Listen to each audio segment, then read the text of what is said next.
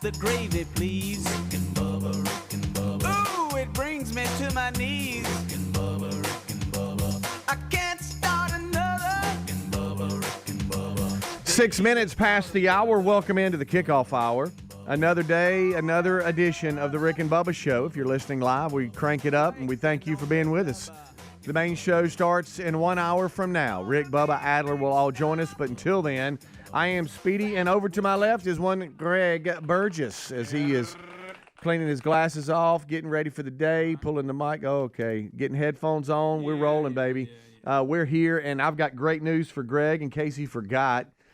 Tim Spencer and Buffalo Wild Wings will be here today, which means we got chicken. Got some chicken, got some boneless wings. And I know that you love chicken. I do. It's very well known. I like it all different. Right. I like it grilled. I like it fried. Oh, yeah. All that good all stuff. of it. We have a charity charge check to present and then tell you about another great charity that's going to benefit from this month's charity charge coming up this coming Monday, November the 18th. Well, look at you. And so we're off and running with that. Don't forget Bible Study Live today, noon Central as well with Rick. I have a quick update for you, buddy. We got lots of things to discuss and some great stories today, too. An update. Unsettling twist, too. What's that? Peanut the squirrel. Peanut the squirrel has tested negative for rabies. But after now, the popular pet was seized from its owner and euthanized.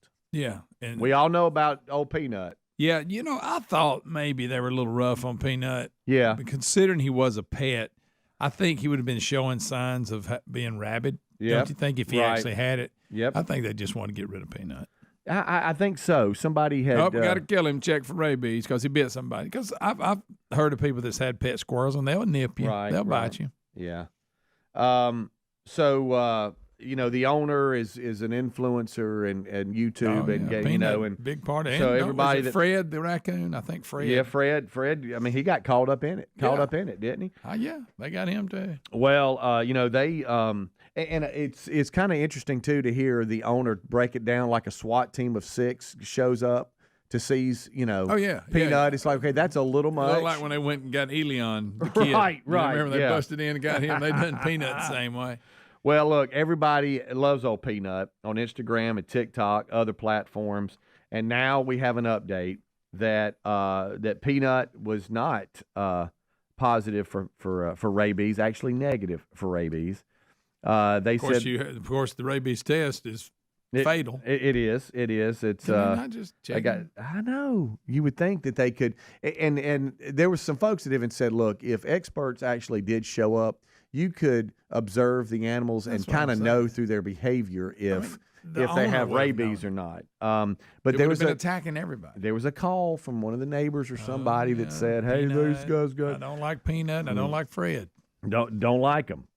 They said that raccoons, squirrels, they don't belong there at this place. Well, they are not domestic animals. Our hands were tied when it came to whether or not these animals needed to be euthanized. There's laws against having wild animals. And now he's saying, the owner, because I heard an interview from him, that this, and I'm putting in quotes, bite of one of the agents that showed up, that he's not too sure about that. So he goes, man, they were wearing gloves and they were protected. And so he's like, I don't know about that. He said that, though, the owner, he was not surprised by the test results and that it proved all along what he was saying.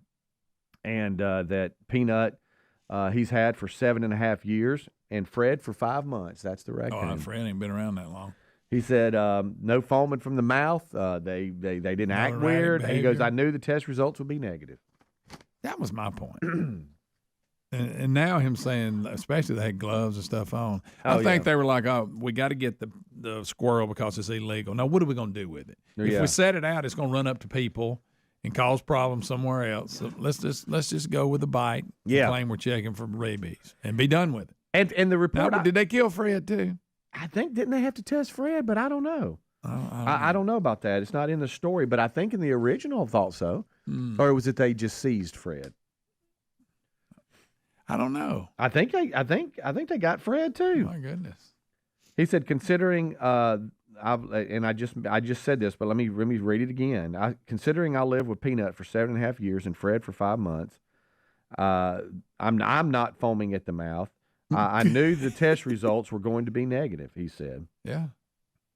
Yeah, that's my point. He said he was also in the process of filing paperwork to get Peanut certified as an educational animal when he was seized. Yeah, couldn't Peanut get a stay until they ruled on him being an educational animal? Yeah. So also somebody anonymously multiple times they say in this story multiple anonymous complaints about Peanut.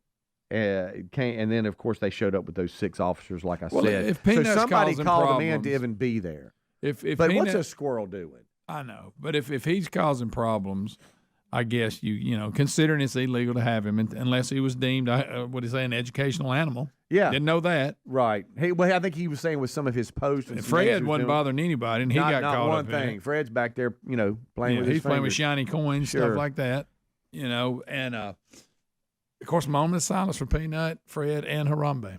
Yeah. Well, I got to bring him back. Yeah, I love when you bring that. I love Harambe stories.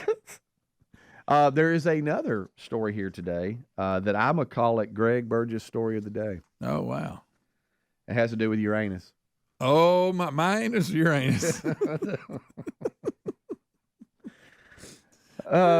Voyager 2, it says. Voyager 2, is that sometime? It's the only craft to visit Uranus. Oh, wow.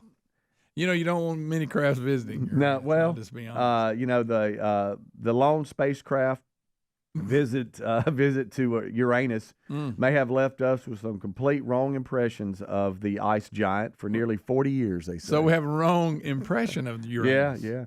We thought one thing about Uranus, but we found out another. I'm going to read it just like it is, Greg. The strange, sideways rotating planet, the third largest in the solar system, has always been something of a mystery to astronomers. But when Voyager 2 got an up-close look at Uranus in 1986, just reading it like scientists were able to glean some insights that, while confounding, at least shed some light into the characteristics of the planet. Wait a minute. Shedding a light on Uranus? How old are we? I know, I'm telling you. Look, I'm sure they're going to either change the name or say we've always been pronouncing it wrong. But my whole life, I remember as a kid studying the planets, and it was Uranus. Yeah, it was. Yeah, it wasn't Uranus. Right. It was Uranus. It was. We're shining a little light on Uranus here. Yeah. How about I was a junior in high school when Voyager 2 flew by Uranus? Wow. Yeah. That Voyager 2 put out a lot of info. It did. And there's a story out today about Uranus, and it goes into detail about the planet and what somebody just decided, hey, today we're going to give out facts about Uranus? Well, I'm assuming it's maybe the 40-year anniversary of Uranus. Of the actually, you're 50 what? 58. So it's the 58th anniversary of. No, I'm kidding. No, the planet. That's funny. And so there's a detailed story from multiple outlets here. I'm reading from USA Today. A detailed story about Uranus? Yeah. Boy, it really goes into a lot of findings. A lot more to Uranus than we thought. Is that what you said? Yeah, it said Voyager 2 stopped by Uranus, coming within 5,600 miles. Watch it now. Of That's Uranus' too close. cloud tops while encountering the planet on January 24th, 1986. Oh, yeah. The probe returned detailing photos of Uranus and other data on the world, its moons, especially its moon, magnetic field, and dark rings. Oh, boy. So there's a story on that, and I know you there's love dark anything. rings around Uranus? Didn't know it. Yeah, it's it works with every sense. third largest in the solar system, Greg. Oh, what, Uranus is? Yep. Oh, okay. Well, how about that? So you're saying it's been debunked that it's not Uranus? No, my whole life we've called it Uranus. Okay. I mean, even when I was a kid. Right. Remember they had that little planet with all the planets, and it had Earth. We're not going to stop calling it that. No, I'm not. Rick and Bubba, Rick and Bubba. A medical test can reveal your body's biological age, which can show if you're aging prematurely. Better nutrition has been shown to reverse one's bio-age. Now, my hope of living better and healthier is why I take Field of Greens. Field of Greens is an organic superfood fruit and vegetable drink backed by the Better Health Promise. At your next checkup, your doctor will notice your improved health or your money back. Join me in better health with 15% off and free shipping. Go to fieldofgreens.com, use the promo code BIGVOX or rickandbubba.com for a link. There's nothing more frustrating than your earbuds won't work, so Raycon is making your everyday easier with their best-selling everyday earbuds. 32-hour battery life and multi-point connectivity. Raycon's everyday earbuds are now even more easy to use. They're available in a variety of vibrant new colors, and the quality rivals some of the biggest names in premium audio. And right now, you get 20 to 50% off site-wide when you go to buyraycon.com/bigbox. Buyraycon.com/bigbox or go to the link at rickandbubba.com. So let me guess, your medicine cabinet's crammed with stuff that doesn't work. You still can't sleep, you still hurt, you're still stressed out. Well, clear out the cabinets and reset your health with CB Distillery. CB Distillery's targeted formulations are made from the highest quality clean ingredients, and with over 2 million customers and a solid 100% money-back guarantee, CB Distillery is the source to trust. Get 20% off today at cbdistillery.com with the code BIGVOX, cbdistillery.com code BIGVOX, or rickandbubba.com under the sponsors. Hey, did you know you can join AMAC today for only $1? That's right, $1 for 1 year membership. I want to encourage you to visit amac.us/BigVox and join today with this limited time offer. AMAC, the Association of Mature American Citizens, works to advocate for the values that matter most to Americans. Becoming an AMAC member gives you access to free advice on Social Security and Medicare. Plus, members enjoy exclusive money-saving discounts on travel, hotels, insurance, and more. Join today by visiting amac.us/BigVox. If your approach to everyday aches and pains is to mask them, then repeat that cycle all over again. It's time to try Relief Factor. Instead of masking pain, Relief Factor helps eliminate it with a unique formula of ingredients that helps support your body's response to inflammation. Give it a try and get the 3-week quick start pack for just $19.95 at relieffactor.com or call 1-800-4-RELIEF to get that deal. You can also find that information at rickandbubba.com under the sponsors. Don't mask pain. Fight it naturally with Relief Factor. Our friends at TheraBreath have some good news if you have bad breath. Try TheraBreath Fresh Breath Oral Rinse. TheraBreath is dentist formulated by Dr. Katz himself. TheraBreath doesn't mask bad breath like those burning alcohol mouthwashes that can actually irritate sensitive mouths. It's alcohol-free and free of gluten with no added dyes or colors. Find TheraBreath in all your favorite retail and drug stores. Look for the bright orange cap or online at TheraBreath.com. You can find a direct link at rickandbubba.com under the sponsors. TheraBreath, confidence in every capful. The Man Church Conferences are coming in 2025. Inspiring speakers, powerful worship, great fellowship, and incredible resources designed for men's discipleship. Tickets are on sale now for Birmingham, Panama City, and Atlanta. Get your tickets and all the details now at themanchurch.com. Disciple men. Change everything. If your spine needs some extra TLC, then you need a Helix Sleep mattress from helixsleep.com/bigbox. Each Helix mattress is designed for specific sleep positions and comfort. With 20 unique mattresses made from your personal preferences, you'll find one that's right for you, and Helix lets you try it out for 100 nights risk-free. Take the 2-minute Helix Sleep quiz to get matched with the perfect mattress. Head to helixsleep.com/bigbox to save 20% off your mattress order, or go to rickandbubba.com. With Helix, better sleep starts now. Our friends at Tax Network USA tell us if you owe back taxes, don't gamble with the IRS. It's a no-win. You need Tax Network USA on your side. Their attorneys and expert negotiators employ aggressive strategies to help settle your IRS issues quickly and in your favor, even if you haven't filed in a few years. They've helped resolve over $1 billion in tax debt for people just like you. Talk with one of their strategists for free. Call 1-800-780-8888 or go to tnusa.com/bigbox. All right, when it comes to protecting your home, it's always better to stop trouble before it starts. That's why Simply Safe is changing the game with Active Guard outdoor protection. Now, it offers a double layer of defense, cutting-edge AI plus real-time monitoring by Simply Safe's agent to prevent crime before it happens. Save 50% on a new Simply Safe system with a select professional monitoring plan at simplysafe.com/bigbox. That's simplysafe.com/bigbox, or find that link at rickandbubba.com. There's no safe like Simply Safe.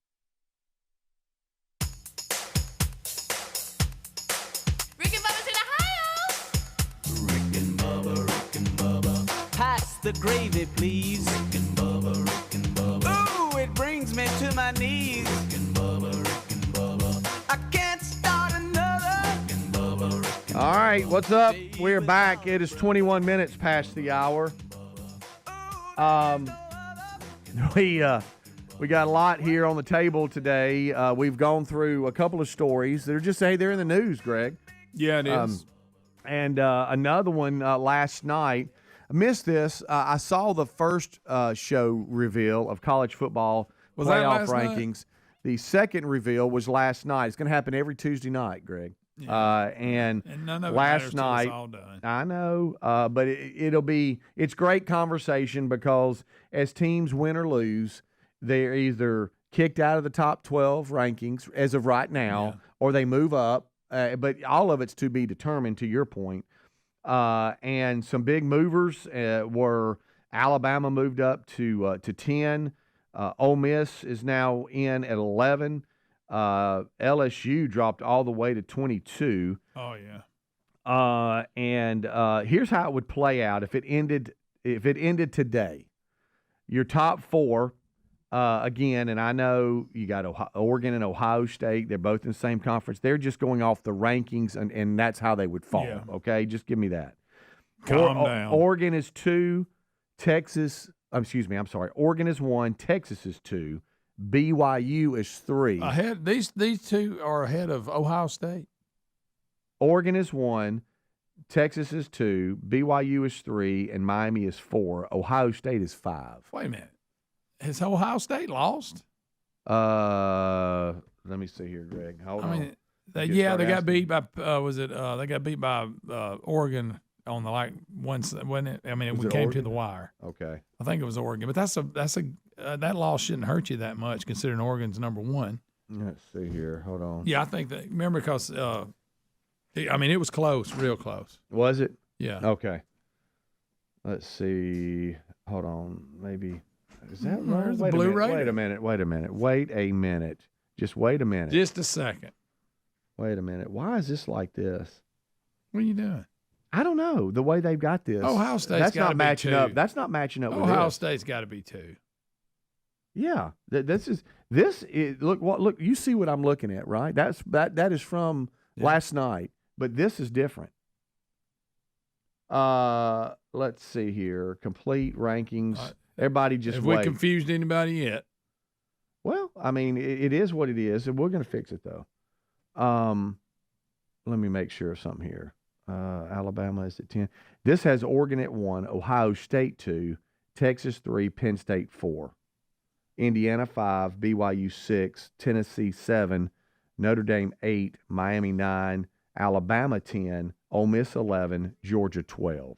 Okay. Is what it has. This here is different, and I don't know how that You they just sent threw something out. Ohio State right out of it. No, I'm just saying I don't know how they. So you're done with them. Is that it? I guess so.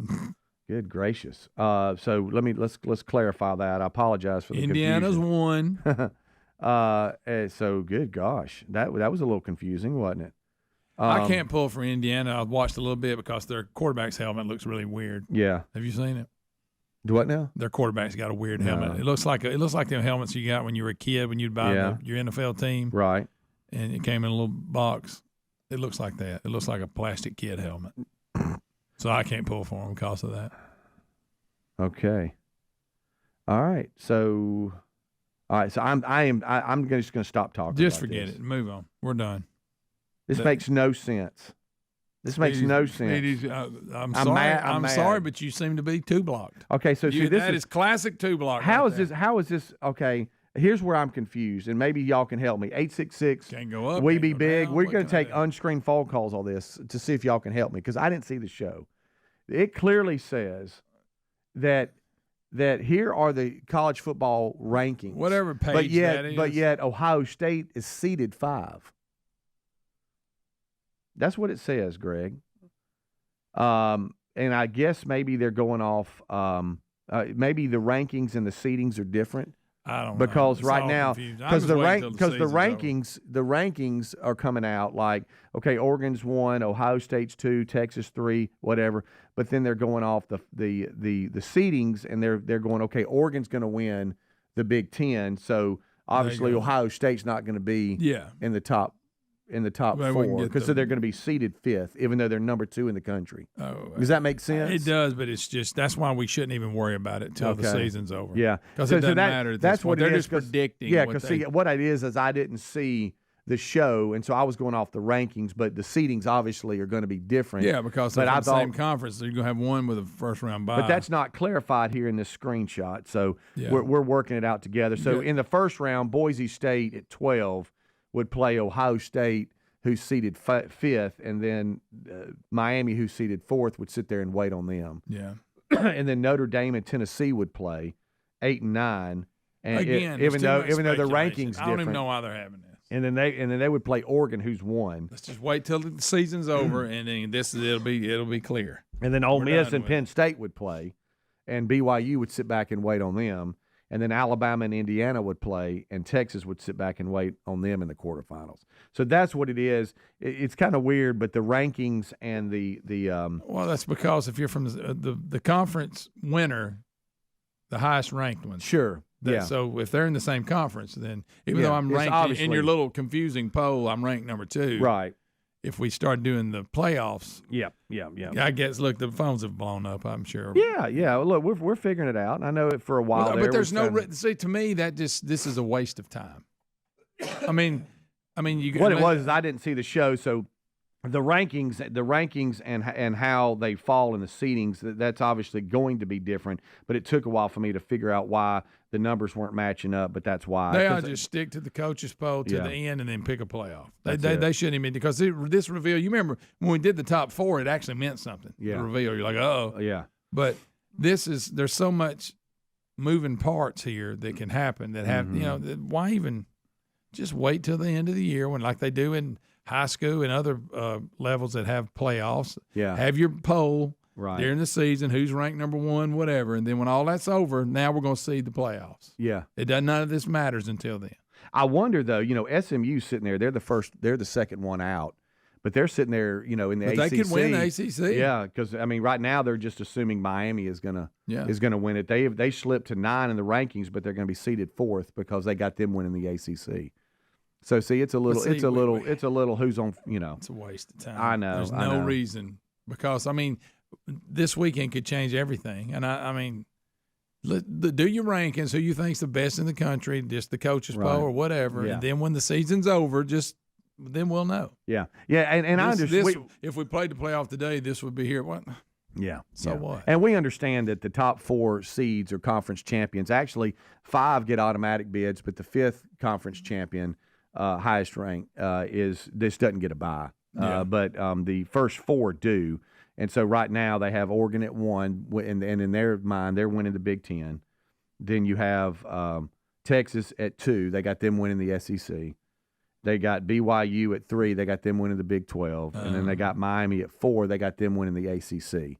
And so they're your top 4 seeds, and then everybody else falls in order as far as what they go. But again, they're just going week by week. But you remember what you said? You said, well, when it was just 4 teams, we kind of did this too. It was just a little different. Every week that could change. But now it's just sometimes a little bit more confusing. But we worked it out, Greg. Yeah, but they well, never mind. You mad about it? I am. Rick and Bubba.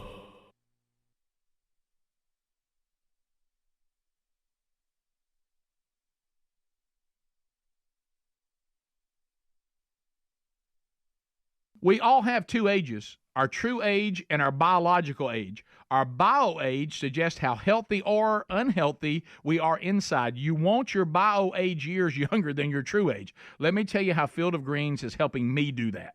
I love this stuff. I definitely feel better taking it. Field of Greens is an organic superfood fruit and vegetable drink. And listen to this. Field of Greens was approved for a university study that doctors believe may lower your body's biological age. That generally means better health Each fruit and veggie in Field of Greens was selected by doctors to support vital body functions like heart, liver, kidneys, metabolism, your immune system.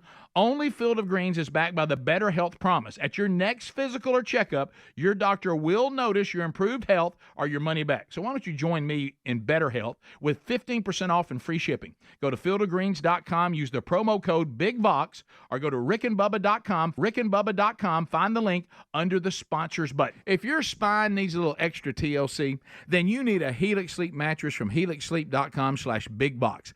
Everybody's unique and everyone sleeps differently. Helix has several different mattress models for you to choose from, and each mattress is designed for specific sleep positions and comfort preferences. In fact, the Helix lineup has 20 unique mattresses, including the award-winning Luxe collection and then Helix Elite collection, a mattress designed for big and tall sleepers, even a mattress made just for kids. Nervous about buying a mattress online? Don't be. The Helix Sleep Quiz takes into account your individual sleep preferences to match you with the perfect mattress. It only takes a few minutes to answer a couple of questions, and once you pick your mattress, Helix knows there's no better way to test a new mattress than by sleeping on it. So you get a 100-night trial, so see how you like it. With more than 12,000 five-star reviews, it's time to head to helixsleep.com/bigbox. Save 20% off your mattress order, or visit rickandbubba.com for the link. There's nothing more frustrating than when an everyday item that you depend on doesn't work. You know what doesn't cause that kind of fuss? Raycon's best-selling everyday earbuds. Raycon's everyday earbuds are made to make your everyday a little easier. Every time they update the product, they add new features to make them even more easy to use, like 32-hour battery life and multi-point connectivity that lets you pair with 2 devices at once. And they're available in a variety of vibrant new colors. That sounds good to me. But Raycons sound even better. Seriously, the quality on these guys rivals some of the biggest names in premium audio, and Raycon offers a 30-day happiness guarantee, so if you need to make a return, that's pretty dang easy too. Stop the fuss. Go to buyraycon.com/bigbox today and get 20 to 50% off site-wide. That's right, you get up to 50% off everything on Raycon's website when you go to buyraycon.com/bigbox or use the link at rickandbubba.com. All right, let me guess, your medicine cabinet's crammed with stuff that doesn't work. You still can't sleep, you still hurt, and you're still stressed out. Well, clear out the cabinet and reset your health with CB Distillery. CB Distillery's targeted formulations are made from the highest quality clean ingredients. There's no fluff, there's no fillers, just pure, effective CBD solutions designed to help support your health. In 2 non-clinical surveys, 81% of customers experienced more calm, 80% said CBD helped them with pain after physical activity, and an impressive 90% said they slept better with CBD. If you struggle with a health concern and haven't found relief, check out cbdistillery.com, but you need to use the code BIGVOX for a discount. Over 2 million customers and a solid 100% money-back guarantee, CB Distillery is the source to trust. Get 20% off today at cbdistillery.com with the code BIGVOX, or find a link at rickandbubba.com under the sponsors. I asked our friends at Tax Network USA about the IRS crackdown that everybody's talking about. Their advice: if you owe back taxes, don't gamble with the IRS. That's a no-win. That's why you need Tax Network USA on your side. Their attorneys and expert negotiators employ aggressive strategies to help settle your IRS issues quickly and in your favor. Even if you haven't filed in 1, 5, or 10 years, what gives Tax Network USA the edge? Their preferred direct line to the IRS and their knowledge about which agents to talk to and which ones to avoid. Now, they're not going to back down until they secure the best settlement for you, which could save you thousands. That's how they've helped resolve over $1 billion in tax debt for people just like you. Don't wait until the IRS closes in. Give Tax Network USA a call. It's free to talk to one of their strategists. 1-800-780-8888, or go to tnusa.com/bigbox, or the link at rickandbubba.com under the sponsors button.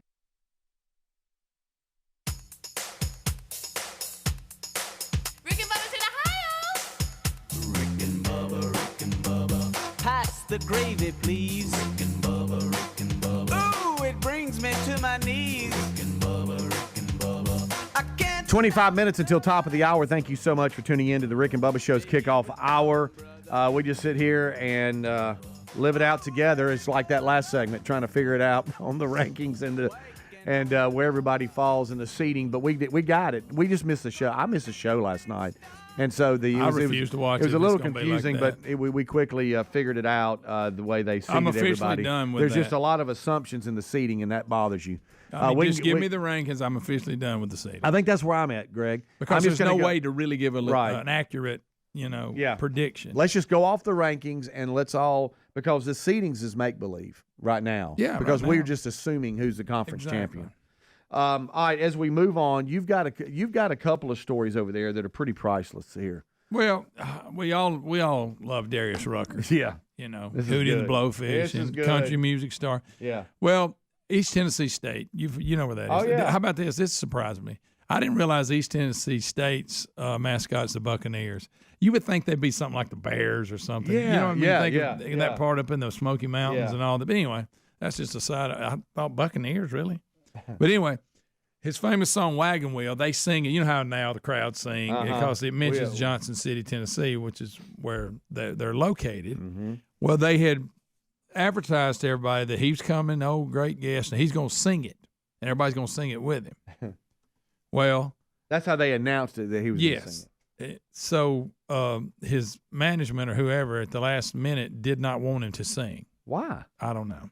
So they basically he went out to the middle of the field. They played it through the speaker, and he kind of waved and all this. And he even admitted, he said, that was very awkward. I hate it. So what he's done is he has donated $2,980 to their NIL fund. He said the reason for that amount, he said it was $10 for every second that I stood at midfield during Wagon Wheel. He said thinking it was as awkward as y'all did. So he even admits this was awkward. And so he gave, of course, every little bit helps, but, they might get a holder. Well, the fact he showed up that's pretty big. But it's funny because he said $10 for every second he was on the field. It came to $2,980 that he's donated to the NIL. So the rumors started building that he was going to perform it? Yeah. Well, it seems like in pregame, if they don't see a stage or I was he just going to sing on the PA? Yeah, okay. kind of like the national anthem, I assume, because it's just the crowd singing along. And he just stood at midfield and waved at the crowd while the song played through the speakers. Yeah. And he admitted he goes, very awkward. I get it. But, how about that? But it just says right here, it says, ETSU athletic director said Monday the school thought Rucker would be able to perform. However, they learned on Friday before the game that his management team did not want him to sing. I don't know what that's about. That is maybe the PA or what they had was just so bad. Sound bad. He's going to sound terrible. Probably. And they're probably right, by the way. Yeah. Everybody go, well, he sucks now. Yeah. But anyway, so he gave him a little donation. Okay. And then you say Alec Baldwin's in the news. Alec Baldwin. Alec, he tries to be sharp. He does. And he's always in something. Well, he tried to. They called him a little tone deaf. On Veterans Day, he posted a message about God bless the brave duty bound soldiers everywhere. Yeah. But now it's got a caption of a Marine. But here's the problem where everybody's mad. It was a picture of Kevin Bacon when he played a Marine in a movie. It wasn't a real Marine, and everybody starts dogging him, going, "You can't find a picture of a real serviceman." There's pictures of real Marine. Anything right. And like they tried to be sharp. Look, there it is. There's Kevin Bacon from that movie. When he escorted the body home. It was a really good movie based on a true story. But they're mad because he didn't just use it. Yeah. And I get it, but it's poor Alec. He just his gun goes off now. This. My goodness. I know. But yeah, he was trying to be sharp, and there's Kevin Bacon in his Marine uniform, who is an actor portraying a Marine, and a lot of people were offended by it. Alex, sorry. Speaking of offended, Michael Strahan. Oh, I didn't put my hand over my heart. Okay, I saw that. You know what? I don't know if. All right. He says now. Apparently, a reporter came up to him, kind of outside his home, and confronted him, and there was a heated exchange. And he said, "Hey, look. First of all, I handled that wrong." He said, "I'll give you that." But I can see not knowing. Yeah, because we've had that discussion. Are you supposed to do that or not? Yeah, he says because his family, he has a military background in his family and everybody, and he said he made a post that said, okay, on this Instagram account that I want to address what happened this past weekend. Yeah. So the whole crew is there, and they all have their hand over the heart, and Strahan's just standing there. Like maybe he should have looked and saw what they were doing. Yep. And went, okay. He said, I feel like I need to address it because it's spilling over to where now somebody's coming up to my car and ambushing me outside my house. He said, I'm not proud of the way I handled that. I'll give you that right now. He said, but I hope you understand that I felt a little bit violated and wanted to protect my house and my family. Somebody coming up to me. Why would they be at his house asking him anything? Well, he goes, here's the truth about why I didn't put my hand over my heart. He said, I got caught up in the moment. Now, this is him. Yeah. Okay, this is him. He said, I'm looking at all these young sailors standing there at attention before the national anthem played, and I'm thinking to myself, how incredible is it to be that young and know that you want to do this, you know? He said it's such a commitment, but you're willing to commit to something that gives us our freedoms. That's what he said. He said as the anthem is about to start, that's what he's doing. He said, I'm just standing there in amazement, and I'm always amazed because I don't take that for granted, no matter where you go around the world, from Afghanistan to all the military institutions in this country. It's an honor to be standing there with them. He said, and by the time I looked up, after being, in what he's saying, kind of hung in a stare thinking, he said, all my 5 guys had their hands over their hearts, and the national anthem is playing. He said, I panicked. He said, do I look like a fool and then put my hand over my heart after the anthem's already been playing? He said, or do I just stand there with my hands in front of me respectfully? And he said, so I did that. And he said, that's what's happened. I meant no disrespect. They act like he was sitting down. My goodness, I don't think it's that big a deal at all. Yeah. I mean, I really don't. Because we've had this discussion before. I'm not going to go into it. I know on Pledge Allegiance, you put your hand over your heart. But I didn't know that if you had to.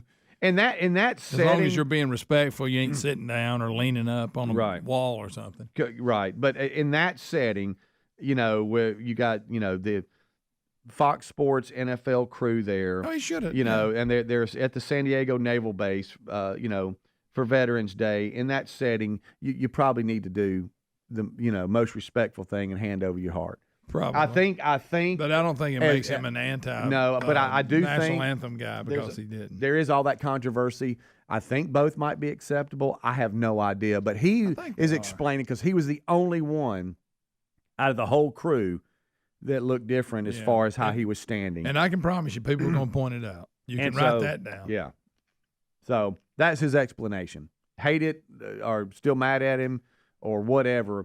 That's what he said. He said that's just the honest truth. What do you do during the alma mater?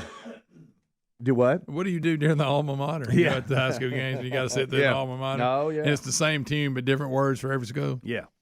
Yeah. I saw this headline. I thought about you and Taylor Burgess, Coach Burgess. Spirit Airlines prepares for bankruptcy. Oh, no, that's Taylor's favorite airline. Sparks fears of mass route cancellations across America. You talking about Spirit? Yep. They apparently there was a merger breakdown between some troubled airlines. Wasn't them and Frontier trying to merge? I think so. But anyway, they announced yesterday the airline could move forward with its bankruptcy, filing it in the next few weeks. And they're already scaling back. They're selling 23 planes and all this kind of stuff. They're expected to file Chapter 11. And I thought of him because of all the cheap flights he would take to Vegas and other places. Yeah, they go to UFC fights, him and his buddies, and they'd fly Spirit every time. And he told me one time they were delayed, and I didn't realize why this would delay it, but basically it was the armrest on one of the chairs was messed up, and they were delaying the flight, and a guy comes on with duct tape and tapes it up, and the way they go. And the one he was in Texas one time, and it was some bad weather, some snow, and I thought it was coming into Atlanta. I said, well, I guess it's canceled or postponed. Right. And I sent him a text. He said, oh no, we're boarding. He said, we're flying. Let's go. So Spirit Airlines.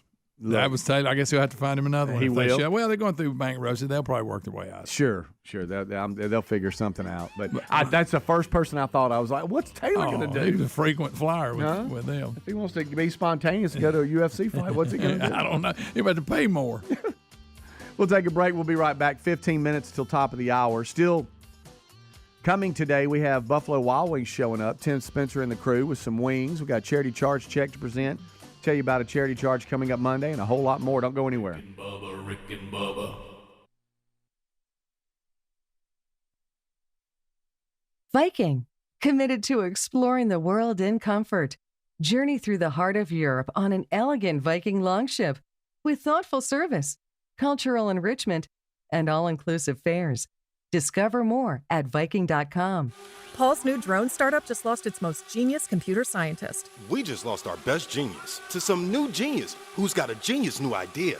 I'm going to have to find a new genius, or two half geniuses, and fast. He needs a computer scientist that can keep his startup from falling down. I need Indeed. Indeed you do. When you sponsor a job on Indeed, it's easier for talented candidates to find it, which makes it easier for you to hire them. Visit Indeed.com/credit and get $75 towards your first sponsored job. Terms and conditions apply. Point! Hey, you okay? You don't normally miss those shots.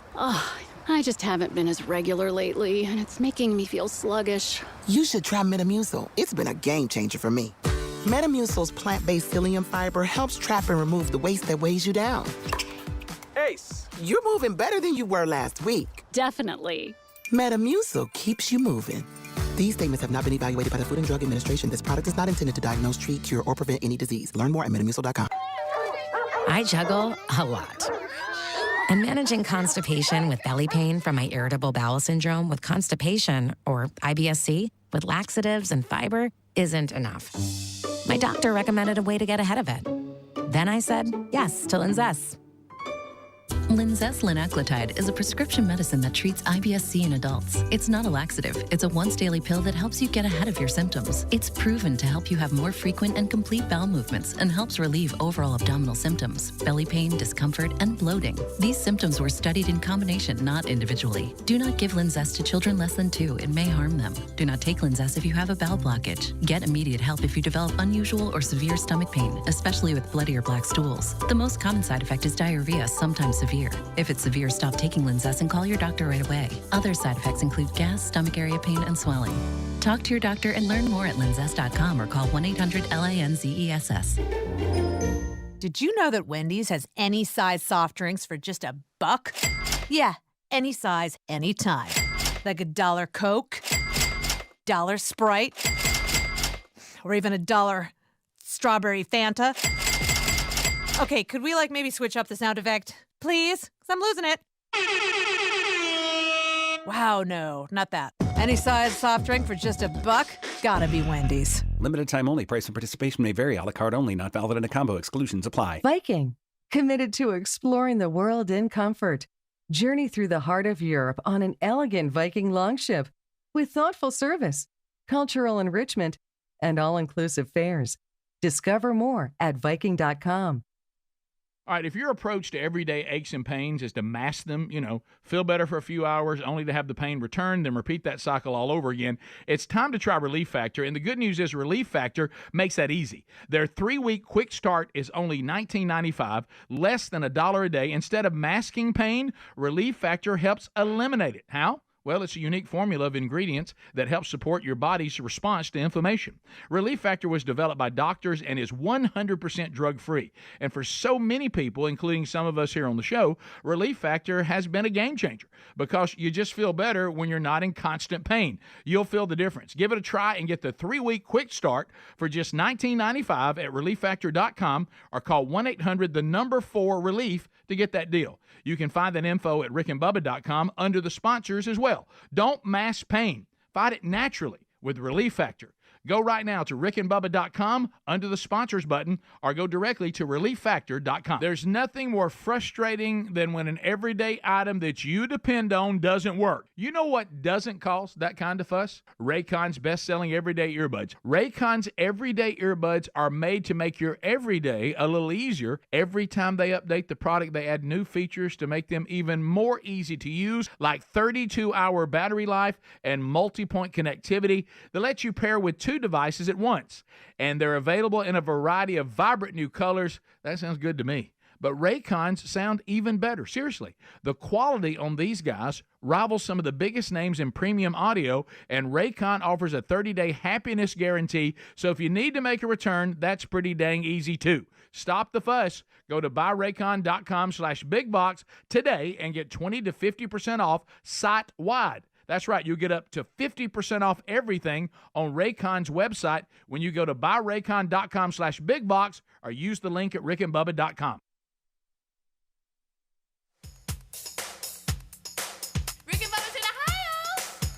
Rick and Bubba. Pass the gravy, please. Rick and Bubba. Ooh, it brings me to my knees. Rick and Bubba.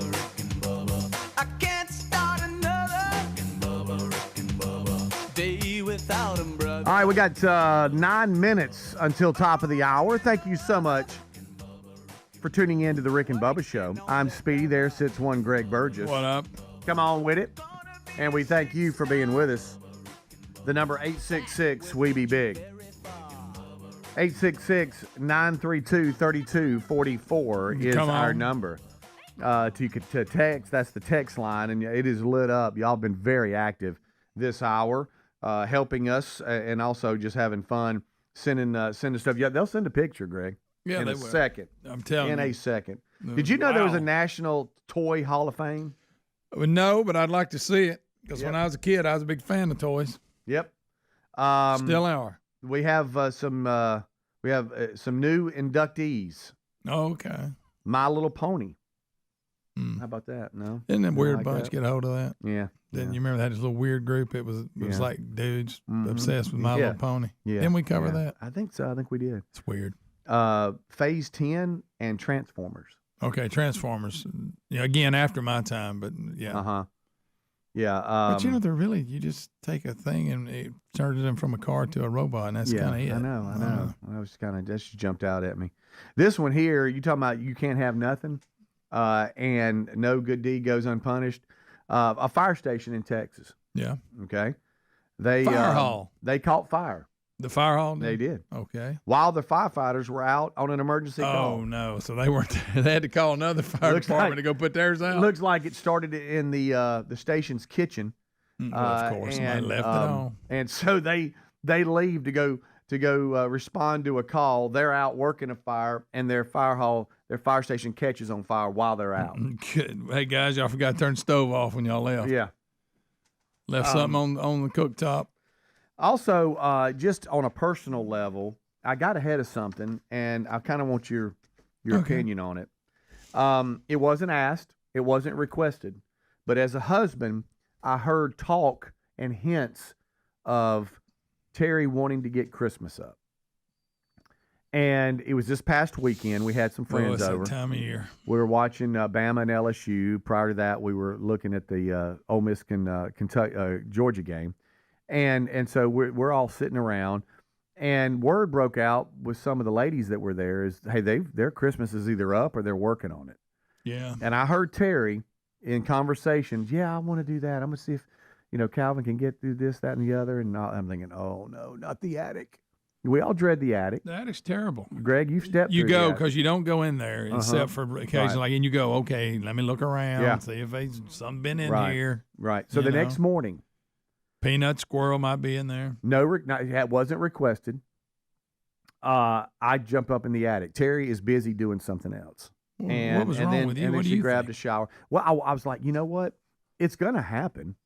This is not something I'm going to fight because I couldn't really care less if the decorations went up today or in a week from now. Okay? It is what it is. She loves doing this. And so I'm going to go. I'm going to do the grunt work and get everything out and ready. Yeah. So I'm up there, and all of a sudden, I've got about 80% of it down. She was into something else. She had to do something for work, and then she grabbed a shower. And by the time she does that and gets ready for the day or whatever, I was almost done. And all of a sudden, I hear from the garage because I'm up in the attic. No way. And I mean, it just made her day. And I'm like, I'm ahead of it. Yeah. So I set everything out around the house. We have one main tree in the main room.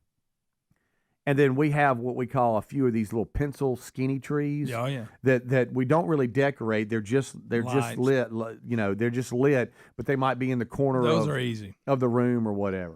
But they're all artificial trees. Yeah. And every one of them came with lit lights that don't work anymore. Of course. Okay. You get maybe 2 seasons out of the lights. Now they start dropping out. The little thin pencil trees, whatever you call them. It's great because they all clamp together, and then you plug each little section in. I plug them in, only one, like the middle section of one works and the bottom section of the other works. Oh, yeah. On the artificial tree that we have for the main room, now it's a sure enough good tree. That's not a cheap looking tree. I mean, hundreds of dollars on the tree. All right. Oh, yeah. But the light stopped working years ago. So what we did is Terry she said, honey, I love this tree.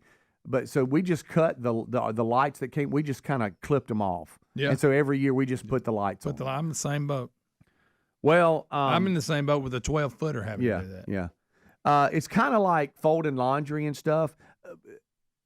Putting the tree up and then bringing all the little artificial branches down and then separating all the little things.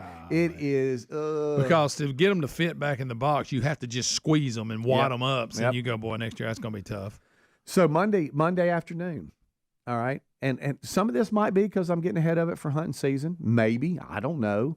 I would like to think it's just the goodness of my heart. But Monday, Terry's in the office. It's office day for them. She works from home some of the days of the week, and then some days there's office days where they all go in, knock some stuff out. And I knew it was going to be a long one. She wasn't going to get home to about 5 or 5:30. And I kept looking over at those boxes, Greg. And I went, do I do this? And I did. I went ahead. I put all the trees up. All of them? I say there's all of them. It's the main one, and again, it's the little pencil ones that about as tall as we are, but they're like little accent. Hey, I'm putting this one in the corner. So I go and I here I go, bottom section, and I look, here I go, start separating all the little limbs. Starting all the little limbs, your hands getting all cut up, you're off in it. And I want you to know that she came home and I acted like I was busy, like there was no big deal. Yeah. She walks in, she's like, no way.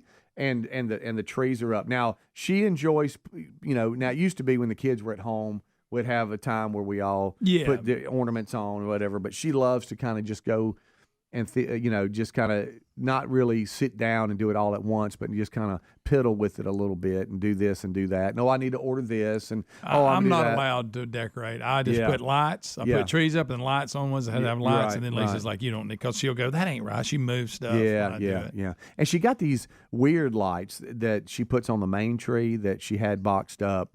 But all the stuff that we just didn't want to do, I just got caught up. Hey, and I think I've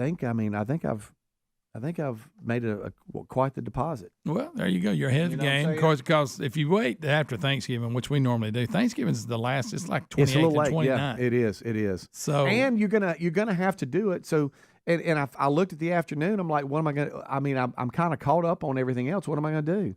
Let's knock it out. Speaking of trees, last year, or maybe the year before, Lisa introduced something that is horrible. Have you dealt with these flock trees that have snow? Have you dealt with them? Do you have that? I've got 2 of them that are like that. That is the most miserable. It makes a mess, gets up your nose. You would think they would make, I mean, it's the biggest mess in the world. I was like, why? I bought 2 of them. Miserable. Putting them up. I get old stopped up head from smelling all that old flocks, right? Whatever. I don't know where they got that term, but it sounds about right. Is the big tree? I mean, how much are you thinking about the big tree? Because one year you got out of it because that's where the piano was. I'm gonna tell you this. What? I ain't made the call, but I did see we seen a 12-footer that was on sale of the place. Go ahead and get it. For 1 year, the lights will work. I know. For 1 year. About 1 year. And then you'll carefully fold it up and put it back in the box and not touch it, but then next year they won't work. They won't work. But for 1 year, it's so nice. But I'll probably use the whole one.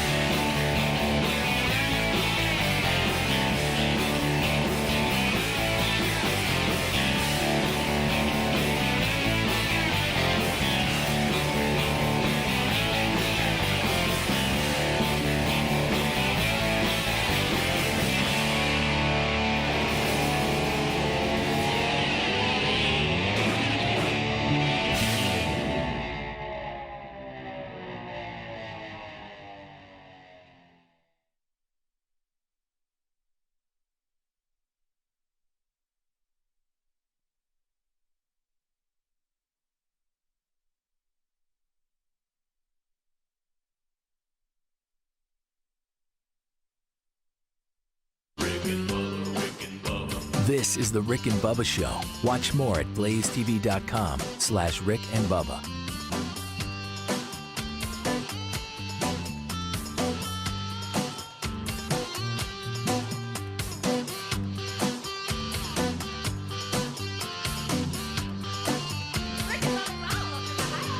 Rick and Bubba, Rick and Bubba.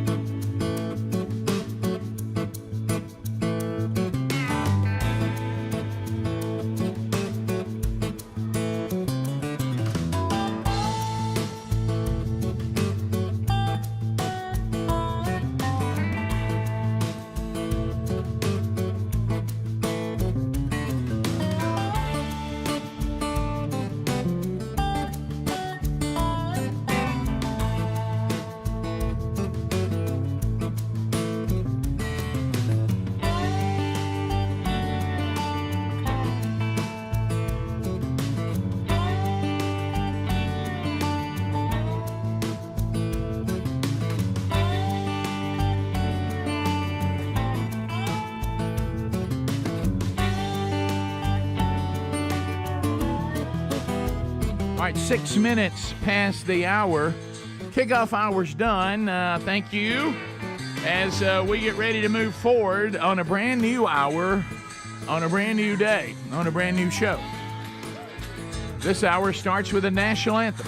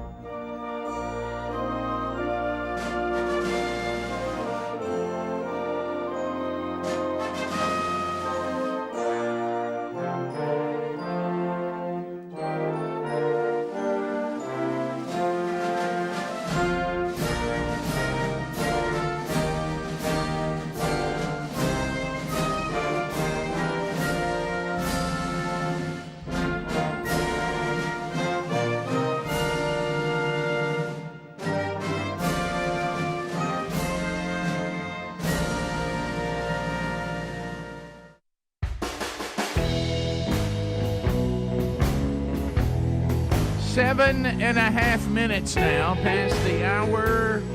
Are y'all ready? Here we go. Somebody move the chains. Let's go. We've got Speedy, Greg Burgess. They've already knocked out the kickoff hour. Eddie Van Adler joins us. Hello, tubers. Whether you're watching us live or on the archive, hello, America.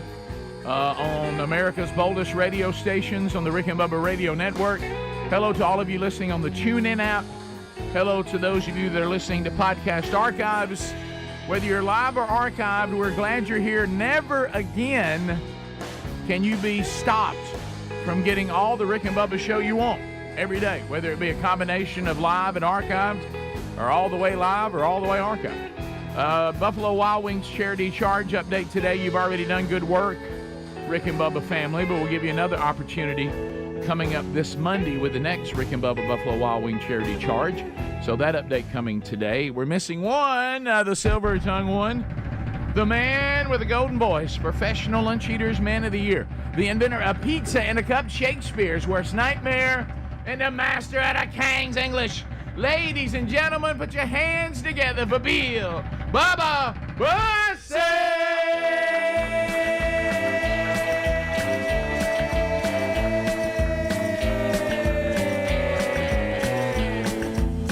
Bubba.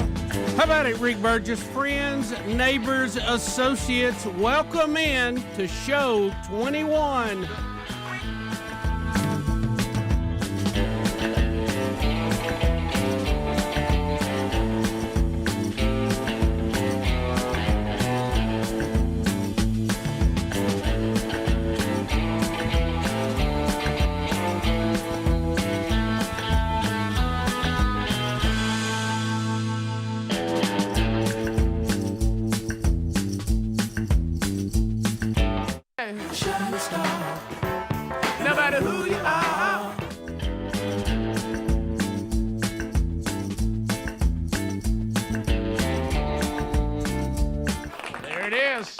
earth, Yeah. wind, and fire. Found out there was more elements than that.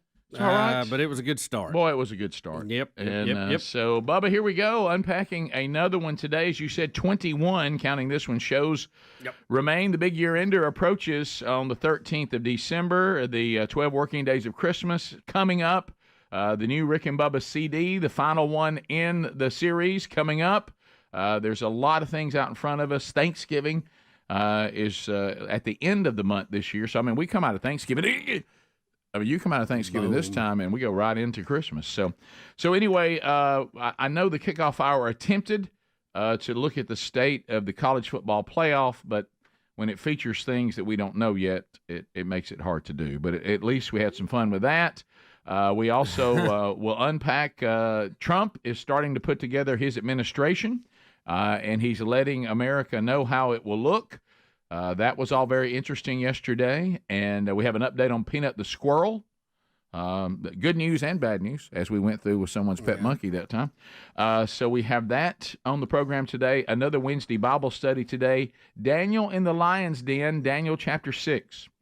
So that's noon Central, 1 o'clock Eastern on the Rick and Bubba YouTube channel and the archive out soon after. So we have a lot to unpack today, buddy. A lot going on. Buffalo Wild Wings coming by. Chicken will be chicken here, chicken there, I know chicken, Greg chicken likes everywhere. a little bit of chicken. Little bit of chicken. Greg like chicken. Greg likes chicken. Who do you think? When you go back, would we credit? Because we've established this, and I know that a boneless wing really means a chicken nugget and wing sauce. But what I want to get back to is not that, because we've covered that. I want to get back to can we document the first person that said, here is chicken meat with no bones in a, whatever they called it, nugget form. Nugget was the original. Was it McDonald's? Can we credit McDonald's, the first one that came out and said, "What do you think about nuggets of fried chicken?" Now what if you're right. If you throw in the buffalo sauce? Yeah, that's different. You're talking about when the original nugget supposedly came from Buffalo, didn't it? Remember, we've studied that before. Yeah, it was we had a guy sauce. used to work for us. Right, they came up with that a long time ago. ago. But the actual whatever you do with it, because we used to eat pieces of chicken. Yeah. And then did the chicken finger come before the nugget? Yeah, I think it did. And somebody said, that finger's too big. Let's cut it up in little pieces. There you go. I believe you're right. We'll call it a nugget. Somebody said, we could just fillet this into pieces of breast meat and deep fry it. Somebody said, you know what? I like that. Just pop in your mouth. Yeah. Now, as we know, Greg, for some reason, no one really knows, when the greatest eaters to ever walk the planet was Shorty Burgess, our grandfather. Our grandfather could eat. For some reason, anything involved taking things off the bone, he was completely anti. And I've researched this, and Bub, I think with you having older parents, you kind of added to this. Doesn't that come from them living through the Depression? I mean, they can't believe you'd waste any part. Well, I think of any fish or any chicken. They thought you were wasting it if you started filleting and pulling meat off. For some reason, he thought it was a total waste of food. He was going whole catfish on. And whole chicken. I know some people think the bone is where you get the flavor. They want fish bones, a bone-in steak or a bone-in ribeye or whatever. Yeah, right there. But you talking about the cowboy steak? Yep. We have to, because really, if you truly look at any sort of nugget form, it's just a chicken finger, like you said, Bubba, in smaller pieces. Yeah. So because a chicken does not have a nugget that I'm aware of. No, it doesn't. If it does, I don't want to eat it. No, I do not. And even if they did, it wouldn't be big enough to make a difference. No. But who was the person? You know how Seinfeld gave us the day and actually did a parody movie about we've done it with the Pop-Tart. Right. And the great line, why is there two in the pack? Because one's not enough, but three's too many. That's a great one. And but I'm a fan of the Pop-Tart. Yeah. Who was the person that said, I've created the chicken finger or whatever? Because let me tell you, it started an entire industry of restaurants that say we basically will give you different plates with chicken fingers on it. I think as a kid, I remember when it showed up on the scene. Yeah. Because we used to always have the off the bone and all that. Oh, sure. But when the finger showed up, we were like, hey. Yeah. Now, pretty good. When you get into the actual McDonald's nugget, I'm not sure there's a whole lot of chicken going on there. Especially the original. They've changed it a little. yeah. The original, I don't think any part of it was chicken. Do you remember when like your mama would? It was something in a lab. Yeah, you remember when your mama would get some chicken nuggets, and maybe I know this happened.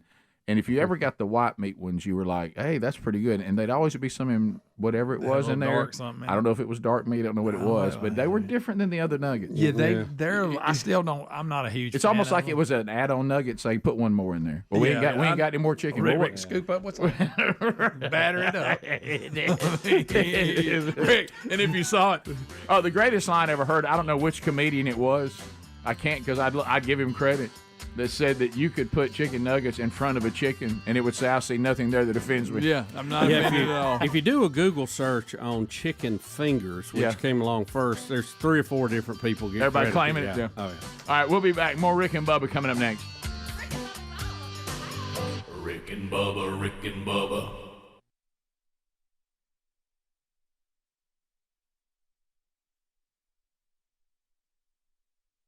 I don't like this PR bandwagon that started against me. No, listen. Rick, it was terrible.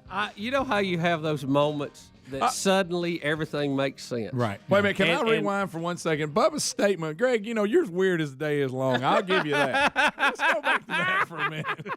Yeah, I just let that go. Right. You know? Yeah, Greg. But you have no quirks that are a little bit off the beaten path. Weird's a tough word. Well, It's a tough word. I meant weird like in little things. How about quirky? Maybe let's go with quirky. Quirky's good. Quirky's Okay, good. Bubba hurt my feelings. There it is. There it is. Hey, Greg, But listen. it explains a lot, Rick. It Greg, does. after finding out what we just learned, I'm sorry. I don't ever want to hurt your feelings at all. Can I tell you Can I something? buy you lunch Look, today? Bubba, honestly, you didn't because you were only a child, but yeah, when you got one, especially we're less than 2 years apart in age, and it's just constant. I don't think he was I've there ever- the day I arrived, and he hadn't went away. Can I just speak up for big brothers and big sisters everywhere? Why do we always get cast in this light like we're Because you deserve it. we were Wait a minute. Tell about the picture, Greg, that you were telling us about in the break. My mother has a my mother picture can produce this picture. that Bob. she thinks it's hilarious. I'm an infant, so it means I'm like not even months old, right? Well, Big Nasty here was probably less than 2, right at 2, right, and he is. I guess he broke free out of the bathtub, but he's naked, and he has climbed up on the side of my baby bed and has stolen my pacifier, has it in his mouth, and is looking at the camera, mooning it as she took the picture, and he was already stealing stuff from me. Rick, do you feel And a little again, bit- he was that young, and he looked like he was 7 years old. He never looked like a baby. He's one of those kinds that once he got 1 year old, he had like an adult head. And big, tall. Can I tell you, I looked like a baby till I was like 7. I was complete Greg opposite. had the light bulb head, and I had that adult shaped head. Yeah. You Do you know, feel guilty, Rick? Seriously, I have never felt more proud to be an only child than right now. Because you know why? It's all mine. All mine, and nobody can touch it. Oh, hey, it's never all yours, especially if you're the younger one. Nothing's yours. Nothing's yours. Greg, he took your pacifier. I mean, it doesn't get it any more started from personal day than one. that. Yeah. That was a big And then he controversy. probably stuck it back in your mouth. Yeah, didn't he he? probably like rubbed it on the ground. Well, Mom said I kept ending up with a pacifier when they were trying to break me off of it, and so they were like, "You're done." So they took mine away, so I just went and got his. And there it started. It's been that way ever since. And he was also she this got her was his camera thing. and busted me. Here's Rick. another one of his best ones. You would love this. Y'all. Anytime he broke something, he would set it up and let me walk by it and then go, "Ooh, look, Greg broke it." And he did that all the time. Yeah, the bedroom door. That's I remember that. circumstantial evidence. All the time. Rick. Yeah, the best one was the door. I mean, we got the rough house, and then I was back there, one of my buddies, whatever, and we broke the door into my dad's bathroom.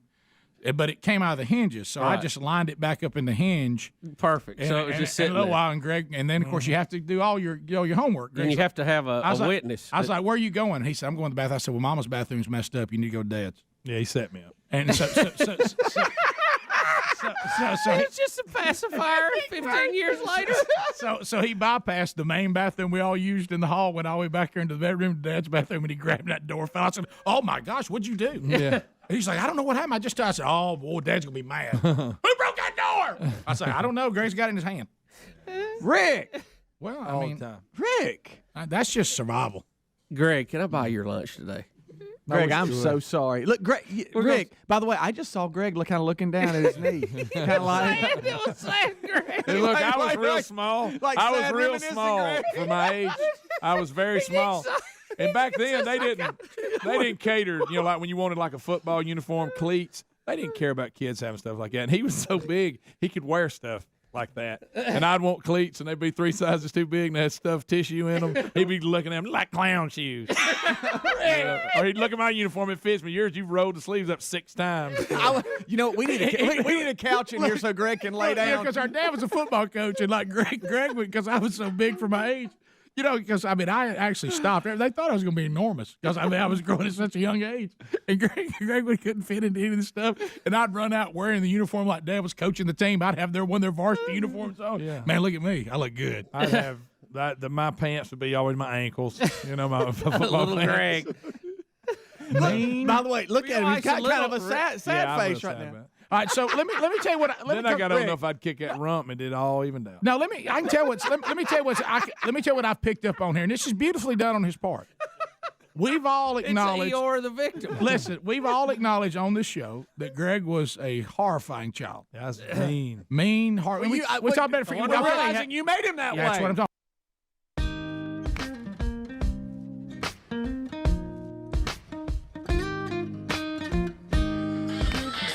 21 minutes past the hour. Rick and Bubba. Thank you for being with us today. As we roll through another day, a couple of man church opportunities coming up this week. Thursday night, Hope Town Church, Huntsville, Alabama, over in the Madison area. Pastor Tim Ashley.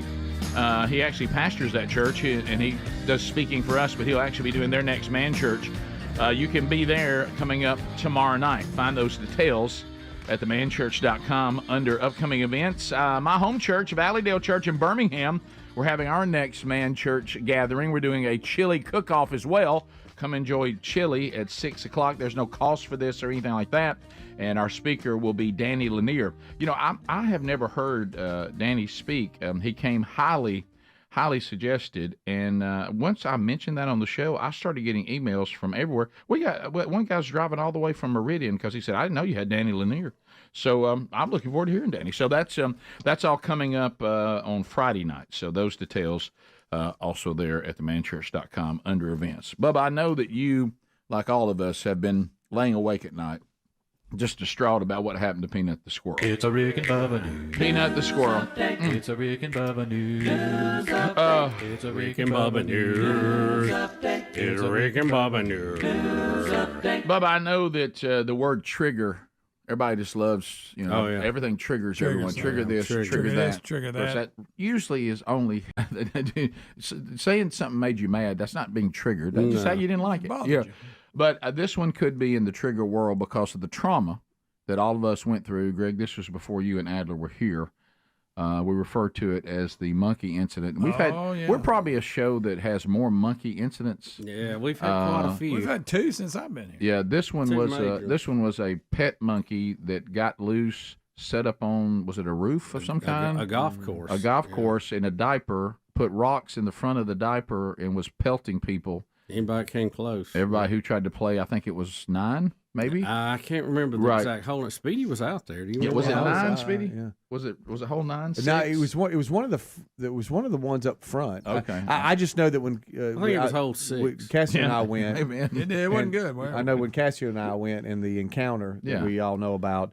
It was right there on the golf course. You could see one of the fairways right there. Well, unfortunately, this little monkey bit Cassio Kid. It did. We all laughed about it. Ha ha! What a day! But the Center for Disease Control in Atlanta, Georgia, did not care for it. No, they heard the bit. And, they were more concerned about the broader safety of everyone. Disease. And ordered a test on the monkey. They did. And it appears that Peanut has had the same test. Yeah, but the problem is when they test your pet, whatever, whether it be a squirrel or a monkey, for rabies, as Bubba said, and it rings throughout time, it's a severe test. It's a destructive test, Rick. Yeah, and, it's very destructive. You don't come back from that. So, yep. So Peanut got the same thing. Huh? Peanut the squirrel has tested. Now here's the good and the bad. You ready for the good?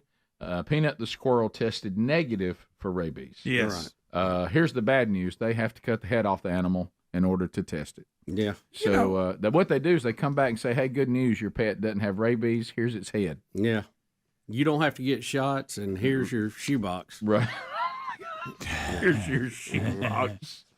So Peanut he was the star of the internet, but some people calling a government overreach. They came to get Peanut, and as Greg has mentioned, I feel bad for was it Frank? Who was the squirrel? Frank is the raccoon. The raccoon. No, Fred. Is it Fred or Frank? Fred. Poor Fred. He wasn't doing nothing. He didn't bother nobody. He just got, this is the thing you always hear your parents: be careful who you hang around. That's right. Yeah. That's right. He hung around Peanut the squirrel, and when Peanut the squirrel got in trouble, everybody got in trouble. All of a sudden, boom. They rounded them all up. Yeah. Huh?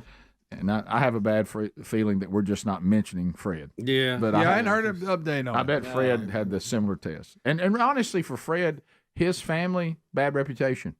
Raccoons have rabies a lot. Yeah. Squirrels not so much, but raccoons. Let's think of it. When you think about rabies, if I said rabies, what's the first animal you think of? Raccoon. I think of a fox. Right out of the gate. Really? Well, fox too. Fox and raccoon are neck and neck. Yeah. So anyway, those of you that were pulling for Peanut the squirrel to be maybe, I don't know, they wouldn't let him come back and live there because they took him out of there because you're not supposed to have animals, right? Wild animals. Yes. That is against the law. Some of you maybe were hoping for a sanctuary of some kind. But Rick, he was trying to get him deemed an educational animal. He was going through the process. Okay. In his defense, and I know that's probably a bip to everybody that lived around him, but in his defense, he would know if it had rabies, if it was rabid. Yeah. It would be biting him, everybody, foaming. I mean, there's... Greg, my hand is up. You know better than this how these pet people are. Even if they saw something that was alarming, they're not about to alert anyone because they must have that pet above all things. You can't trust the owner telling you that everything's good. I'm sorry, you can't. Well, I mean, how would you know? I mean, if Peanut's running through the house with a nut in his mouth and he's foaming, is that... You would. You would go look at that foam around. Yeah. But you buy that behavior for sure. Yeah. But also, Rick, you walk in there and he's got a razor blade and he's putting up in little bitty pieces and snorting. Yeah, it. Rick, the owner also said that the people that come guide him were dressed with gloves on and stuff. He's saying I'm not sure he bit them anyway. Yeah. But if you're them, I'm not gonna deal with a squirrel now. It's not scared of people. We can't just put it out. So he said this was the easiest route. You know what I mean? He said the 6 cops or SWAT because they showed up in tactical gear and was like way over the top. He's like, this is really weird that they come barging in. And he look, Peanut lived his life out in front of the public. I mean, because he was an influencer. So I mean, you would know if the squirrel was acting weird. Right. And I mean, he had a little that. cowboy hat he wore. Yeah. A rabid squirrel ain't wearing a cowboy hat. I think the response was a little bit over the top on coming to get Peanut. Now, what state was this? Wasn't it New Jersey? Rick, it looked like when they got New York. You remember when they busted in and took Elon back? That's what it looked like. Yeah, it's like over a squirrel. This footage It's nuts. that just leaked does not help, though. Okay. I've got audio for it. Now, Adler, are you setting us up? Okay. I'll go. This is fantastic. This is fantastic. You don't know. There it is. Okay, all right. I don't know what's doggone. Oh, yellow. Worst scene ever. Worst scene ever. Yeah. Ever. Greg, every time he has to bring that up, that parody, every single time. Does that look like a sick dog to you? But once again, I have to say, and I understand. It was horrible when you were a kid. Oh, that movie ripped me up and threw me down. How about this? I am. Got me in the woodpile, tried to stomp me. I completely agree that the government is overreaching and it was over the top. So let me get that on record, okay? But I still begin to marvel. You could get on here today. And as I know, and say 36 church planners were beheaded by the Taliban. And people go, well, I hate that. And they move on. You let them come grab a squirrel that wears a hat and take him out of there. And suddenly everybody demands justice, and they're furious with the people. The people that beheaded the church planners, they had it coming. But you get everybody upset about Fred the raccoon and Peanut the squirrel. We'll lose our ever-loving minds. We got plenty of squirrels. Yeah. We'll be back. Bottom of the hour, 866 We Be Big is our number. More of the Rick and Bubba Show coming up right after this. Rick and Bubba, Rick and Bubba.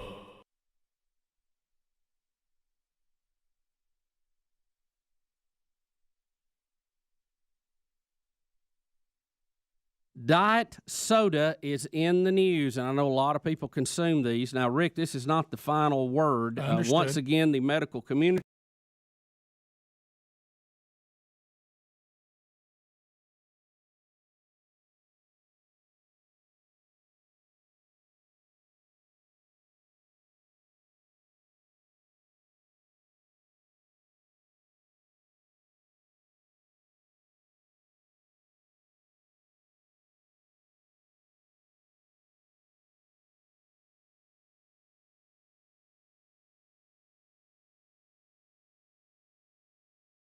Such a president. I'm going to tell you, far as things I have done as an adult, that just were fun things we wanted to go do, that is one of the best things I ever did. Loved it. Would love to go back. I'm doing it. Anyway, Rick, the notorious one in this series has been the egg. The egg is bad, the egg is good. The egg is bad, the egg is good. Right. We really don't know about the egg. The egg. Yeah, caffeine's been tossed around. Oh, caffeine. We want to get rid of caffeine. It Wine. looks like it's bad, but for some reason, we can't find anything really wrong with it. And, there's a couple of things. I think you have been on this diet soda thing.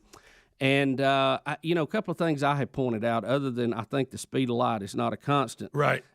Is that, I don't even remember what it was now. It was something to do with medicine. What was it? The egg? What was the other thing we had? Well, anyway, on to this story. Was it vitamins? It's caffeine should be declared a vitamin. Right. I think caffeine should be C12. I agree. And we should be encouraged to take it in every day. Absolutely. Because I know one thing, it certainly makes me feel better, doesn't it, y'all? Absolutely. Now, I'm not hooked on it like these coffee muggers in here are, but Right. I've never seen anybody become a coffee fanatic late in life like Speedy. I've learned something about Speedy. He has an addictive personality. Yes. He does. What? Yeah, you'll grab hold of something. And once you Explains lock them into cigs. Yeah. Whoa, hey, I don't smoke. First of Anymore. all, my kids are listening. I don't But have you tear never. that coffee Right. down now. And There's nothing better than a cigarette and coffee. And I am trying my own little experiment with this coffee thing, just Right. to see if I can. Well, it's deal with got it. you. Well, you're in depth. You're really studying it. Well, Yeah, you're studying it with a mouthful of it. I am. Well, for those, and I will put me in this category too, who started feeling good about themselves from switching from sugary sodas to low or no calorie substitutes. And again, this comes with a disclaimer. A new study comes along suggesting that diet sodas might be bad for your head and your heart. The study, which followed more than 2,500 New Yorkers, that may be the first problem in this story, for 9 or more years, found that people who drank diet soda every day had a 61% higher risk of a vascular, let me get that right, that is vascular event. Holy moly. VASCULAR, including stroke and heart attack, than those who completely skip diet drinks, according to researchers who presented their results today at the American Stroke Association International Stroke Conference in L.A. That's the ASAISC, for those of you keeping score. Oh, my gracious. Well, to me, Bubba, I thought, one of the things that we've said, and we have our areas. You definitely have your area of expertise, but I think, you and I together have been fortunate enough to be raised in a way that we did get a pretty good dose of common sense. Now, we haven't always used it. Right, I'll just run right over it sometime. And here's the way this was when I started doing my own study on diet drinks, this is classic human nature, okay? Because if you'll look at something, and look, I've got my own areas of problems. We all do. But if you'll look at one little theme that the human beings just can't seem to grasp, and that's moderation. Mm-hmm. And what I notice is classic human beings, when human beings were told, we've invented a soda that has no calories. Well, instead of a human being going, well, I'll drink the same amount I did before, I just now won't have any calories, they said, well, I'm going to drink all I want anytime, anywhere, because there's no calories. Well, my goodness, you wouldn't sit there and drink that number of normal soda drinks, but you think because it has no calories, you just drink them all day long. And the problem is the other parts of it, and I believe we'll find out some of this aspartame and some of this other stuff as the studies go on, because I know personally when I did drink a diet drink, and I can't stand the taste of them, so I've just never been able to drink them very much. But when I tried to say I'll do a diet drink right here, if I drank more than one, my head started hurting. It made my head hurt, and I was like, I don't like the way this makes me feel. So I said on the air, I believe people would be better off if they just, in moderation, if you want a soda, drink a regular one. But just don't drink as many because you go, well, I won't drink, but.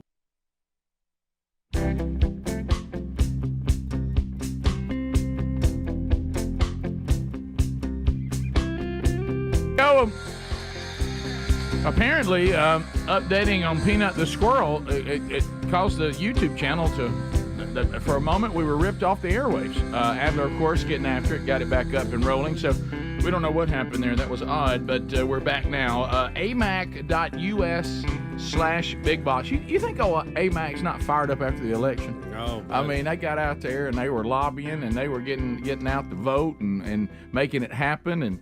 And Bubba, what was it? Too big to rig, baby. Too big to rig. Too big to rig. Has it hit you yet how much of a blowout victory that Trump had? I mean, Bubba, it's not even close. We're still trying to find that other 10 million votes from the last time. Right. It's a very curious number. We're still looking at that. Are we at, that is odd. In the college, are we at 312? Is that where Atlanta? I think so. It was a just walk off. And so beat down. amac.us/bigbox says, but look, this lobby's got to continue. Now what we got to do, let me tell you, if you're someone who votes to the right, what we can't do now is give them all this and they don't do anything with it. We got to make it count, and we're going to update you on some of the things that are going on with that. So continuing to lobby for the needs of the mature American citizens. Now, AARP, they're going to try to take us to the left. That's not helping us.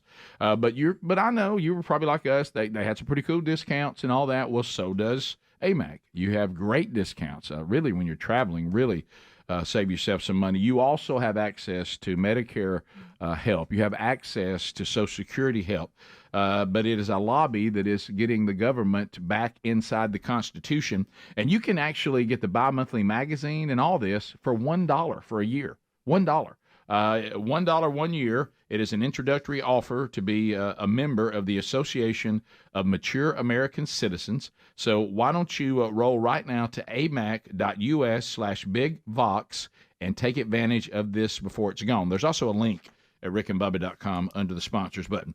Well, Bubba, speaking of the election, speaking of Trump winning big, he's now starting to go out and pick the team. Yeah, and Rick, one of the picks for what he's claiming will be a new department, the Department of Government Efficiency. We need that and he is going to have Elon Musk and Vivek head that up as he's saying they're going to dismantle government bureaucracy. Please. Slash excess regulations, cut wasteful expenditures, and restructure federal agencies. I saw one of Elon's posts, and I believe the number was 438. He said there's 438 or somewhere in that neighborhood federal agencies. He says, I think we can get by with 99. Wow. I agree. There's so much government waste, and we ought to just lose our minds because that's our money. Oh, yeah. Yes. That's the money. Now, I know some of y'all that don't pay taxes, you don't care about this, but those of us that do, we care. And, some of the bureaucrats are already pushing back, going, no, you're going to have to go through all this process. The swamp has covered itself pretty well. That's why it's the swamp. Mm-hmm. And it was pointed out that Trump could just move the headquarters somewhere else in the country if he can't get rid of it. And that would probably get rid of most of the employees.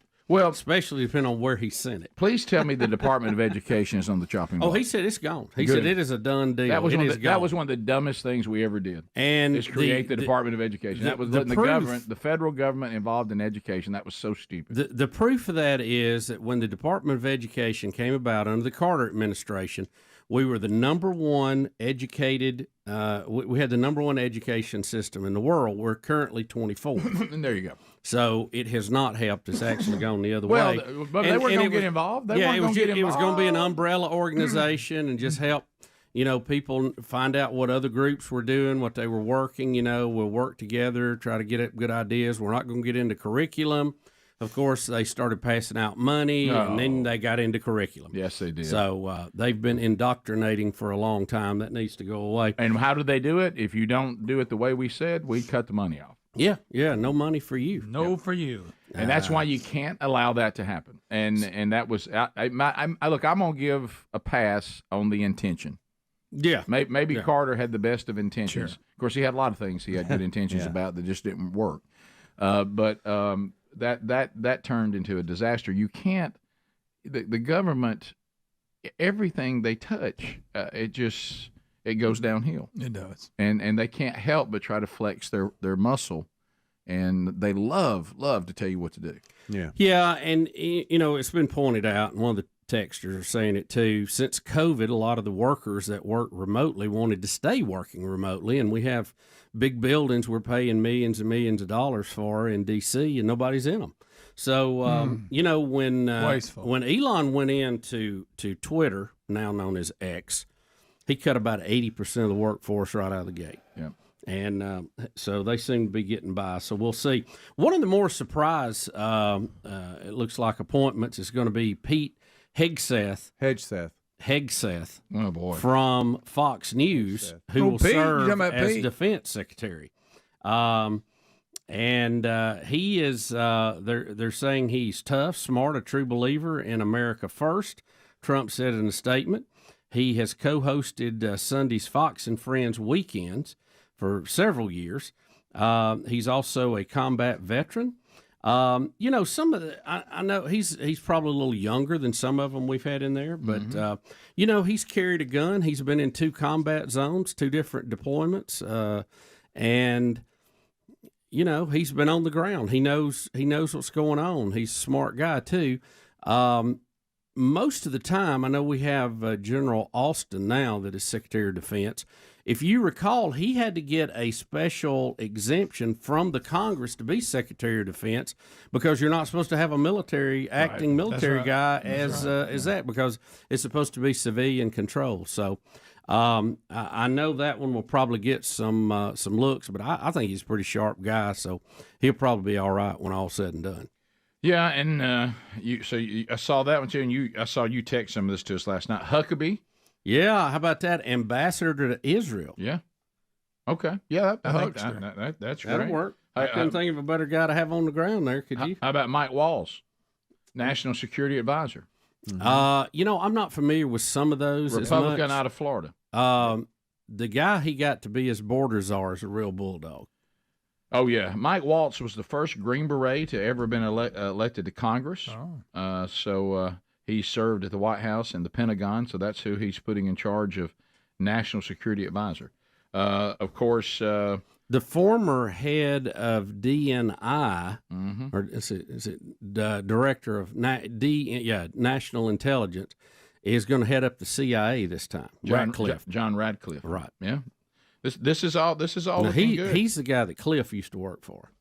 Yeah, you're exactly right. Yeah. So I suspect you'll see Cliff in some of that. Where's too. Mike Lindell? I don't see him. Hadn't got to him yet, Rick. Right. I mean, hadn't got to him yet. I mean, that's coming. I mean, you got to have Lindell. A lot of people want, is it Dan Bongino to head up the Secret Service? Yeah. Yeah.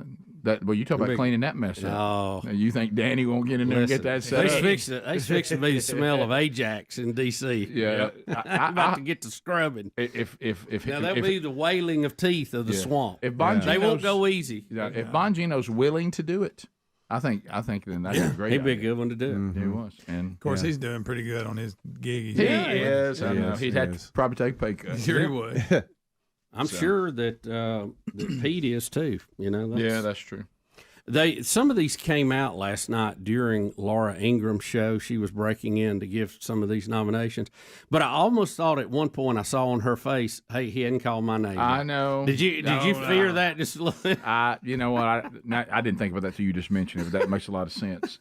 And then people are saying the press secretary thing, where everybody's having fun. Peter Ducey. Some people are saying, that might be a good one. The story that we have today is his fiery female attorney that would come out and I'm talking about just scold the judge and the media and everything. They're saying Alina Habba. Her name is being floated a little. Habba. I know you're talking about. To begin with, I thought she was I thought she was Johnny Depp's attorney, but that was another. That was another You're firebrand. You're right. Real estate tycoon Stephen Witkoff from Middle East Envoy. Yeah. I'm not sure who that is. But, Kristi Noem for Department of Homeland Security, the governor of, is it South Dakota? Yeah. Yeah. So this is all. And what's Tulsi Gabbard going to get to do? I don't think she's been on the list yet. Really? I thought I saw her being at least suggestive. Or Oh, something. I yeah. can't Well, remember what it she's probably for several things. was. Yeah. What about Danica Patrick? Remember she came out and spoke, and then got pouty because she didn't get invited to Mar-a-Lago. Didn't she pout up a little bit? Yeah, she pouted Whoever up. thought a woman would pout when she didn't get her wife? I figured they might give her. Right, That's Rick said that. No, you're just. I was just throwing it out there for discussion. And did I read that Aaron Rodgers is going to be the minister of potions? Is that right? That's on down the list there. Yeah, Okay. I see it. Yeah, we'll be back. More Rick and Bubba coming up. Still waiting on that FCC list. I know, Bubba. Did you check your text yesterday? Maybe it's screening it out, sending it to junk. We'll be back. Rick and Bubba, Rick and Bubba.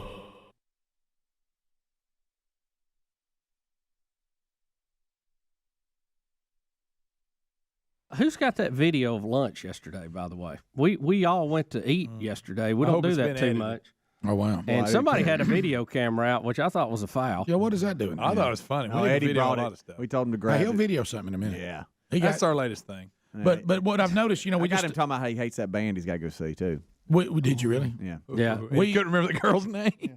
The girl he's going on that date with, something he doesn't want to do just because. But I mean, that says. Guys, now y'all are getting all the facts wrong. He didn't know her name first. I think it speaks volumes of the young lady that he. I think I just got it. That he. Rick, which exit was it? No, came out the front. That he wanted to go see.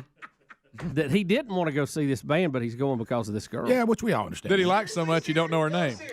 You hear me, Bubba? I've gone to see ballet before. I don't think we're telling any big secret.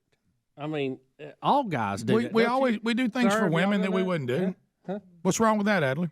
Okay, all right. Yes, it's not your life right now, so. Usually it's people I know their name. What's wrong with that? Okay, all right. Well, look, here's something. What was her name, Adler?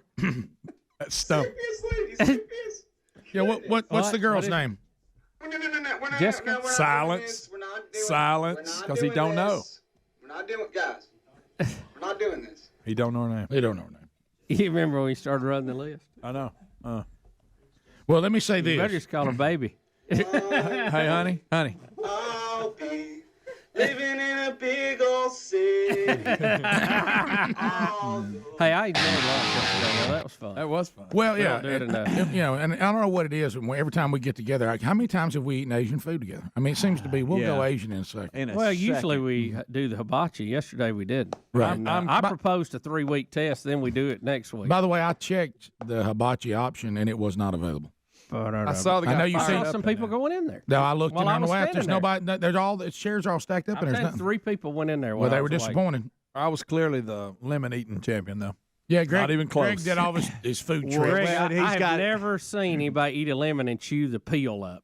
No, the key kinda is you can't make a sick. face. That was the whole game. Eat it without making a face. But who wants to eat a lemon and eat the peel? Let me tell you something. If you want to see beautiful Asian people light up like a little light, you have us come walking in because they know they're about to go to the bank. That's right. Because we'll eat. Yeah. Man, we'll knock it out. And we'll say some things too. We're real loud. We're loud. But everybody likes us being there. I think they enjoy us coming in. That chicken was awesome. It was. We know you like chicken. Good, buddy. What do Teriyaki. You like chicken? But love it. But how about this? Adler, I'm very concerned. Adler, give me that video. After yesterday, too, and again today, Adler has this dog named Kevin, talking about dangerous pets. And, it's a mutt, but I'm telling you, I can look at it. It's got a strand of pit bull in it. It does. It's a pit bull mix. He was just in there saying that he's starting to notice that Kevin is starting to become a little rebellious. And I said, I'm telling you, I said, he doesn't see you as a threat. You're too small. I said, that dog will take you out in that apartment. I want to say it bit him. It did bite him. The bigger Kevin gets, he realized, like you say, he's smaller Adler is. You know how a dog's always looking to see if he can be dominant? Oh, yeah. And he does not. He's got a little strand. Adler's so little, he don't know. Kevin don't know who's dominant. You know how they show domination, too. Yes, I do. I heard that Kevin ate the iron up. Is that right? You ate the what? Ate the iron. Eat the iron. That you iron your clothes with. Why do you have this shirt on that's wrinkled beyond comprehension? Okay, Well, we got a lot of topics going on. I normally kind of sometimes wear kind of wrinkled shirts. Yeah. I don't. Ironing is not a priority in my life. I got other stuff, other awesome stuff going on. Gotcha. Yeah, a lot of it. So I don't take time for ironing. Anyway, so Bubba got these shirts, I guess, in the mail or something that were vacuum packed, sealed, and he thought it fit my style, and I thought. What does it say on the too. back? So you're going to wear a Mento shirt that is wrinkled right out of the vacuum pack.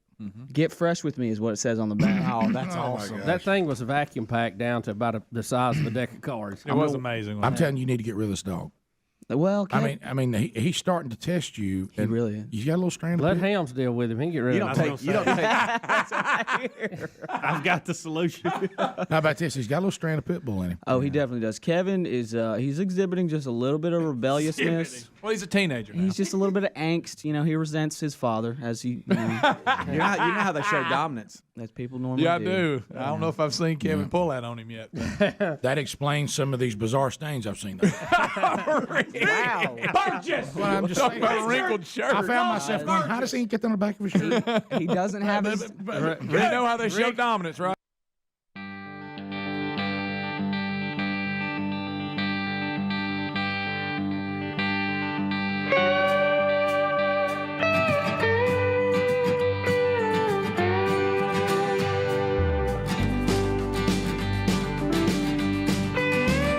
That's right, baby. 9 minutes to the top of the hour. Buffalo Wild Wings Charity Charge update coming up next hour.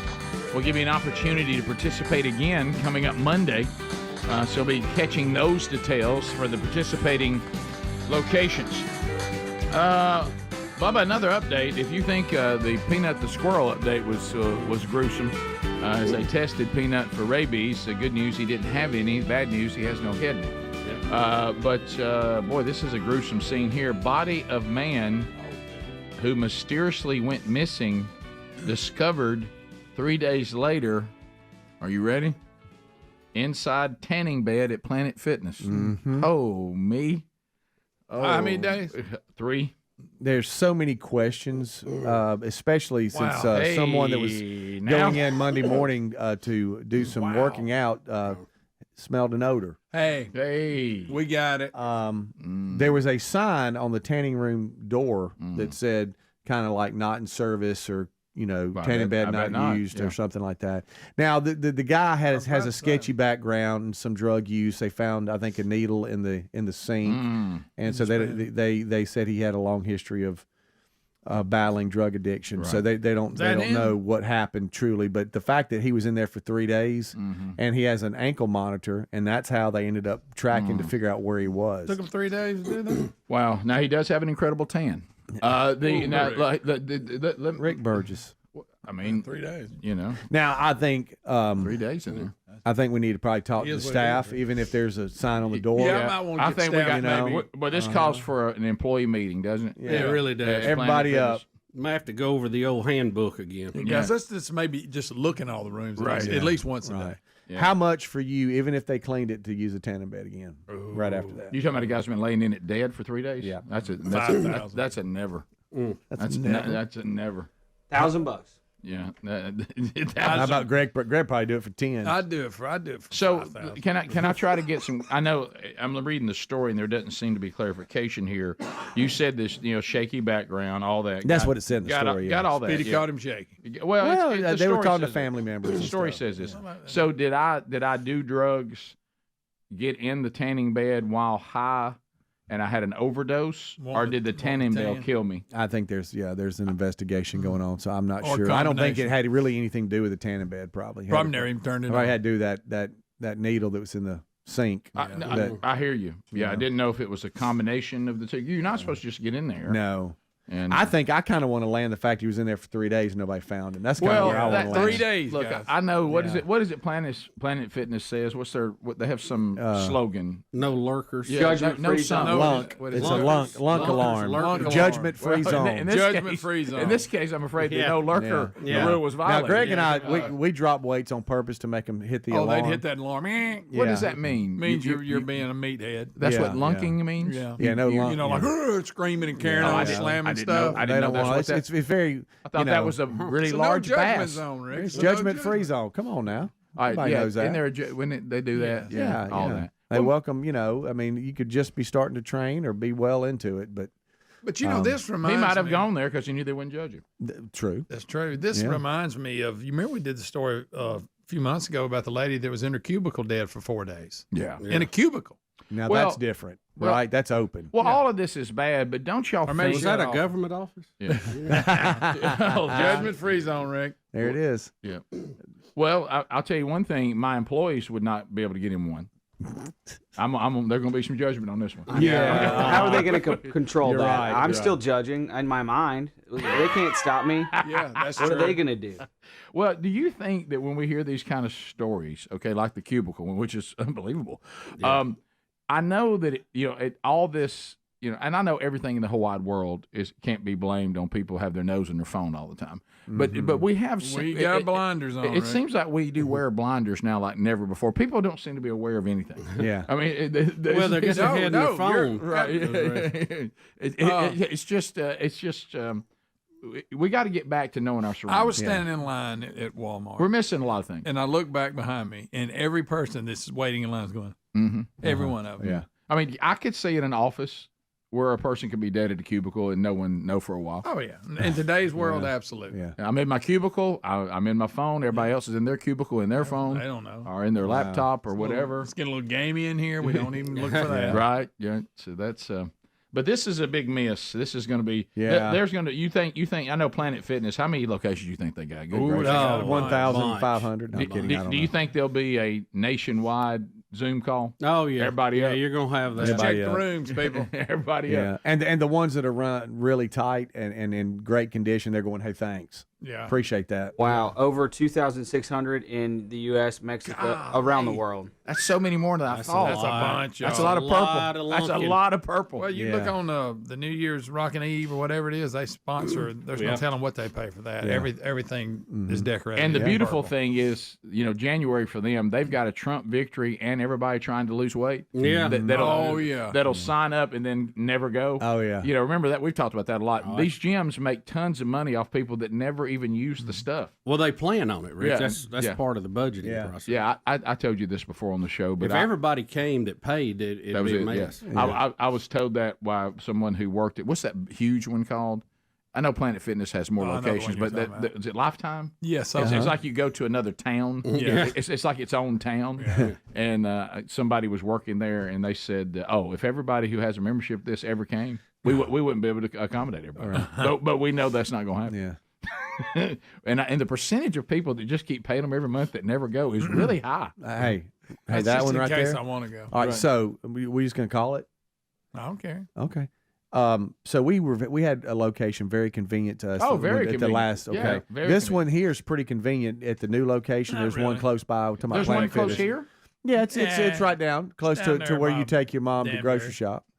Oh, that's not good. And it's not that bad. Not like that other one. Y'all could So walk. anyway, Yeah. So Hobie and Greg and me, we were the little team that worked out. We would go in there and I would come sometimes too. Well, every now and then, every once in a while. You wasn't one of the groups. Since we've been here, all right, and I think at the end of the year it'll be 3 years. Okay, right? I think I got that so. right. Yeah. He's gone one time. No, And more than that. No, sir. 3. No, one time, 3. and he pays every month. Did he just say 3? Becky's real cheap. No, I said No, one. well, you're living what we're talking about. Yeah, I mean, it's this like is part of $10, it. Yeah. but No, you got the 1999 No, one, I so think you I can changed get it. no. yeah, you don't know. I do. Bubba, you And went here's once, how they didn't do you? you, Didn't though, you go Rick. once and Here's sit in one how of those they do massage chairs? I went a couple of times. I usually go before the show. Bubba is the only I go person there I knew now. to. He paid a membership just for the massage chair. But it's there if I worth need it. it. It was It's good. there if I need it. But they also make it you can't cancel unless you go to the original one you signed up. That's how they get you. Oh, of course. All of it is you're not going That's to so fool far this. for you to drive. Greg, It is. You know what it is? It's the same concept of the rebate. You think I'm going to send that stuff in for a rebate? No, I'm not. No So way. now the running joke when we go work out is, "Hey, is Greg coming?" Well, see, now they've done made me mad, so I'm never coming. Oh, I'll show him. So it's on us that you pay. Hey, Greg, I'll show him. Hey, I showed them. Planet Fitness says keep on doing that. We'll take it. I like to have an option if I want to go. There you go. You know what you have them on? A retainer. That's right. You got to look at it that way. I'll put that gym on a retainer. You got it. If you need it, it's there. I'll use it. We added up what he paid, what he's Y'all need paid. to be worrying about your own and adding it up. Well, we go though. We go. So How much do you go? Though? We're okay. I don't think it's worth it. I don't think you go enough. Yeah, 3 times a week. You do not. Top of the hour. Rick and Bubba, Rick and Bubba.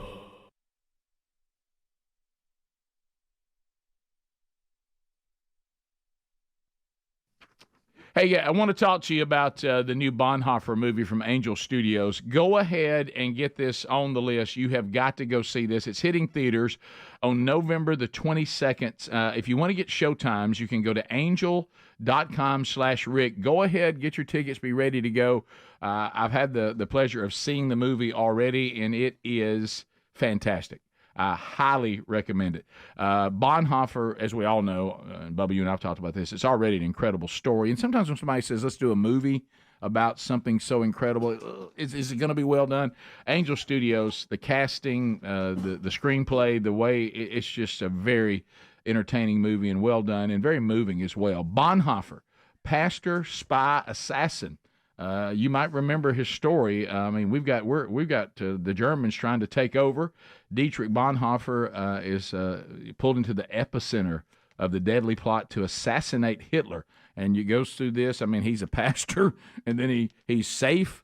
Then he goes back to the people that he was pastoring and gets involved and felt like that he was righteous. To be part of trying to kill such an evil person. So if you'd like to find out more, again, just go to angel.com/Rick. November 22nd, get ready to see Bonhoeffer.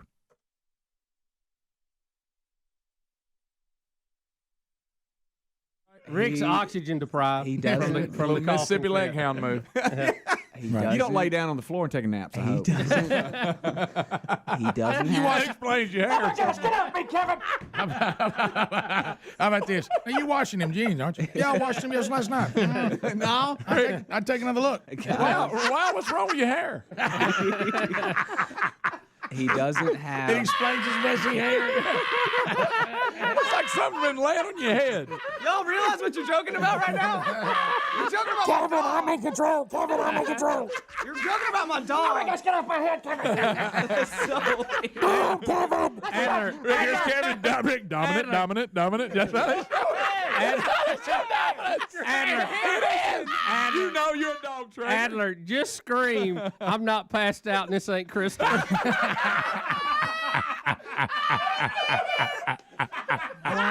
day, Back up, Kevin. Back up. I'll be living in a big old city. All you're Is this you going to a safe place? ever gonna be is me. So tell us about your hot date you got. Guys, wait. Well, you were all talking about it yesterday. That's because we That were. hurts. Let me give you a little dating advice. Not that I have a lot. You do need to know her name. Okay, you're right, Greg. You're right. Hey, you ain't going to get it. Say my Because name, about say an my hour name. into it, she's going to go, he really don't know my name if he keeps saying hey, I'll you. remind myself beforehand. I'll just say it out loud a lot, and then it'll be fresh on my mind. It'll be fine. I've got a game plan. But you better solve this Kevin the dog issue too before you. Okay, let me just bring her home. He said, you know what he dominant.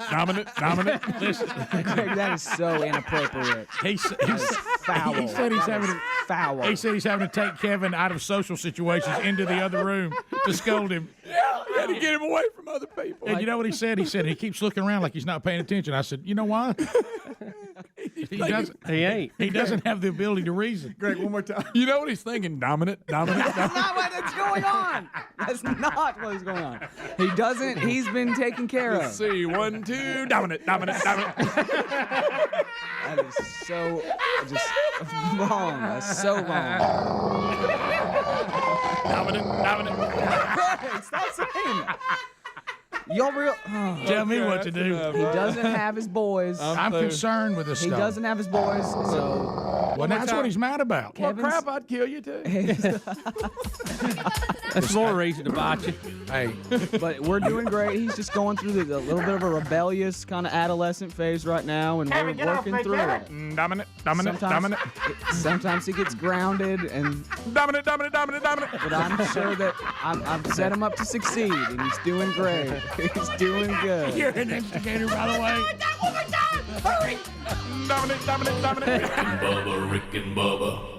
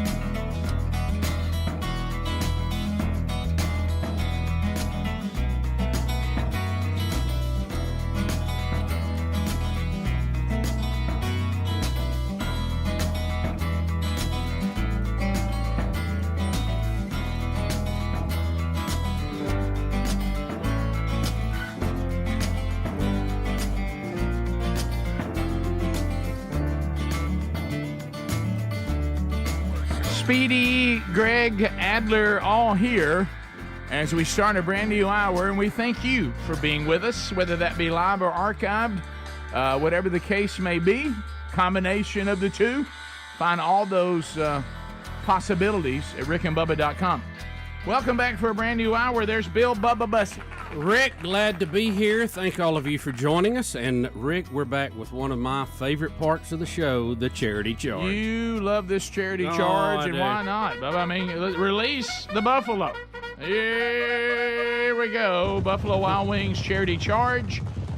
We have one that we're going to report on the work you've already done, but we also give you an opportunity for the next one coming up on Monday. Welcome back, everybody's favorite Buffalo, Tim Spencer. Hey, buddy. Tim, how you doing, buddy? Where am I? There I am. Yeah, there's you, birthday. How you doing? We're good. Yeah. So you're back. You brought more delicious food for everybody. Thank you. And a check. And another check, and that check is going to go to the Well House. We have Leah Sanderson, Development Director of the Well House, joining us. Leah, welcome to Rick and Bubba. Okay, you're on that one. Okay, I hadn't used that one in a while. Say that again. Thanks so much, guys. Happy to be here. Well, thank you for being here. It's our pleasure. So what we're doing now is people have already gone out, and you're going to get a check today, so good news there. So tell the people who went out, they really were sacrificial. They ate delicious food for you. Yeah. But the 10% of food sales on our last charity charge, Buffalo Wild Wings is going to be giving that to you, and what will that help? What does it accomplish? Yeah, so annually, the Well House is serving women and children who have been trafficked and sexually exploited. And so on our campus, we serve around 40 women and children at a time. They live on our campus. And so those funds are going to help us keep up those day-to-day operations, everything from food, clothing, therapy, case management, all of those really vital services that help rehabilitate these women and children to come back into our communities. That's awesome. Horrible, horrible need. We all wish it wasn't there. Now, looking at the history, it was actually founded by someone who, unfortunately, was a victim of this, right? Right, yeah. So tell us that story a little bit. Yeah, so Tawan founded the Well House back in 2010. At the time, we had a home close to downtown Birmingham. We could serve about 5 to 6 women at a time then. And since it's obviously grown a ton, we've gone from downtown to Pell City, now to Odenville, Alabama, where we've got 5 different facilities. And facilities is not really the best word to use. It's more like, I tell people, like a camp. It's beautiful, serene, peaceful. And so, Yeah, that's kind of how it's evolved over time. But when she started it, she really was just welcoming in the women she already knew from the streets into her home. And so that's what I love about the Well House is it's always been led by survivors. It's always been led by what they need and what they feel is most important to their healing. That way, the women who are new coming in, they can't really say, well, y'all don't know. Yeah. You know, and you always have people that say, hey, I've been there, Yeah. and here's how I healed. This is what worked. And I guess they've also done a good job of giving you guys the things that women like this need, things that help for them to get their life back and get back on their feet, and then of course try to overcome the trauma of just being this happening. Yeah, we learn a lot from our residents, and we've been led wonderfully since our CEO Carolyn Potter has now been with us for about 10 years now. We just celebrated her 10-year anniversary, and so we've been continued to be led by our residents though in, hey, here's what would work better for us, here's what we see us needing, and so we've continued to fill the gaps, which is I think why it's been such a successful program, is we've just continued to listen to them. Well, we're looking at some of the pictures, and boy, these are beautiful facilities. Yeah. And as you said, the serenity of it, I'm sure it's a must. You have to have that. Yeah. And I think sometimes knowing these horrible things go on, we don't like thinking about it. We wish it wasn't so. But the good news is, unfortunately, it is happening because we live in a wicked, fallen creation. But the good news is things like what all of you did.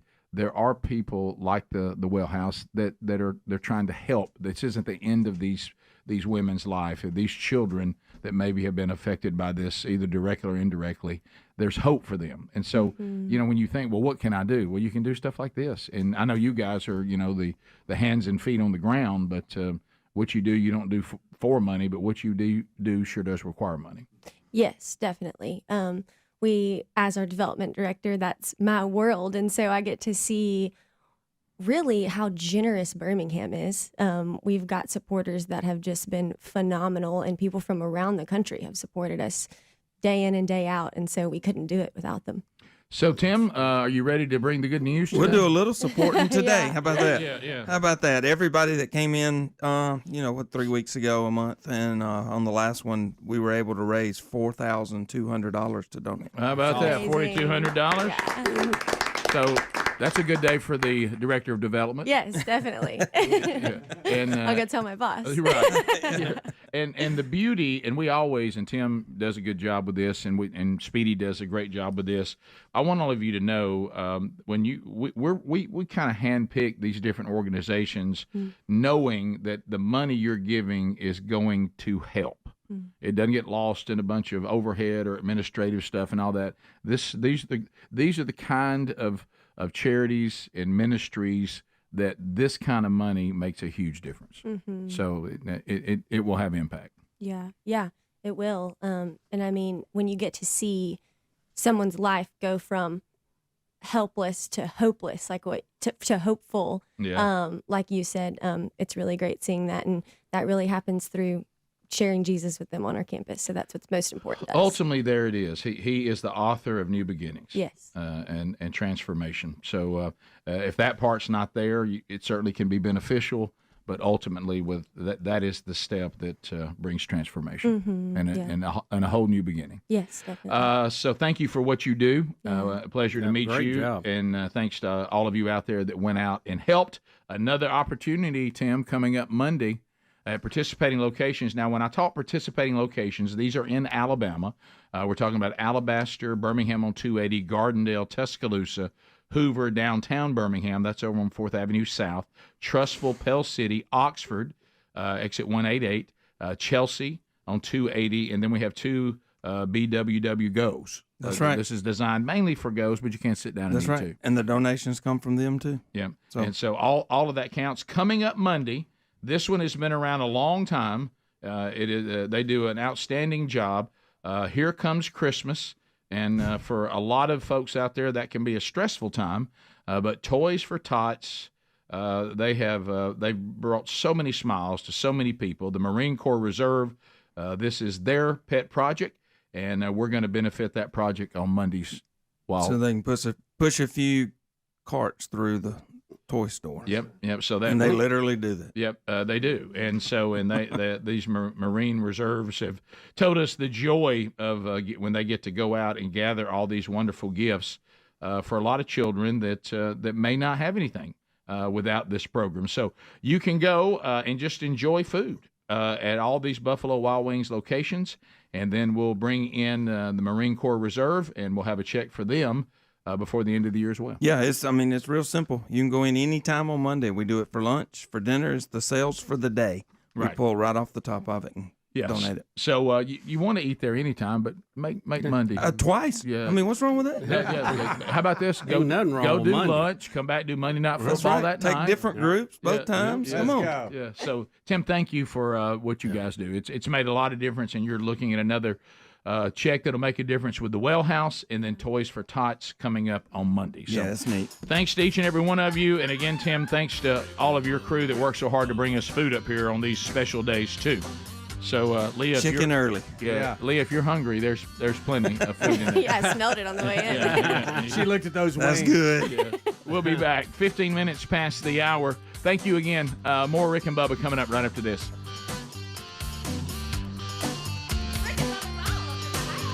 Rick and Bubba, Rick and Bubba.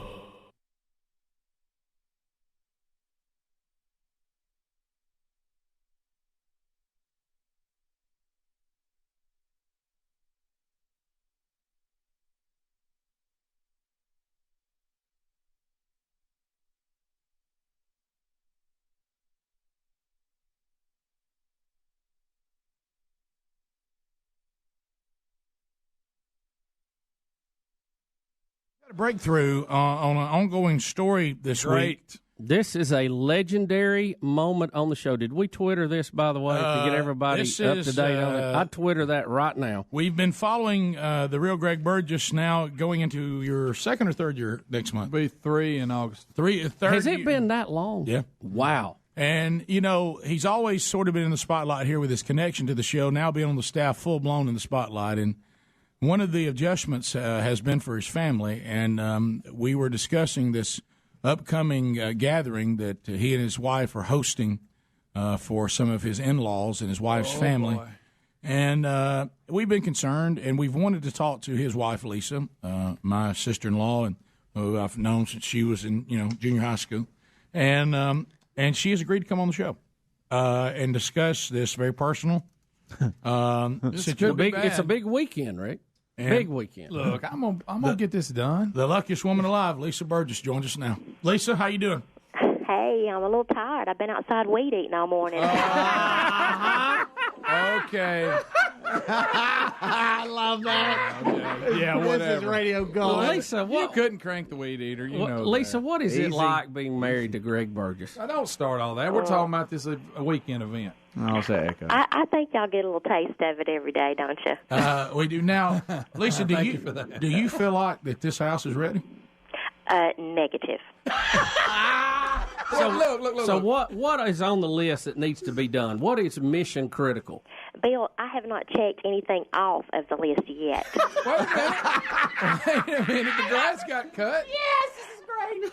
Okay, no, let me tell you about the grass getting cut. Okay, he's not touched the backyard.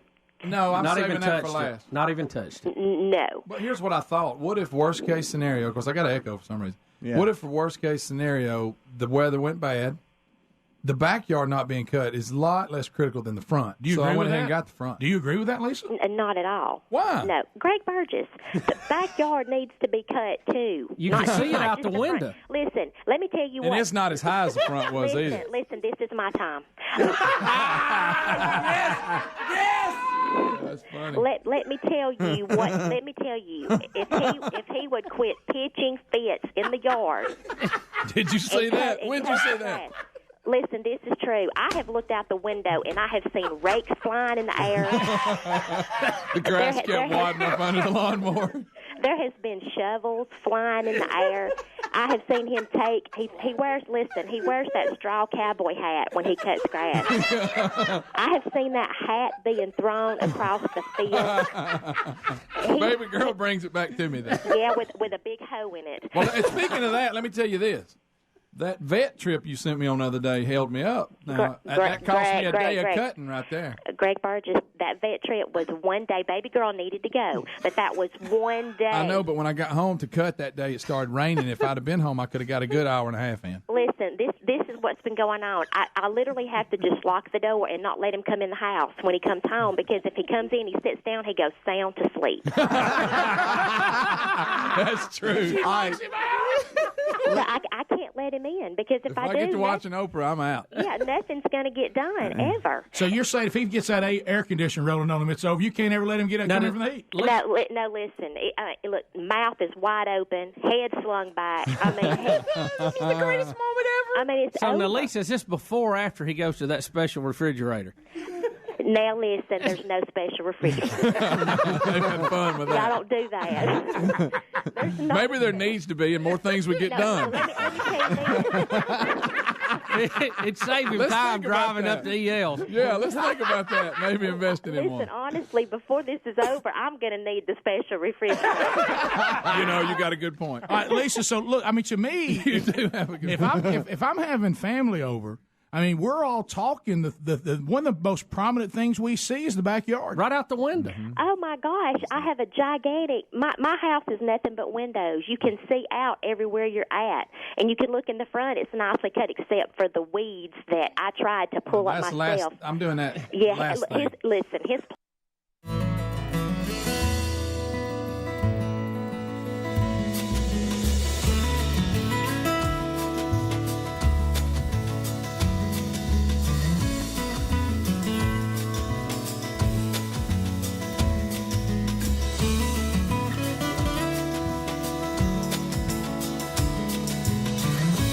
Here we go, 20 minutes past the hour.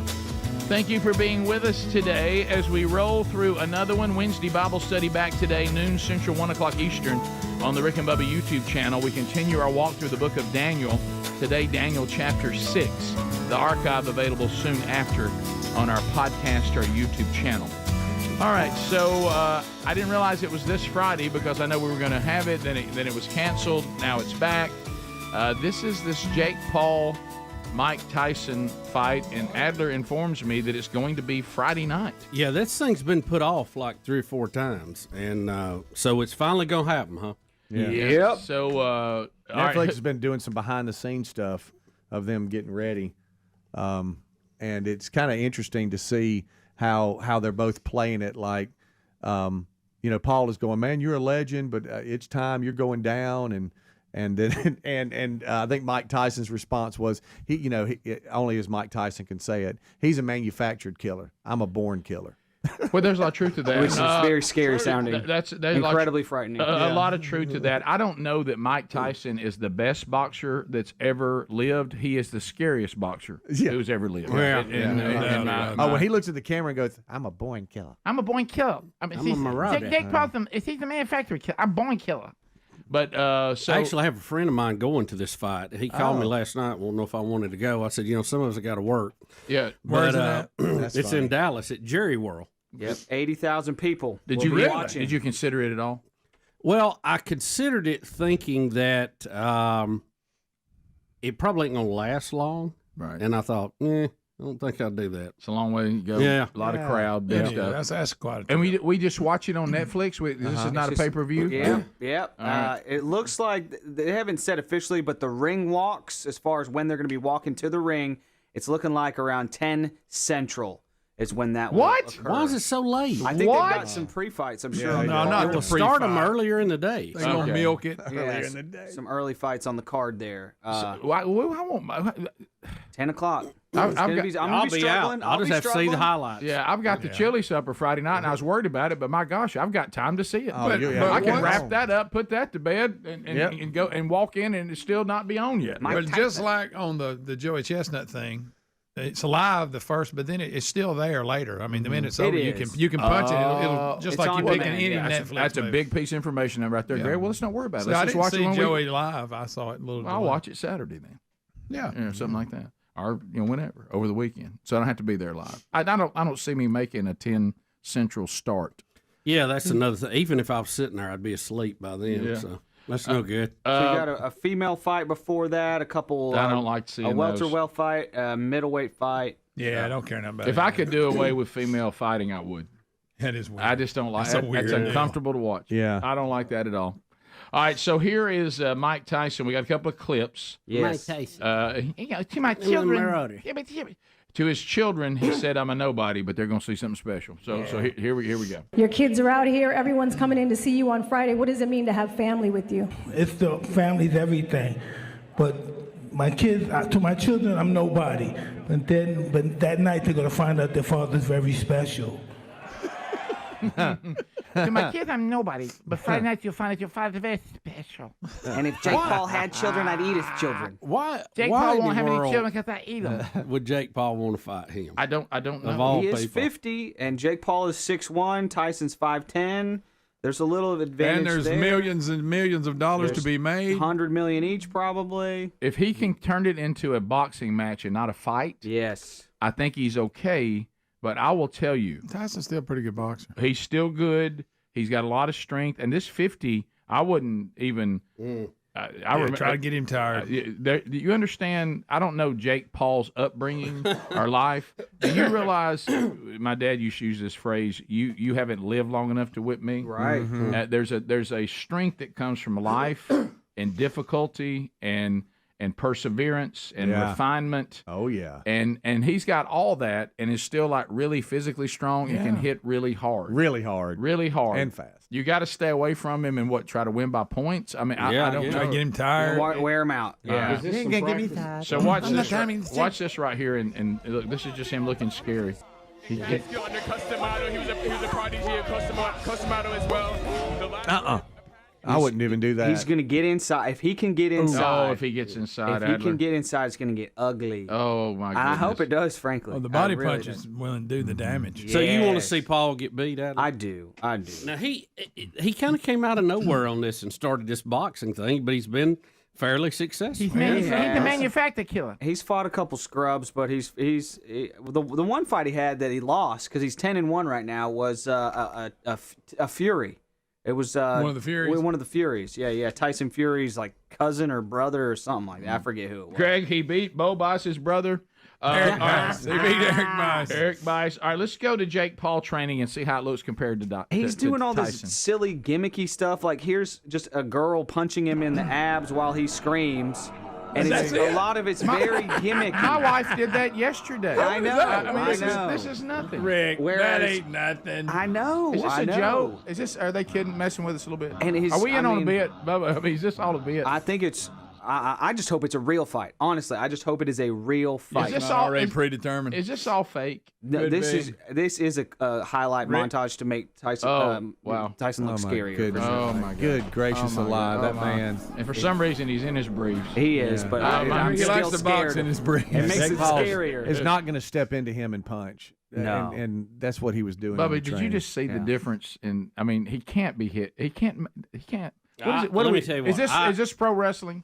I hope it's a real fight. I might have lost the Buster Douglas fight, but I would not bet against Mike Tyson. Look, Jake Paul, if he survives, he's going to make a lot of money. And he gets knocked out. I go, so what? It was Mike Tyson that knocked me out. Yeah. You know what? He knocked everybody out. But what about when you? I'm not embarrassed. What about when you're injured and you're actually named for the rest of your life? If you're speaking out of like your ear, yeah, probably. Now, Adley, you keep. What if you got permanent droopy face? Yeah. What if you've got? They're feeding you through a straw. You're now deformed for the rest of your life. There is the chance of that, Rick. We're talking millions of dollars here. I know. Well, Yeah.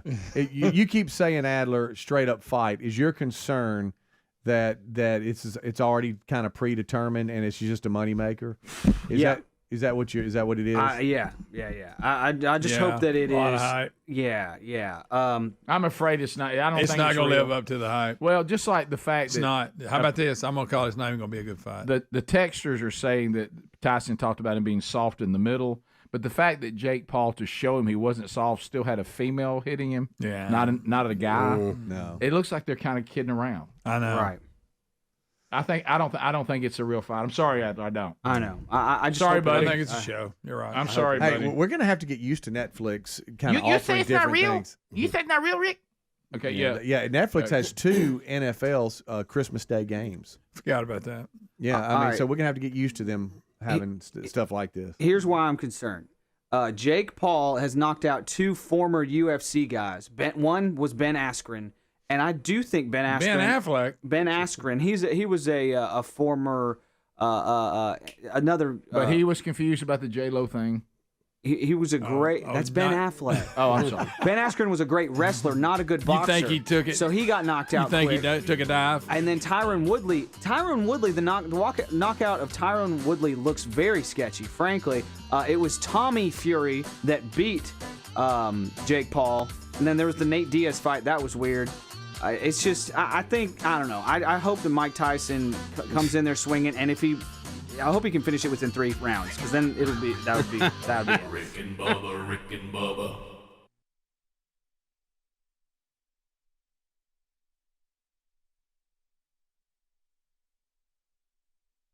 Going to weed eat last. He thinks that's the best thing to do. Now, I'll tell you what I have done. Impersonation. No, how does he say it, Lisa? How does he say it? I'm just going to weed eat last. Yeah. You know, and listen, and as he's saying that to me, he's kind of got this walk about him like he's got everything took care of.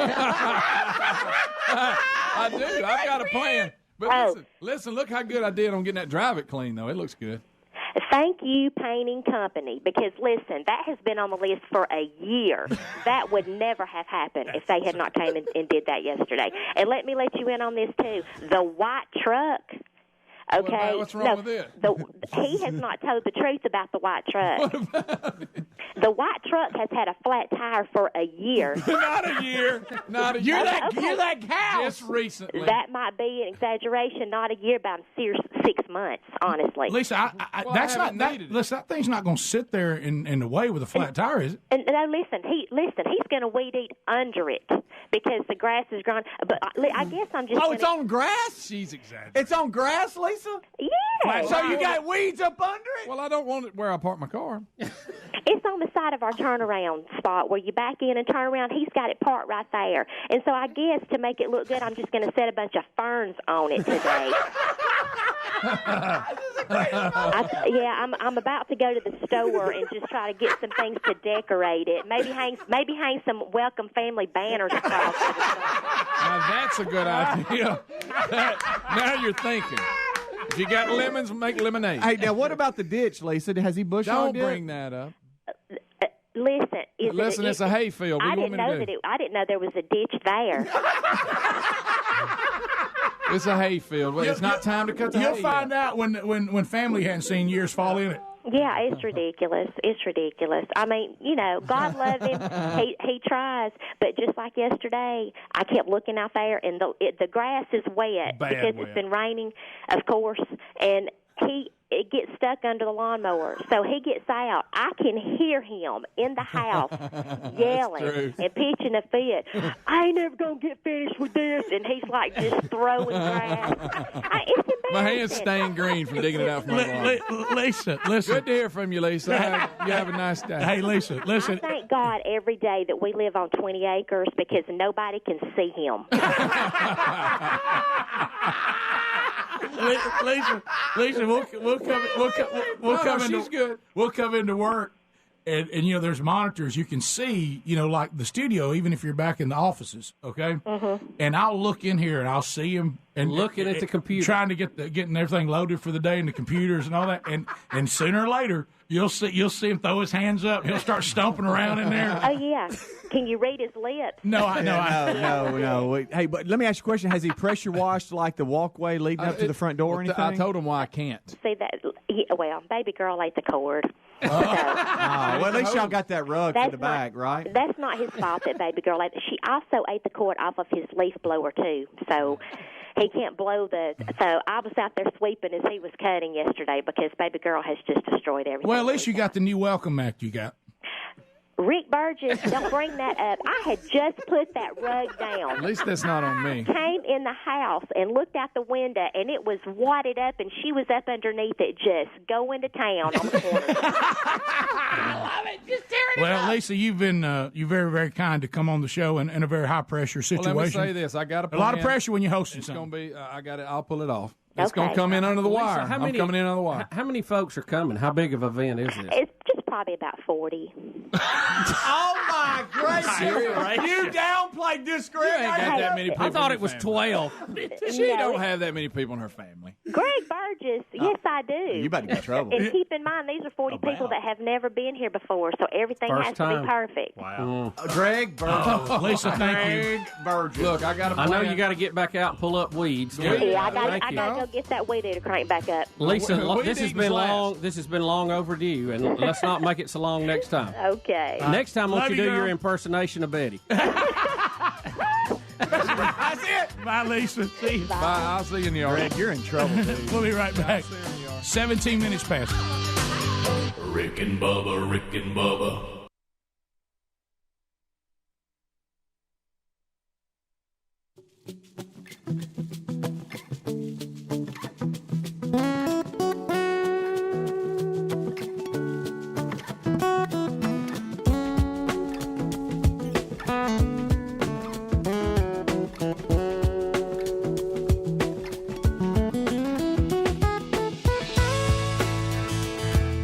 Five minutes past the hour, the Rick and Bubba Show, 866 We Be Big is the number, and there it is, the phone troll theme, which means all 10 lines are available. America, go. It's your turn to chat with us. Greg's got all 10 lines available to him. He's eating his breakfast, so don't expect a lot from him. But 866 We Be Big, getting you lined up for comments, questions, bringing information to the table. No meaningless shout-outs, no shameless plugs. And at the end of 30 seconds, we'll end your call unless you get a timeout from Bubba or Speedy, but they only have one apiece. As you are dialing, and if you dial now, you should get in, Tax Network USA. They've been teaming up with us, and we've asked the team at Tax Network USA about this IRS crackdown everybody's talking about, and their advice was plain and simple. If you owe back taxes, don't gamble with the IRS. It is a no-win situation. That's why you need Tax Network USA, and the website for them is really simple. It's just tnusa.com/bigbox. Their attorneys and expert negotiators employ aggressive strategies to help you settle your IRS issues quickly and in your favor. Think about it.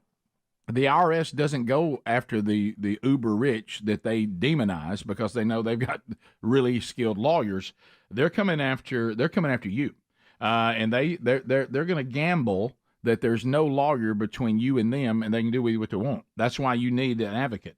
So they have a preferred direct line to the IRS. They know which agents to deal with, the ones to avoid. They're not going to back down until they can secure the best settlement for you. So go to their website now. That is tnusa.com/bigbox, or call them 1-800-780-8888. You also find the link with all the information right there at rickandbubba.com under the sponsors. To the phones we go. 30 seconds a pop. Let's get started.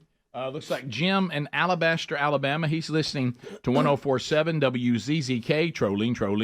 Keep them phones a trolling. Here we come, phone trolling, phone troll. Jim, welcome to Rick and Bubba. Go, Jim. Hey, good morning, fellas. How are y'all? We're good. We're great. Good. Hey, so there's a clip that's out that's got Jake Paul trying to give Mike Tyson a pigeon as like a pre-fight gift or whatever, and he's claiming that it's super expensive. And Mike Tyson just basically throws it off. It's like, man, that looks like a cheap street pigeon. I'm going to feed it to my falcon. It is priceless. Oh, yeah, I haven't seen that one. Yeah, several people had texted about that. I have not seen that clip, though. To Michigan, Brent is standing by. Brent, welcome to Rick and Bubba. Go ahead. Good morning, guys. Hey. Hey, buddy. Hey, I'm wondering if Speedy could come and help me. I lost my keys, and I'm just not certain where I placed them, and I could use a little help from Speedy.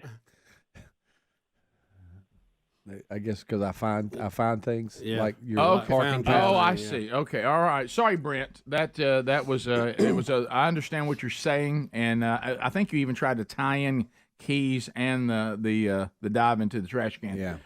Let's go to Chuck in Birmingham, listening on ZZK. Chuck, go ahead. Good morning, guys. Hey. Hey, he probably wouldn't need it, but for $100 million, I would get in the ring with Mike Tyson and give him a baseball bat. Yeah, it's big money. Yeah. Of course, after taxes. No. Still a lot. Right. Rodney, Sweet Home, Alabama. Lines are opening up if you want to join us on the phone troll, 866-WE-BE-BIG. Rodney, welcome to Rick and Bubba. Go ahead. What's happening, fellas? We're good. Yeah, I had a guy the other day, an old buddy of mine, pulled out some old Rick and Bubba verbiage on me the other day. Mm-hmm. He got to talking about an old story, or telling us a story. It got a little tall, we thought. And so we was jaw-jacking back and forth, and he finally pulled out the old Win, Play, Shut. Yes. Yeah. That's an oldie but a goodie. An oldie but a goodie. And I was like, and we had a couple young guys there, and we had to explain to them what it was about. Yeah. Why did we pick Win, Play, Show for, hey, I'm being straight up? You know, that's a good question. Why did we pick anything? Something to do with the racing. Yeah, I know that is a term for betting on horse racing or dogs or whatever. Yeah. But I don't know why we picked that to stand for. I'm being straight Rick, up. That's one of those mysteries of the universe. You know, it is the simplest way to bet on horse races or anything like that. So maybe you're just talking straight up. Simplest way to bet. Win, Play, Show. No, I think it just. I think that actually makes too much sense. Yeah. Okay. I don't think it had anything to do with horse racing or betting either. Yeah, I remember the monkey grass comment. See, it had no background. It's just the first thing we thought of. It did have to do with racing. I just don't know how it came up. Yeah. Oh, there's no doubt that phrase is with racing. I don't know why we picked it. That's what I'm asking. Yeah, I don't think it was any tie-in. Yeah, but by the way, speaking of that, looking back, got to laughing really hard at the house the other day. Sherry and I were discussing the Winnie Dog race that we had at the race course and the incident that led the to live show. led to her being involved in it at her workplace. Yeah. And that we got to laughing so hard because, hey, got mad. Oh, yeah. Got real mad. Oh, Sheldon was mad. Rick. Well, he was Don't mad. bring that up. Talk to him. He's doing great. No, I'm just talking about that when that happened. That was funny. Yeah. And the thing that made it funny is he got mad. Sure, he got to tell me a front row seat to how mad he was. We continue. Johnny in Alabama. Johnny, go ahead. Good morning, Rick. Hey, Biggins. Hey, buddy. Hey, just wanted to get y'all's input on. There's 100 cities in Alabama, or not in Alabama, 100 cities in America that have banned backpack blowers in favor of electric stuff.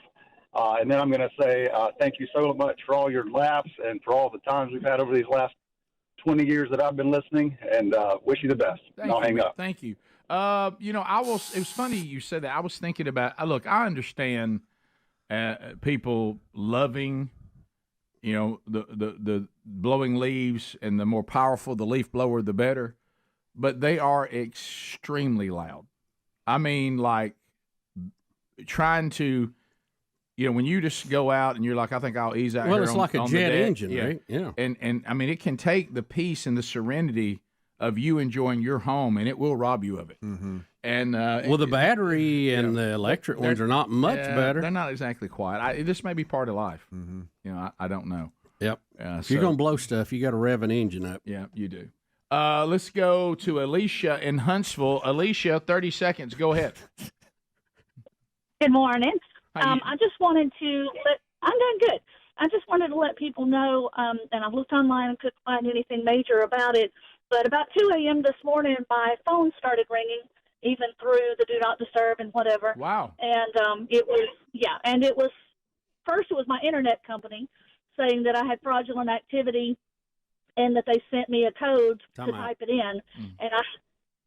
And then I hang up from that one and don't even get laid back down, and it's Apple calling, and then it was Redstone calling. And about the third one, obviously, I was awake enough to think I should go check and see if anything's going on. And in that little short frame of time, somehow they had used those codes and attempted to take almost $1,000 out of my checking account. Oh, yeah. Well, I just wanted to let people know. Well, and they're always going to find a way. The fact that it came in the middle of the night like that, that would be the first thing I would question. But anytime that there's any organization that wants codes, they want information from you so they can solve a problem. Yeah, they can help you out. Just always be leery of that. Always be leery of that. Right. Well, this is the first one that's ever got me, and I think it was just because it was 2:00 in the morning. No, you're right. Yeah, at 2:00 in the morning, you probably would do anything for them to stop bothering you. Yeah. So yeah, exactly. And it is amazing and sad how they can really the presentation they put on.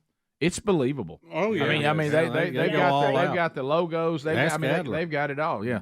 For real. I'm glad you called it, Alicia, and thanks for warning others. Yeah. Thank you. So one timeout gone, and there is one left, and it goes to the indecisive Speedy. So, Anna, go ahead. 30 seconds. Go ahead. Hey, guys. Hey. I just wanted to thank you guys so much. I have been listening to y'all since I was in kindergarten, and I'm about to turn 32 next year. And I just remember we would drive from Alabaster to Homewood for my school, and my mom would always put you guys on the radio. I remember when Green Acres was established, so I'm going to miss you guys so much. Well, thank you, Anna. You're very kind. It was funny, just Sunday night I was in Athens, and same thing happened. A guy came up. He was 31 years old. He said, I've been listening to y'all my entire life. I am 31. I've been listening from the womb to I'm standing here before you as a 31-year-old man. Yeah. Wow. So let's go to Matt in Kentucky. Matt, go ahead. 30 seconds.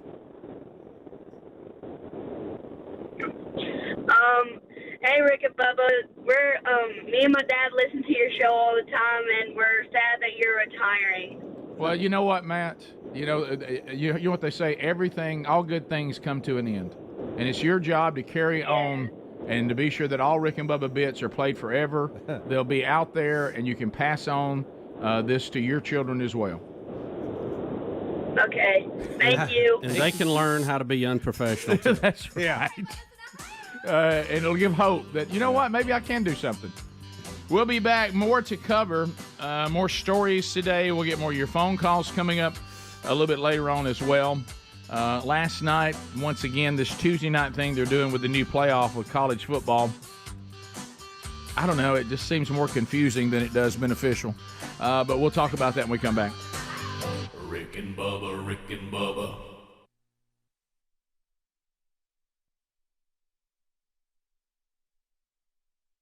Food. You know, we're a society now. This is what's wrong with America today. We're afraid of fried food. We've become afraid of it. I mean, we run from it. We read about it. We put warning labels. We are gripped in fear. Talk show guests. Now let's disregard the fact that we won 2 world wars on fried food. Right. Okay. Right. And how about this? Can we honestly How about say this? Fried food has defeated rice. Right, that's right. Fried food won. When it came to stir fry versus fried won. Yep. Convincingly. Okay, now let's say this. Okay? And also we beat boiled too, the Germans. Yeah. Okay? So here's the thing. Was America a stronger, better country? Were the men less puds when we ate fried food or when we became afraid of it? Can you honestly say that America is a better place since we become afraid of fried food? Well, Rick, we have a story out of the Telegraph today from Britain, and the headline says, fried food heart risk, a myth. And you know where we get this information? Warren Buffett's secretary. That's why she makes what she makes, baby. That's why she makes the big bucks. Right. Rick, Good for her. A rather intensive and big research project with over 40,000 people studied went on from the mid-90s to 2004, and they studied fried food, their habits eating at home and abroad, and also followed it up with coronary heart disease, right? Heart attacks and angina requiring surgery. That's right. What did you just say? Angina. I know. There's a funny joke about it. I know. I love that joke. I tell it a lot. I know. I tell it well, too, by the way. I do, too. Clean your ears out. Angina. Well, I'm glad. I've got a cute angina. Well, I'll tell you what, I'm glad to hear that. Because that's the... All right, anyway. I can't believe you just said Dividing groups. That prayer time is not working. How about it is a funny joke. There are... One of my favorites. Because I tell you, that may be the ugliest. No, okay, that's it. I'm done. Hams. Take something, hit that bad foot, so he'll quit laughing. Oh, so you're mad at me for laughing? Back. What about the guy saying Because the laughers are the one who encourage it. Laughers are the one who encourage it. You know, I'll just save my breath over here. No, do no good. Rick, here is the key. They studied basically the Mediterranean diet versus that of Europe. Now, what have we always heard on that note? Well, if Americans would just move to that Mediterranean diet and stop all this fried food, we'd all be a healthier country. Well, the Mediterranean diet, guess what? They fry too. They use a lot of olive and sunflower oil. Thank you. And the big difference is the way they do it. Fried foods from modern American style uses oils that are reused and typically higher in trans fats. So we take away from that the fact that it may be what you're frying the food in, not the fact that you're frying it.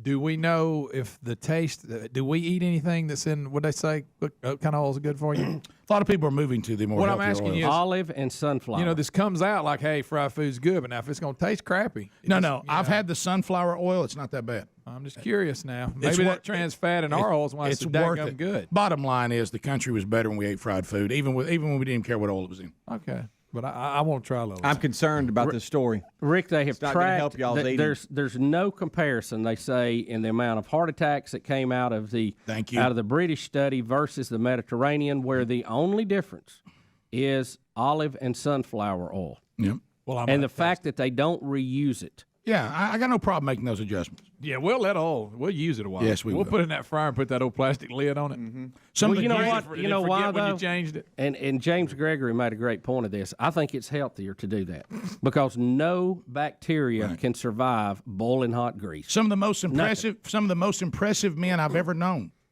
and most of them lived to be in their 80s. Some of their finest moments were sitting next to a vat of boiling oil, dropping cornmeal breaded fish and hush puppies into it. You knew it was done when it floated to the top. Yes, sir. You fished it out with your little fish out metal net thing. You threw it over on a paper towel that soaked up the grease from it, and you ate it. Dipped it in a little ketchup. That's good. And let me tell you, those are some of the finest men I've ever known. Compared to the men that they say, well, let's meet somewhere where I can have a salad. There's no comparison. These two ate a salad the last time we had a lunch. Yeah, Remember but it that? had beef on it. Had a bunch of steak on it. Yeah, Greg messed up order, and he didn't really want to. I didn't. Look, It was good, Greg. Y'all sit.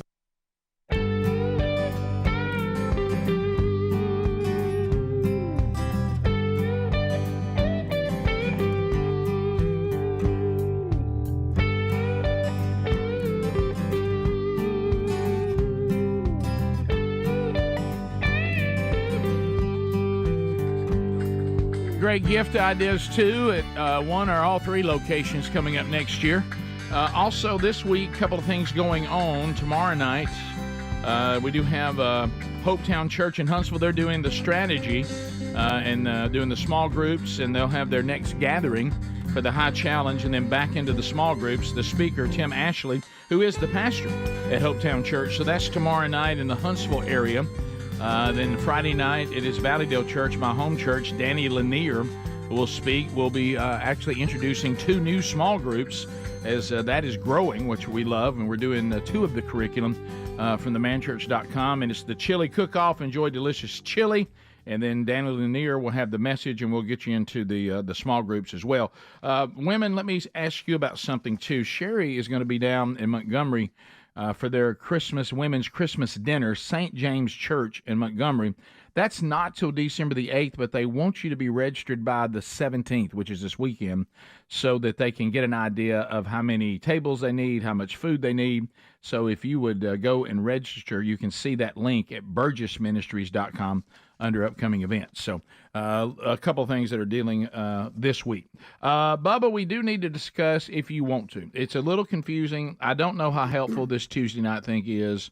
Love the 12-team playoff for college football. I mean, Rick, I love it. You know Oregon Here and we go. Ohio State's in the same conference. I do know that, Bubba. The listeners and the texters have made that crystal clear. Mm-hmm. So I am aware of that, and I know that's going to be a big do they play each other at any point in the regular season? You know, I don't know. They're in the same conference now. Will they play in the conference championship if they haven't played? Oregon beat Ohio State. Oh, that's already happened? Yeah, they beat them 32-31. Okay, that shows how much I've been watching this year. Yeah, Yep. so they already have, so they're one up on them, so that's big, but we don't know who's won the conference yet. I think we can rest assured that both will be in the 12, which is fine. But you can you look at this 12 that they give us, and it looks great.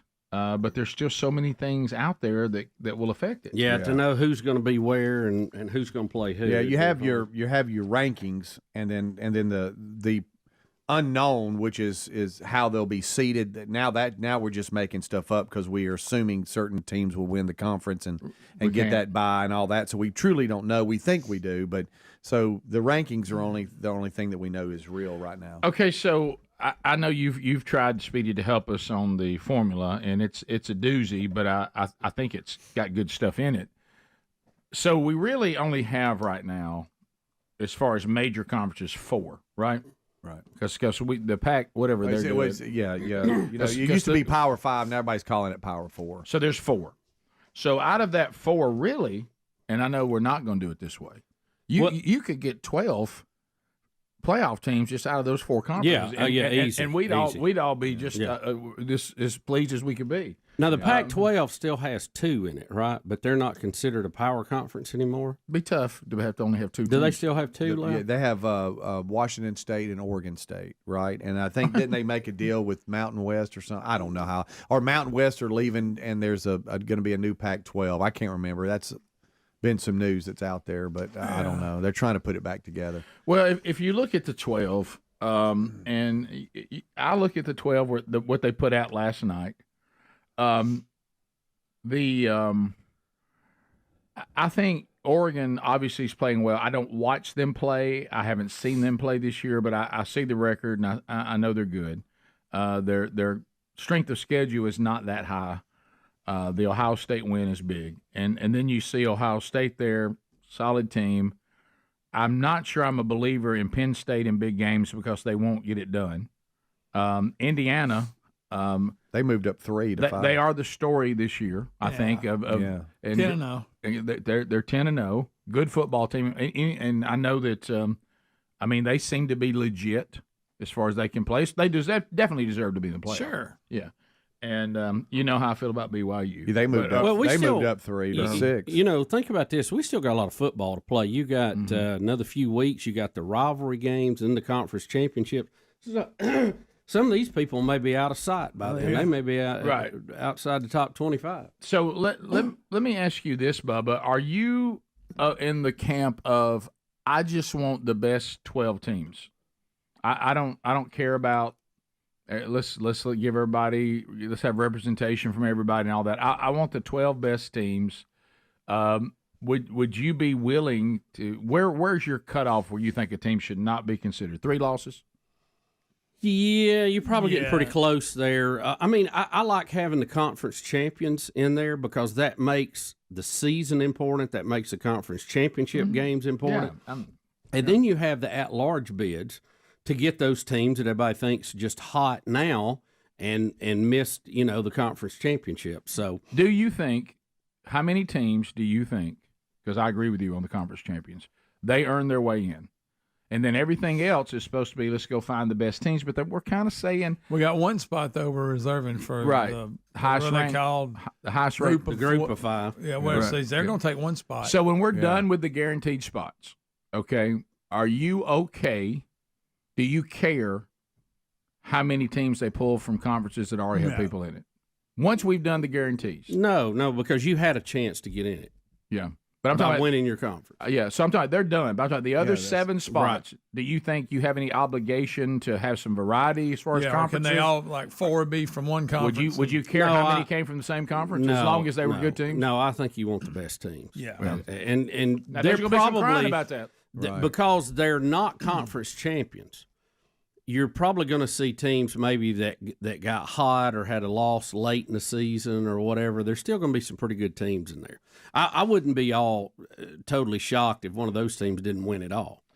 What I don't want is for us to feel so obligated to do certain things from a more of a PR, and you get in there and you realize we've gone to all this trouble to have 12 teams, and we all realize only 4 of them are any good. You're going to have some of that. Those 4 just annihilate everybody else. Yeah. I think you're going to have some of that. I want it to be like every single game. I'm like, hey, you have no idea who might win this thing. All right, so let me ask you a question. Do you think Georgia is one of the top 12 teams in the country? Right now? Yes, Georgia. Yeah. Okay, well, see, they'd be the first one out right now. Oh, I know. Even though they're Again. ranked 12th, their seating is 13th, so they're the first team out if it ended today. No, And it's their so fault. now, So- what, And what- I would tell them they should have won the games they lost, but you didn't ask me that. You asked me, do I think they're one of the best 12 teams in the country? if Georgia And I was do. playing BYU Saturday, would they be favored? Yes. 2 touchdowns. Well, yeah. Well, BYU would I'm be exaggerating seated 3. And that's the kind of thing I they don't have like. them. They have them winning. See, the Big that's the kind of 12. thing I'm trying to avoid. But when you have a multiple team playoff, you're going to have that. And I will tell you that I think probably your stronger teams would probably, well, I better not say. Look, there's I don't always some team gonna get hot, and they've got a chance. Look, Yeah. this is the ultimate. You got to win it on the field. Yeah. And every team has a chance in the Power Four to be there. All they got to do is win their conference. Right. To y'all's So point, if they're not there, it's on them. Right. To y'all's point, the top 5 teams, these are all top 5 teams, Texas, Penn State, and Indiana. Indiana, they have 0 ranked wins. Those are top 5 teams. There you go. Uh-oh. Now, top of the hour. Rick and Bubba, Rick and Bubba.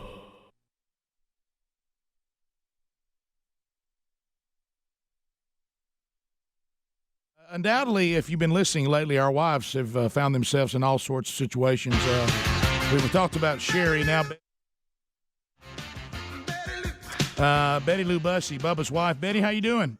I'm great. How are y'all? Well, I've got a weird email from Subway Security in New York City. Do you know anything about that? Yeah. Uh-huh. Well, I tell you, somehow or another, I was somehow they thought I was a racist against Italians on the subway. I don't know what happened. I announced that I loved spaghetti, but it didn't seem to matter. I don't know why. But anyway. Well, let me be sure I have this. You and your family are on the subway in New York City. You Now, were there? we have us, Rick, me, Betty, and the kids. Right. We're on the 7 train. Right. Okay, we're coming back from the U.S. Open, which is also where the Mets play. It's out at the end of the line out near LaGuardia Airport. And LaGuardia. You're going to LaGuardia. You're going to LaGuardia. And it's a nice 45-minute ride on the subway back to Grand Central Station. and it is packed, okay? Sure. And Oh, like sardines, it's packed. Yes. Betty and I are standing fairly close together. The kids are in the kind of area, but they're not exactly right with us.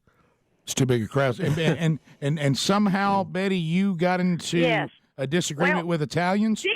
Picture this. We're all standing up, trying to hold on to those rail things, Sure. as the train goes back and forth. Right. There's this man sitting reading a book, and he looks. Did y'all see Cheaper by the Dozen? The guy, I the did. second one, where the dark-haired guy with the dark glasses. He's Steve Martin's nemesis or whatever. Yeah, he's also That is in this guy. Best in Show and all Yes, that. Yeah, that is this guy, by the way. Can't think of sitting the there actor's reading. name.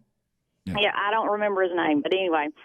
And he has some kind of shirt on. I mean, I didn't notice. I just saw a guy reading, So anyway, we had been given these hats, too, at U.S. Open. So I was trying to hold on to these hats that everybody had to have. Of course, we ended up leaving them at the hotel because nobody cared about them once we got them home. Right. It was a big deal, though, while you were there. Had to have them. Oh, yeah, had to have that. So any fly Emirates or something, some foreign Emirates airline. Okay, Yeah, something. So anyway, I'm holding these hats with all I can do and trying to hold on to the rail, too. Well, apparently one of the hats hit his book or something, and I didn't even realize it. Didn't realize it, because I'm just trying to hold on. and Plus, not we're fall- packed in there like human sardines. Yes, Yeah. and not fall in his lap. That would. I guess that really would have offended him if I would have just sat in his lap. What I Right. mean?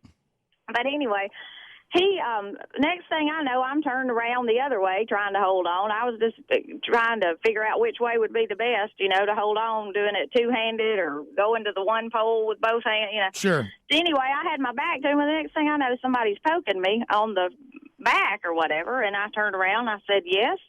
And he said, you have hit my book twice.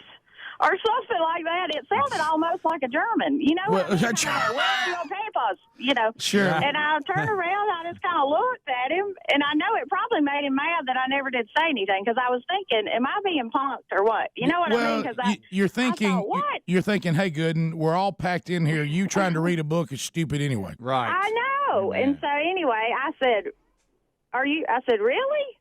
And I didn't say it like smart, but I said, really? Well, I'm so sorry, And then I just kind of looked at him again like, laugh and say you're kidding kidding now, you know? Right. Now, please tell me you're not overly upset about this. I know. And so then he went into this, and then he goes, you have hit my book twice. And we were here before. I know you Americans are here, and we were here too, and we are important too. You see my shirt, and you think I am sitting here, blah blah blah blah blah blah blah. You know, and all. So I began to try to study.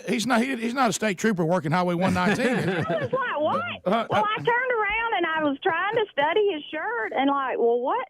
I was trying to figure out what kind of shirt it was. I didn't even know what kind of shirt he had on. I thought, well, I figured he got it at Old Navy or something. It looked like Old Navy to me. You know what I mean? Right. I don't know what shirt is Italian and what's not. So anyway, the more I just studied him and looked at him, the madder he seemed to get. So anyway, there was two girls speaking. You'll hear all kind of languages. They were French or Spanish or something. I don't even know what they were speaking of. Sounded Spanish. Why'd you say French? He finally gets off the subway after a few more. Well, and he never did say anything else after that, you know. And I just would look at him every now and then. All right, so he finally gets off the subway, and one of those girls, in just as great English as you've ever heard, better than I speak English, said, that's been speaking this other language the whole time. She goes, "So your friend got off?" So I said, "Yeah, I guess so," or something like that. And she said, "Well, he told me I was smothering him a while ago," and so apparently the man was a little bit paranoid or something. Well, he gives you a whole speech about being an immigrant over your hat, bumping. You know what you should have said? Look, you said you were on the subway first. I was in the country first. How about that? I know. Well, really what I was dying to say is if you were any kind of a gentleman like we have in the South, your butt would get up and let me sit down. Amen. How about that? Amen. You go, girl. Anyway, I didn't want to say anything. Well, Betty, let's face it. Based on the story about you and about Sherry today, gentlemen must be a thing of the past. Well, they don't exist anymore. And Rick, what's so odd about this? There's so many people on the car. He's sitting down, and I'm standing next to him. Betty and I we have maybe one or two people between us, or maybe one, but we're no more than 2-3 foot apart.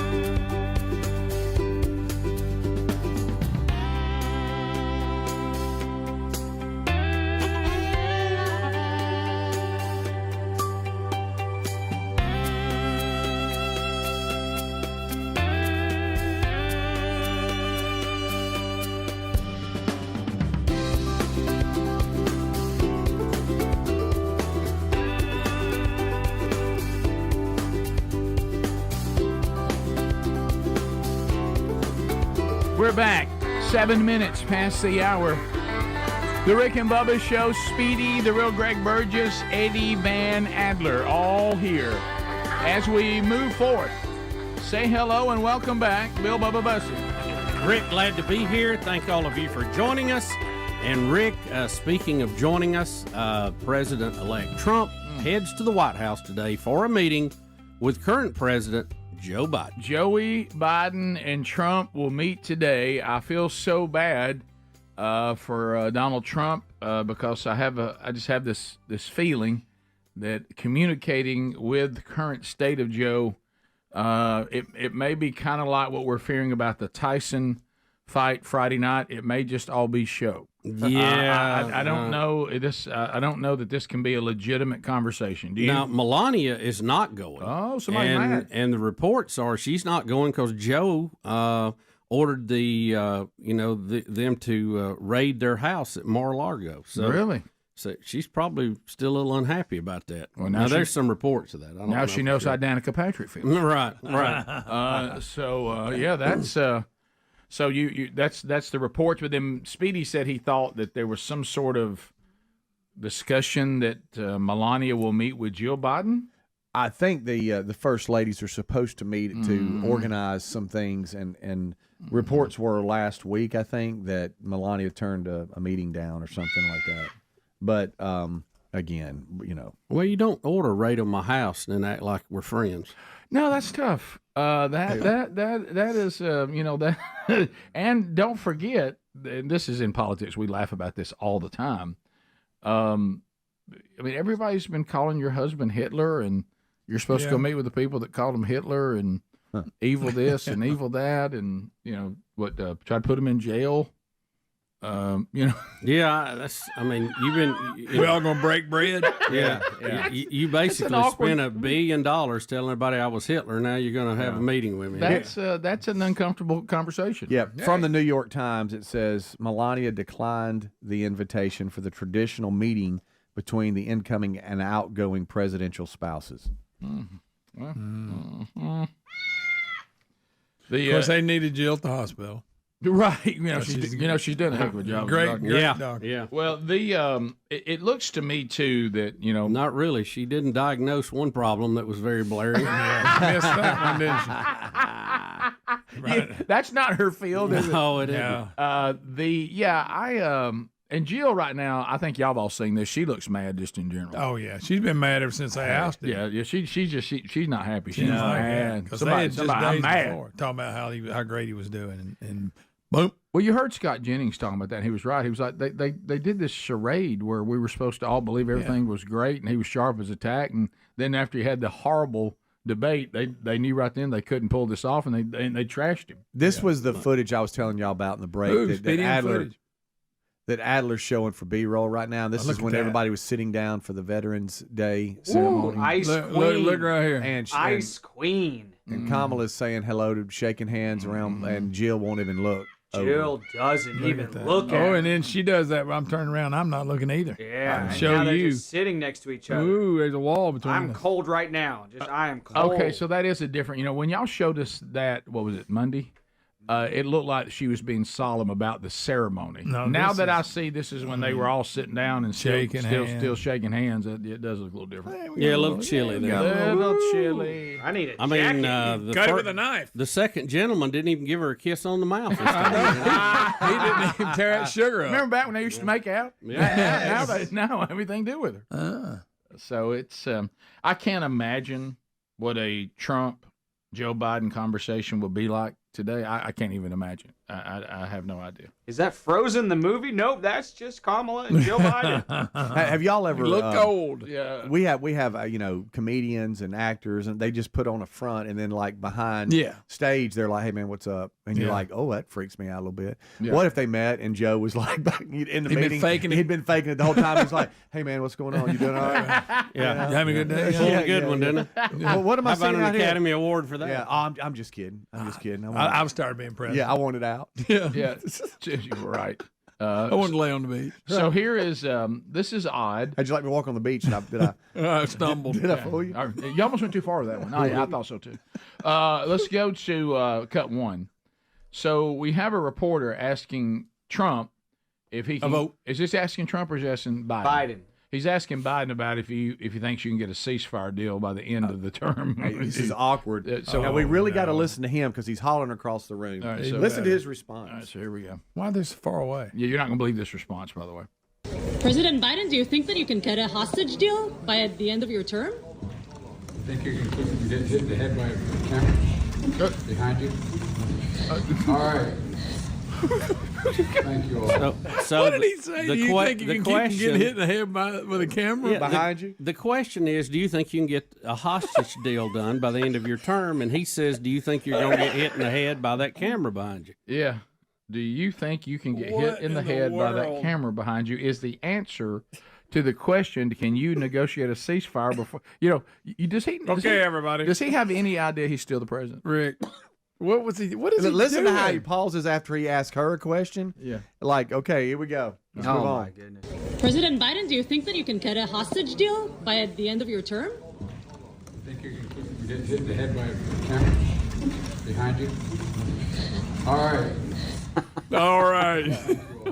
Y'all, grief. What in the world? The press would say Trump is threatening to attack reporters with a camera if that was the other way around. Joe was just trying to warn them so they didn't get hurt. He threatened to. Wow. Yeah.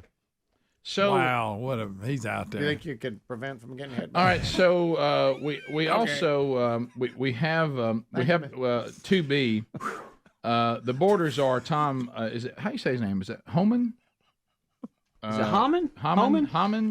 Hominy. Yeah, Tom. But he. It's not hominy, Greg. Yeah, hominy. Hi. He's really upsetting the left because he keeps telling the truth. And he's a bulldog too. They don't he know, is a bulldog. They don't know what to do with the truth. So here he is talking about what he's going to do with all of these cartels that are, just terrorizing the border. Here we go. Run it again. And we know what happens to these children, Sean. And look, the illegal aliens coming across the border, people need to understand, 31% of women that make that journey get raped by criminal cartels. Children get raped. I've talked to little girls as young as 9 that have been raped multiple times. These cartels are animals, and that's why President Trump's going to take them off the face of the earth. They have killed more Americans than every terrorist organization in the world. And President Trump is committed to calling them terrorist organization and using the full might of the United States Special Operations to take them out. I like that. Good with me. Yep. Now we wished he talked a little clearer, and I knew that was coming. That's I was why just waiting on it. I had my hand up. I was just ticking down. I missed about half. Ticking down. Yeah. Well, it's half of it. Gets excited. Yeah. But he is needs a spit glass. But this I like what he's saying when I can understand it. He's a spitfire. I is do what too. he is. Once they translate it and I read it back, I'm like, yes. What I can understand about what he's saying, I like. What if him and RFK Jr. held a press conference? Oh my goodness, what would we do? I still rather listen to Tom. I still rather listen to Tom. Hey, we got an RFK Jr. today, Rick. Oh boy. What kind of chemicals is he mad at now? He got after fluoride. Just his opinion on Trump and how it changed. Do you wish the reporter, somebody put in the text after that bizarre Biden answer, would have said, so is that a no? Is that a yes or a no, sir? We'll be back. More Rick and Bubba next. Rick and Bubba, Rick and Bubba.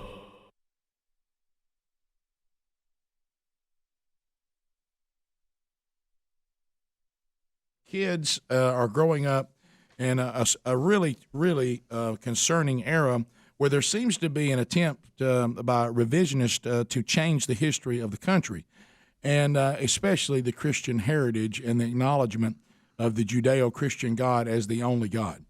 And there's been all sorts of debate. And one of the things we've said on the program, which I really believe is the way to make this case, it's one of the most important elements in making the case about what we call the Establishment Clause. Now, first of all, we've said that this term separation of church and state that is tossed around everywhere you look, and the way it's being defined is laughable. That does not appear anywhere in the Declaration or the Constitution. It's not there. Bill of Rights, not there. So that is a letter by Thomas Jefferson that, if you study the letter, was from him to a Baptist church, assuring them that this wall that the Establishment Clause created was a one-way wall, and that the church would not be influenced by the government. Right. It's clear in the letter. But then comes this element, which we'll read some excerpts today with Thanksgiving coming up on Thursday, because the nation seems to have completely forgotten what Thanksgiving was originally designed for. And so we also make the case, which I think is strong. If you look at the first Congress, you look at the founders, and you look at the way they implemented the Establishment Clause, well, it can't be the way we're implementing it now, because that's not what they did. So if they didn't do that, then it can't be what their intent was. I think that's a great argument. They had church services in the Capitol building, Christian church services. They had them in the Treasury, and they rotated different denominations who would bring the message, but it was always a Christian pastor or whatever you call the leader of your Christian church.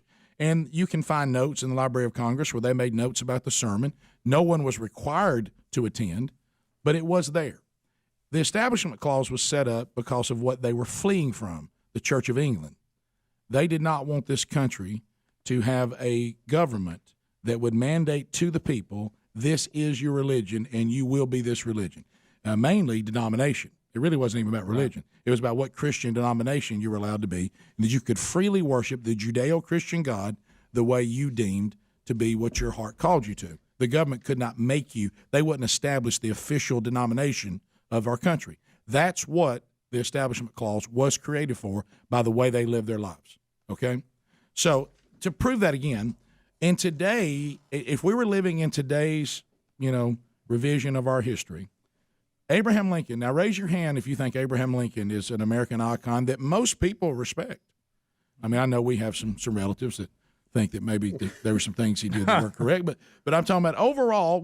You mean the ones that call him a war criminal, Rick? Right. Okay. Okay. Well, look, now we also credit him with what? Abolishing slavery in this country. Right. Right. Of course, he was a Republican. I might want to add that, but right. I mean, how many people do you hear? I'm talking about liberals. Yes. When you ask them who their favorite president is, I mean, boom, Abraham Lincoln.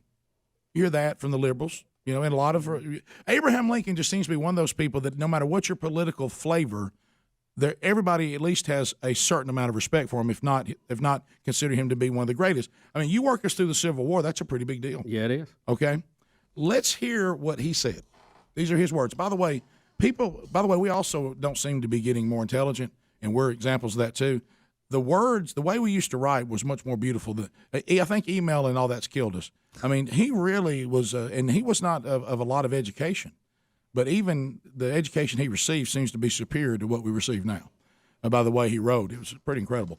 All right, so here's what he says. I'm not going to give you the whole Thanksgiving speech because it's too long, but I want to pull out a couple of things. Listen how he starts the proclamation by the President of the United States. This was in 1863, I believe, yes. 1863.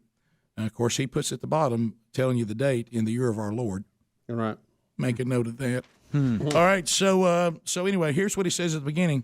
The year is drawing towards its close. This is after the Civil War.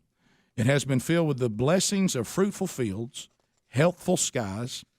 To these bounties which are so constantly enjoyed that we are prone to forget the source from which they come.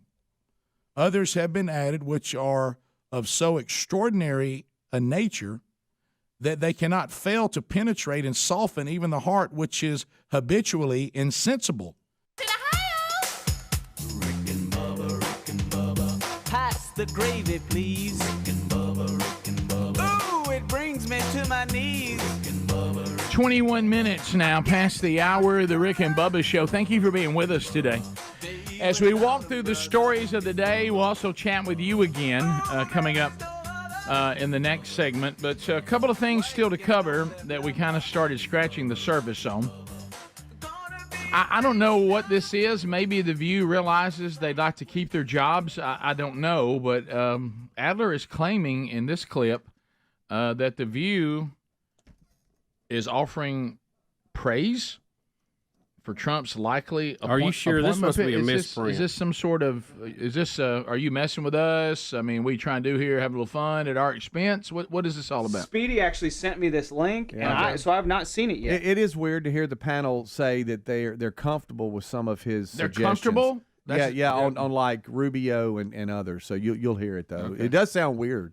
Okay. And it's kind of not all the way in, but you'll see. Okay. Well, now, the border guy, didn't he work in Obama's administration too? The bulldog we just saw? Tom Homan? Yeah, didn't he work in Obama's? Tom, I don't know. Tom Homan. No. Bulldog is a really good, the way he talks, everything. He does. The presentation. Yeah. Yeah, he's. I didn't even remember that Oregon beat Ohio State, so don't ask me. All right, so here we go. Courtesy of The View, talking about Trump's appointments. Here we go. He's been on foreign relations in the Senate for many years. I'm happy because he knows Latin America, which for me is a region that's often forgotten. He speaks Spanish. He knows who these leaders are. He knows what the issues are. I think he's going to come in hot on places like Venezuela, Cuba, and Nicaragua, which I care about enormously. I'm surprised by the appointment because he and I agree on foreign policy, and I think he's considered a foreign policy hawk. In the choice of both Marco Rubio for Secretary of State and also Congressman Mike Waltz as National Security Advisor, you are hearing a sigh of relief from America's allies abroad. These are two people who are qualified They are credentialed, and I would add Mike Waltz is a Green Beret. He served in combat. He's served our nation, so he's also not just opining as somebody who is in academia. These are people who know who America's enemies are, Russia, China, and Iran, and they know who our allies are, and I think they are good choices. You may, but my point is he came out of the gates making some names, and what we're seeing, and this is not my area of special expertise, but in all of what I'm hearing from all of you, but also what I'm watching and reading is that this is a more moderate version than people expected him to do in this second term. Oh, just wait, Sarah, it's coming. What I would say about this cabinet is, unlike 2016, everybody that he's appointed so far has government experience. Yeah. So By the way, those three women, if you could hear it in the background, Whoopi and Joy will never speak to them again. No, they're out. Throw Sonny in there. Yeah, they'll never. Yeah, Sonny. I mean, Sonny may have left. And Yeah, gone. Sonny's not happy with any of them. She said, just wait. I don't like Rubio anymore. I just can't do it. I just can't do it. Can't agree with the view women. I'm out on Rubio. Bubba, you mentioned it, and I can tell this will be a name I'll struggle with next year. Hegseth? Hegseth. Hegseth? Yeah. I think you say it exactly like it looks. Hegseth. Pete Hegseth. To me, he's the Fox Nation guy. Yeah. He's always doing something on that's Fox who it Nation. Okay.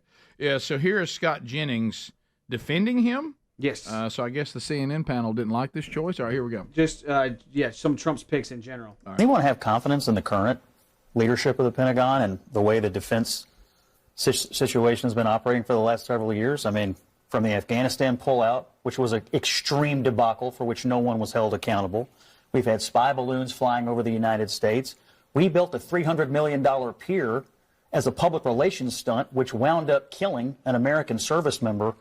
I'd say I've had just about enough of the so-called insiders running the Defense Department. I think we ought to give Pete Hegseth a chance because he's got two insiders. All the criticism of him is that he's not the expected Washington pick, and I'm just saying to you that the American people just voted against the expected Washington pick. So he's got 20 years in service, Afghanistan, Iraq, 2 Bronze Stars, Princeton, Harvard. Yeah, he's on TV, but so are the rest of us. By the way, that list you just gave, I think he ought to be given a chance. that list you just gave is really interesting because you highlighted a bunch of things that the civilian leadership of the country decided on. In the military, their job was just to execute. They execute. How did it go? I'm just saying. How did it go? In terms of the decision making, you're assigning decision making responsibility to the military over things that civilians are responsible for. So you make a good point. The civilian leadership made decisions, and then the people they put in charge of the Pentagon carried it out. And it was all pretty much a disaster.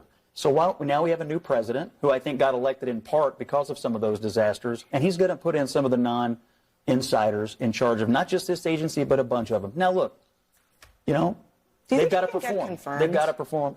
I mean, we got 53 U.S. senators that are Republicans, and Pete Hegseth, he's an American hero. The man won 2 Bronze Stars for his service, and he's been a champion for veterans. He's going to have. Okay. But yeah, you see where he's going. Yeah. All right. So tell me about 2D. Is this him? And we're now gonna. This is Pete. Yes, this is Pete Hegseth. Just talking about just the country in general. He's on the Sean Ryan podcast. He makes some great points here about China is beating us. We in war game situations we lose to China, and how do we fix that? Pentagon is in the book the exact amount of years, but in the past X number of years, 10, 12, 15, the Pentagon has a perfect record in all of its war games against China. We lose every time inside the Pentagon war games. We know what our real capability. You see, we didn't even get to this part of the war on warriors. I mean, the military-industrial complex, the way we procure weapon systems. We're always the way our system works, the way our bureaucratic system works, where the speed of weapons procurement works. We're always a decade behind in fighting the last war, whereas China, we have what did Rumsfeld say? You go to the war to the army you have. We have the army. China's building an army specifically dedicated to defeating the United States of America. That is their strategic outset. Take hypersonic missiles. So if our whole power projection platform is aircraft carriers and the ability to project power that way strategically around the globe, and yeah, we have a nuclear triad and all of that, but a big part of it. And if 15 hypersonic missiles can take out our 10 aircraft carriers in the first 20 minutes of a conflict, what does that look like? Wow. I mean, and if they've already got us by the balls economically, which you pointed out very well with our grid, culturally, there's plenty of elite capture going on around the globe. I mean, and then directly. Microchips and everything. Why do they want Taiwan? They want to corner the market completely on the technological future. We can't even drive our cars without the stuff we need out of China these days. I mean, they have a full spectrum, long-term view of not just regional but global domination, and we have our heads up our. Wow. Our heads up in the clouds, I think is what he said at the end of that. I think it was a more anatomically impossible thing that he gave example. But that's or your Pete. barnyard animal. Yeah, that's Pete Hegseth right there. There he is. Now, we have another clip, Rick, and I remember when this happened live on the air, they were throwing axes, and I think this one got away from him. Yes. Yeah, it's longer than we have time. Can we get to the axe part? Yeah, here it is right here. It's just a quick, honestly, it's very quick. Did you see it? It flew over. Pete Hegseth is throwing an axe on Fox and Friends in New York, and it hits the drummer. Whoa! I mean, that could have killed him. Oh my gosh, that was oh my goodness! Yeah. Who let the marching band line up behind the axe throwing competition? Speedy would have never allowed that. No. You know what though? That's his way. The drummer actually is China. Yes. And he's letting us know. An illustration. An illustration. So he's good at illustrations too. But people seem to like Hegseth. Yeah. I do too. I'm probably saying his name wrong, but so far so good. No, I think you're good. We'll be back. More Rick and Bubba next. Rick and Bubba, Rick and Bubba.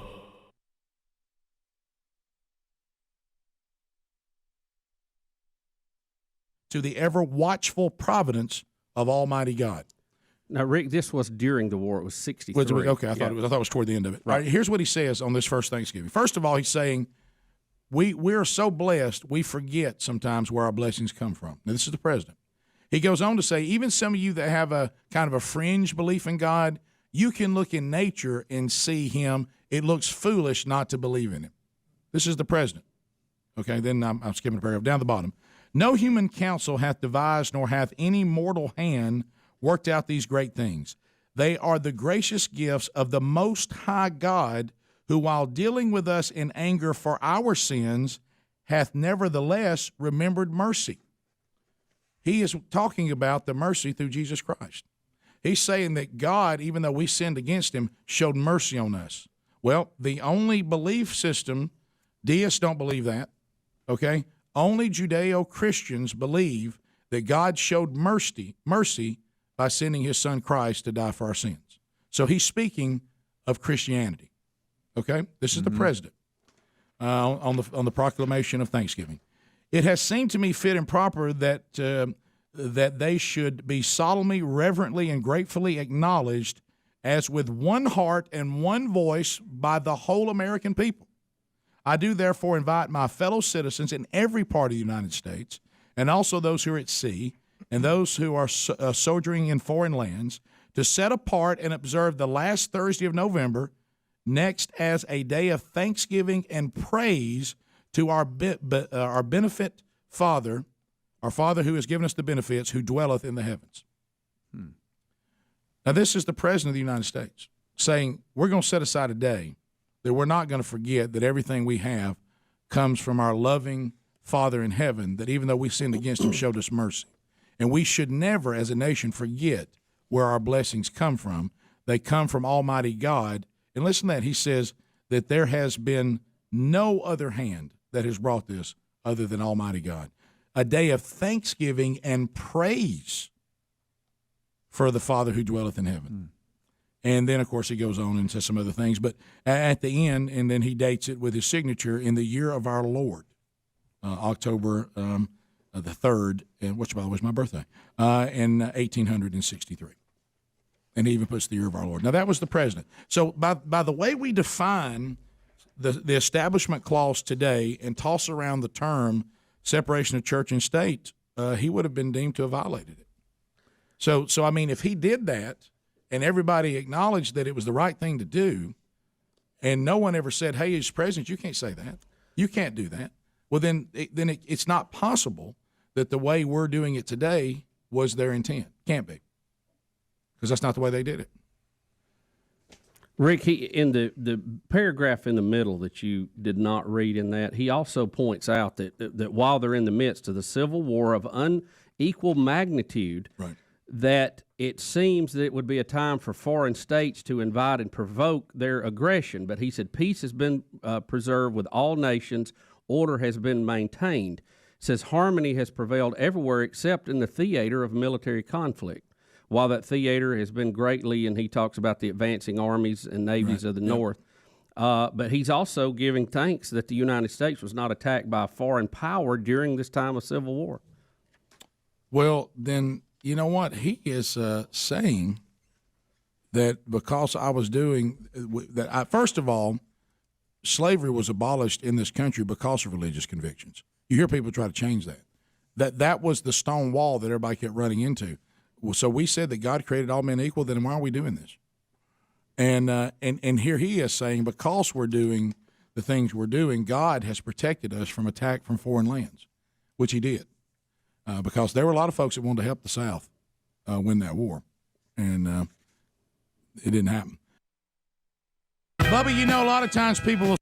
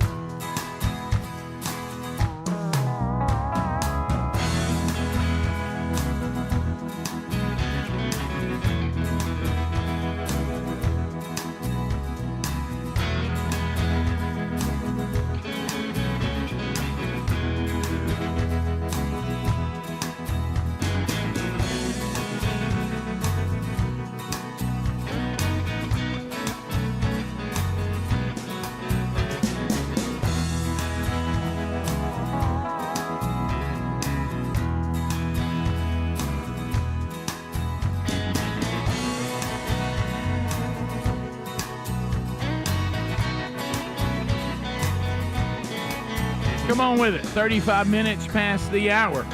Thank you for being with us today. MyPillow.com/bigbox. We're still waiting for Mike Lindell's appointment to the Trump administration. Haven't seen that yet. Let me tell you what. I'll tell you one thing. He's the czar of the most comfortable pillow you've ever slept in. Yep, that's right. He's got Pillow that czar. Pillow czar. Right now, you can get. Normally, you would have seen. The My Pillows retail for $50. Right now, $14.88. Queens are $18.88. Kings are only $19.88. So if you've ever remotely thought about adding to the My Pillow lineup you already have, or getting one for the first time, this is the time to go. Now, colder weather is here for some of you. Especially Mike Paris, who was in Colorado and got snowed in.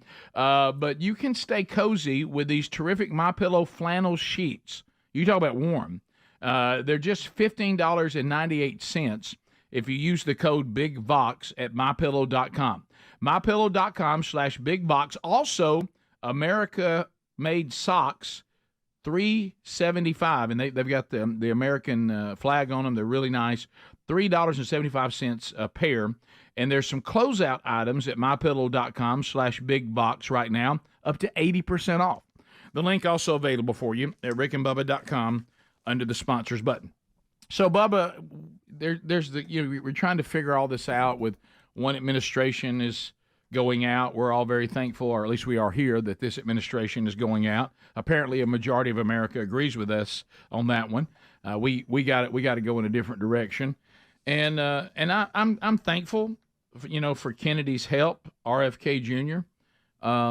We don't agree with him on everything, but thankful for his help. Yep. I think if he's going to be some sort of health czar for America, you got to say he looks more healthy than Jerry Nadler did. That was for the Biden administration. I didn't ever looked at Jerry and thought health. I looked at Jerry. Was he the health czar? Was that? He was something, right? Because I saw Nadler's. He's a congressman. Yeah. Rick, I know what you're talking about. Yeah. This is Rachel Levine. Oh, Yeah. I'm sorry. Yeah, I'm sorry. I thought that was Jerry Nadler. All right, so Is that our Surgeon General? Now, here's the Department of Health person right now. In 2020, this is who we got, and now you look who we're going to have in 2024. So yeah, I'm sorry. I thought that was Jerry Nadler. But similar body y'all style. y'all make a great point. I don't see either one of them as going, you know what? Whatever health style they're on, I'm going to adopt it. Yeah. So anyway, but there is the problem, the very obvious problem of RFK Jr.'s voice, and he's talking about how his opinion of Trump has completely changed. But I don't know, guys. I mean, the Kennedys, they don't want for money. He's going to be in a very influential position with the Trump administration. We'll see. Can we fix his voice? Is there any options? Yeah, I don't know, Rick. To fixing it. I'm sure he's had everything done he can do. Right. Is there nothing we can do? Nothing. Has our medicine stopped short of fixing RFK Well, Jr.'s voice? you just hope whatever he has to do, it doesn't require a lot of talking. Bless him. All right, so this is 30 seconds, I think. So, and I Seemed think like a minute we and a almost half. need to do an RFK Jr. tro for the rest of his life. Yeah. 30 seconds only. That's good. But here we go. So that's the way he thinks about things. He doesn't care what you believe. He doesn't care what your ideology is. He's going to make the decision himself. And I've been so impressed with that. It's completely changed my opinion of who he is and really convinced me that this guy that I had such contempt for, such disdain for, is actually, a really extraordinary leader, that he could be one of the great presidents in history. Wow. Okay, thank you for that. It's like I got him sitting on my knee and I'm bouncing. I know. That was at 1.25 speed. I was trying to help everybody with that. I started to should have say, told you speeded that one up. I did. I should have told y'all that. I forgot I'd send you to didn't help. 1.25 speed. It's faster. Well, I got to go faster than that? Yes. Can go to 2. 2x? Go. Should I try it? Yeah, let me try it at 2. Just for future clips, we need to know what speed y'all like. Because we're going to hear a lot from him. That's like he's talking to a box fan. Way he thinks about things. He doesn't care what you believe. He doesn't care what your ideology is. He's going to make the decision himself. And I've been so impressed with that. It's completely changed my opinion of who he is and really convinced me that this guy that I had such contempt for, such disdain for, is actually, a really extraordinary leader, that he could be one of the great presidents in history. Wow. Rick, that makes it 30-15. Look, can we just hear it at regular speed one time? I feel like we're riding with him on a bush hog. Yeah, let's just hear it at regular speed one time. That's the way he thinks about things. He doesn't care what you believe. He that's doesn't slower. care I'm what sorry, your that's ideology is. He's going to make the decision himself. And I've been so impressed with that. It's completely changed my opinion of who he is and really convinced me that this guy that I had such contempt for, such disdain for, is... Okay, we got to stop doing that. Yeah, it sounds like... I need to clear my throat. It sounds like he's almost on the edge of crying at that time. He's not crying. Well, he has a I know. condition, We and know need to pray it's a for him. condition. And they said there is no cure. We need to pray for him. I wonder when it shows Instead, he up. gets better. I mean, It's just difficult. I mean, I understand it's a situation and you can't help it. I also can't help it that it's difficult to listen to. It's hard. Yeah. what is the advancemance in that? I think No. he makes a good point though. He kind of is just saying, I'm sick of hating Trump. I got sick of hating Trump. I saw him for who he actually is, and you know what? I think he's a great guy. I used to have a ton of contempt and disdain for him, but now I like who he Have is. you heard him break it down, flying with Trump everywhere and with the food that's on the plane? It's horrible food. He mentions He that. said there's not one thing on there. It's either Big Macs or pizza or something. Oh yeah. But I think that I think the health regimen of RFK Jr. and Trump thinking all that hogwash, are they not going to collide on that? they might clash Rick, a I little was bit. thinking about that. But I think we saw the general audience of these CNBC, MSNBCs, their CNNs, as their ratings after the elections have totally just tanked.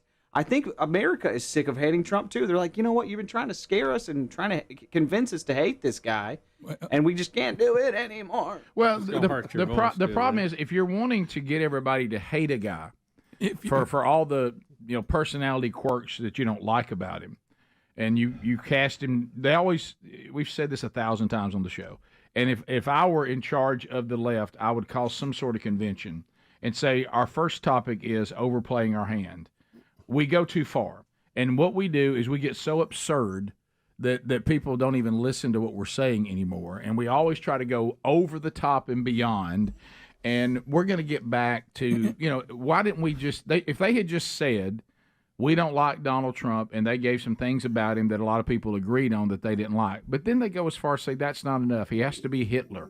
Well, then everybody says, well, he's not Hitler. What a jump. Well, then he's a Nazi. I may not like him, but he's not Hitler. Then he's a Nazi. Right. He's a Hitler. He's a threat to democracy. He's, we got to prosecute him. 34 felonies for a crime no one's complained about. Right. If they really felt that way, Biden wouldn't be meeting with him today.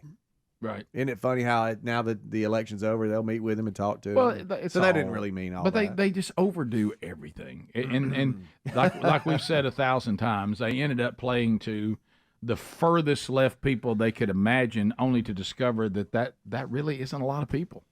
It's not the majority of the country. No. The people that you really did the version of what Trump did, and we were worried about, and when we would say, oh, he's not winning over the people that you need to win if he did something wrong. The Democrats did their own version of that. The people they needed, they just overplayed their hand to the point they lost them. Yeah, and the other thing is, it's so much easier to get people to go along with you if you're winning. Yep. If you're not winning, your ideas suddenly don't seem near as they're not as receptive to your ideas if you're producing things in their life, as we all said, and so did others before the election. I'm afraid the left has problems because on trying to fool people and doing propaganda, because the problems in front of America were so easy to see, and it affected everybody, and that's what got them burned. Yeah. And you could remember, because it wasn't that long ago, that the other guy, with all of his bombastic ways, when it came to the way your life was being lived and the way you felt secure and our standing in the world, it was just better. Yeah. And when as far as just a leader, I'm not talking about a human being. I'm talking about just being a leader. And as far as the economy, we know the common thread in everything in higher prices is fuel and gas. And you've already seen those prices start to inch down because they know that there's going to be more supply on the market before long. Yep. So you get that down, you can get inflation under control. You get, the extravagant government spending and just dumping of printed money into the economy. That'll help too. Where are you on RFK Jr.'s role in the administration? Everything he does has subtitles, and you can't hear it. And they just write it across the screen for us. Or he's got like a translator. He whispers into his translator's ear, and then his translator's like, "Yo, check this out." It's like I don't know, this. Yeah, like Lecrae or something. Right then, the translator was said, "You know what? I always thought he was a jerk, but after I've got to know him, he's actually an outstanding leader, and I think he's great for our country." That'd be good. And everybody goes, and they said that's what he was about to say. That's good. Thank you. We'll take your phone calls next. Rick and Bubba.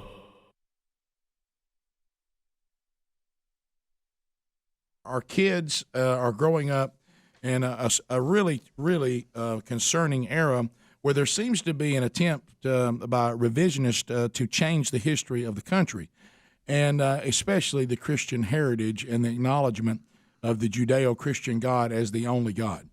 And there's been all sorts of debate. And one of the things we've said on the program, which I really believe is the way to make this case, it's one of the most important elements in making the case about what we call the Establishment Clause. Now, first of all, we've said that this term separation of church and state that is tossed around everywhere you look, and the way it's being defined is laughable. That does not appear anywhere in the Declaration or the Constitution. It's not there. Bill of Rights, not there.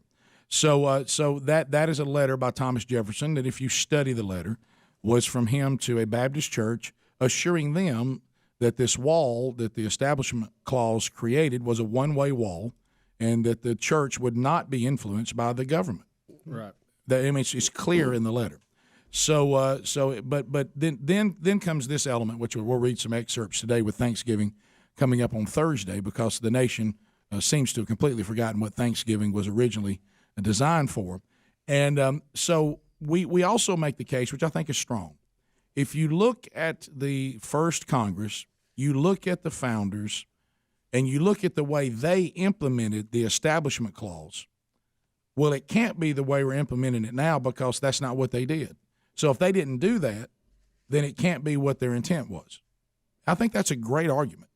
They had church services in the Capitol building, Christian church services. They had them in the Treasury, and they rotated different denominations who would bring the message, but it was always a Christian pastor or whatever you call the leader of your Christian church. And you can find notes in the Library of Congress where they made notes about the sermon. No one was required to attend, but it was there. The Establishment Clause was set up because of what they were fleeing from, the Church of England.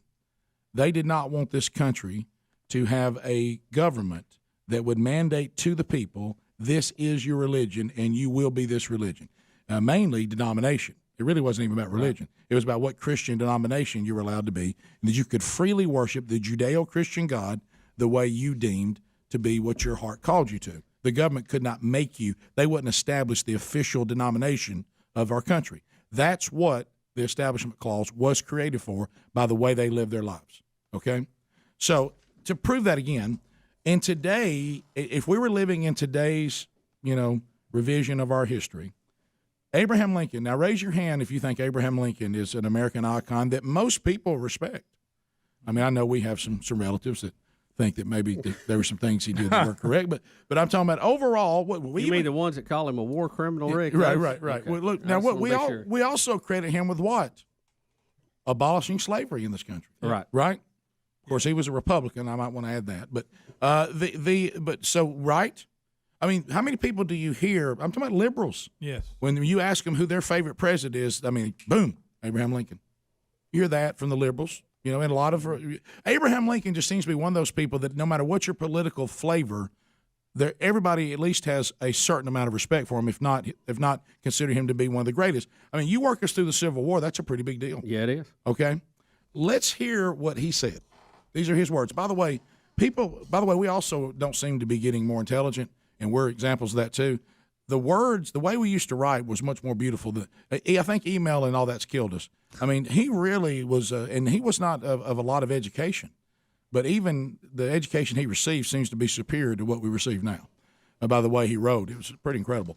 All right, so here's what he says. I'm not going to give you the whole Thanksgiving speech because it's too long, but I want to pull out a couple of things. Listen how he starts the proclamation by the President of the United States. This was in 1863, I believe, yes. 1863. And, of course, he puts at the bottom, telling you the date, in the year of our Lord. All right. Make a note of that. All right, so anyway, here's what he says at the beginning. The year is drawing towards its close. This is after the Civil War. It has been filled with the blessings of fruitful fields, healthful skies. To these bounties which are so constantly enjoyed that we are prone to forget the source from which they come. Others have been added which are of so extraordinary a nature that they cannot fail to penetrate and soften even the heart which is habitually insensible.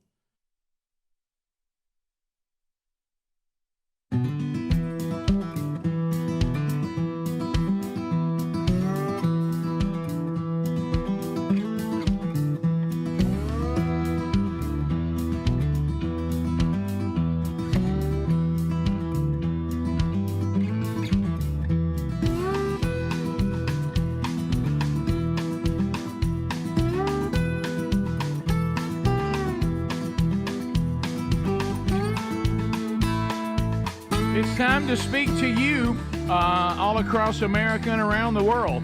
866-WE-BE-BIG's the number, as you just heard. We'd love to hear from you. Calvin Speedy Wilburn, head producer, taking the phone calls right now. He'll get you lined up and get you ready to go. So dial those up. Wednesday Bible study back today. Noon Central, 1 o'clock Eastern, the book of Daniel. We're going the lines then today, Bubba. Daniel chapter 6. Fascinating story. Can you imagine at this point, Daniel's like, older man, he's like, how many more times do I got to show y'all on this? All right, throw me in there. Here we go. Yeah. See what happens. So we got that coming up today at noon here in our central time zone. To the phones we go, 866-WE-BE-BIG if you want to join us. Also, make a note, a couple of things also going on this week. Huntsville, Alabama, tomorrow night with Tim Ashley, a man church at Hopetown Church. The big chili supper coming up Friday night in Birmingham at my home church, Valleydale. Danny Lanier will be speaking there. And looking ahead to next week, something really exciting going up to beautiful Henderson, Tennessee. Have you ever heard of Fanger, Tennessee? No, I have not. F-I-N-G-E-R. You say it Fanger, not Finger. I know. And well, that's been a great story up there with that church, Friendship Church, but they're actually going to Williams Auditorium on Main Street. I love these towns in our country that still have a Main Street and all that, and it's a great auditorium downtown. So Blake Prime and I will be coming there. They're going to do a full-blown men's conference there in Henderson, Tennessee on the 21st, on that Thursday night next week. If you want to join us, find those details as well at themanchurch.com, and looking forward to being there in that beautiful part of the world. All right, so let's start. Oh, Jeremy's going to bring this up. Jeremy. Brookhaven, Mississippi. Jeremy, go ahead.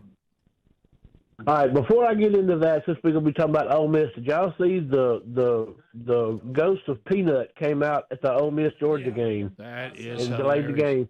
Yeah, I did see that. that. But also, Chad Kelly had a horrible leg injury, and it's one of the most horrible things I've ever seen in my life. He was trying to hold his leg back together going to the sideline.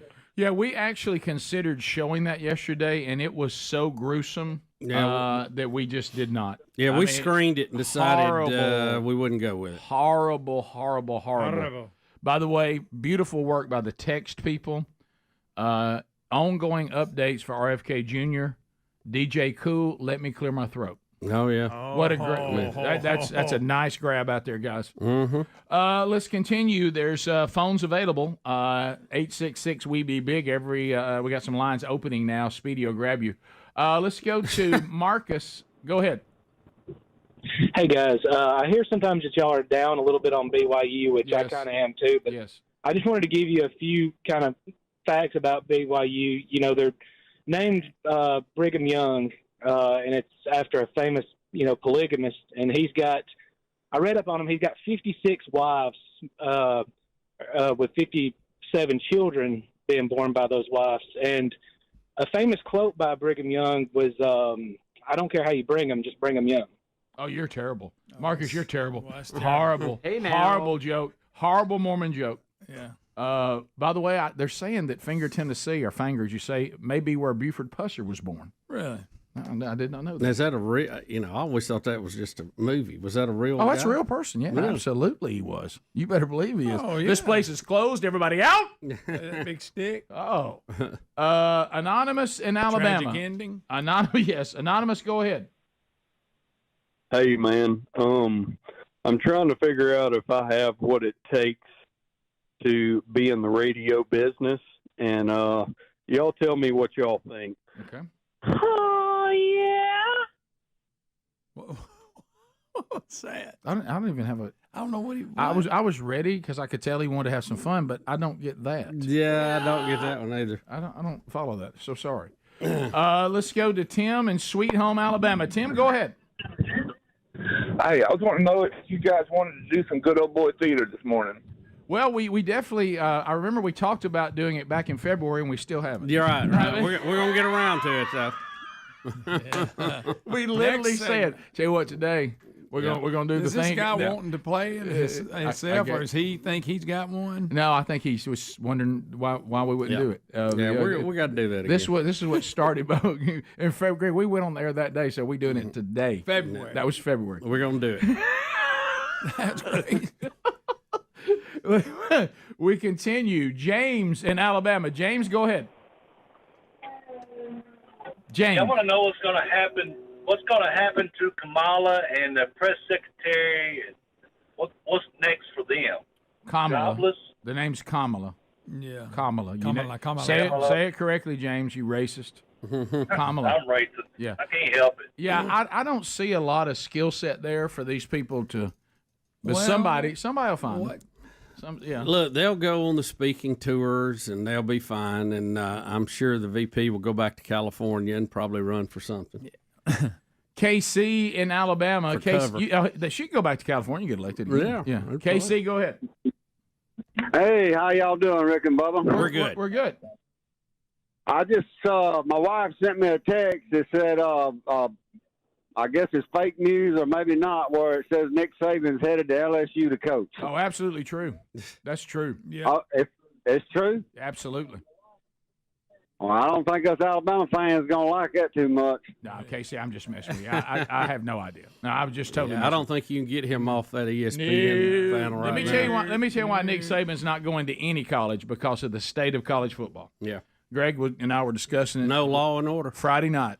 Remember, and somebody who saw it happen, he had a player that said he was going somewhere else unless Alabama paid him more.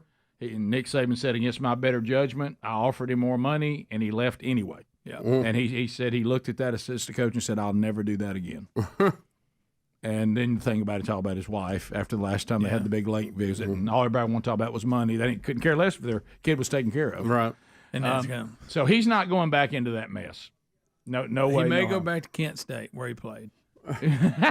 Mama calling. Let's go to Andy. I didn't know this, Andy. Andy in Illinois.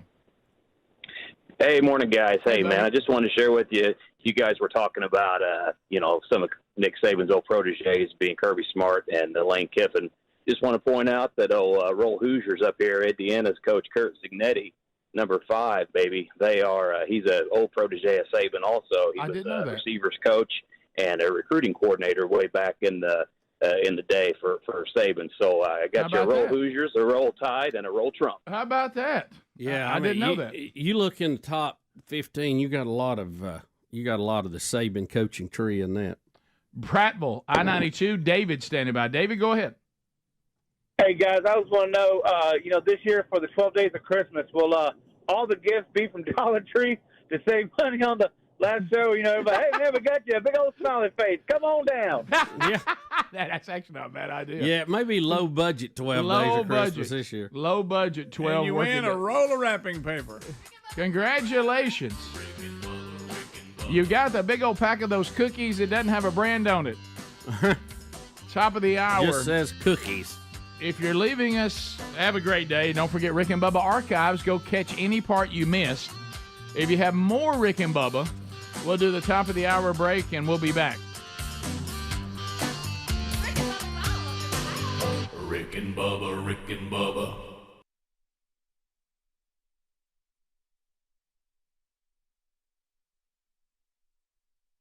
I know that sometimes that we do want to teach people to be thankful for what they have. Mm-hmm. We also want people to learn a lesson if they're ever incarcerated that maybe either we need to change the direction we're on. I mean, whenever you've behaved in a way that we as a society have to put you in a cage, then you've got to really examine the things that have gone on in your life.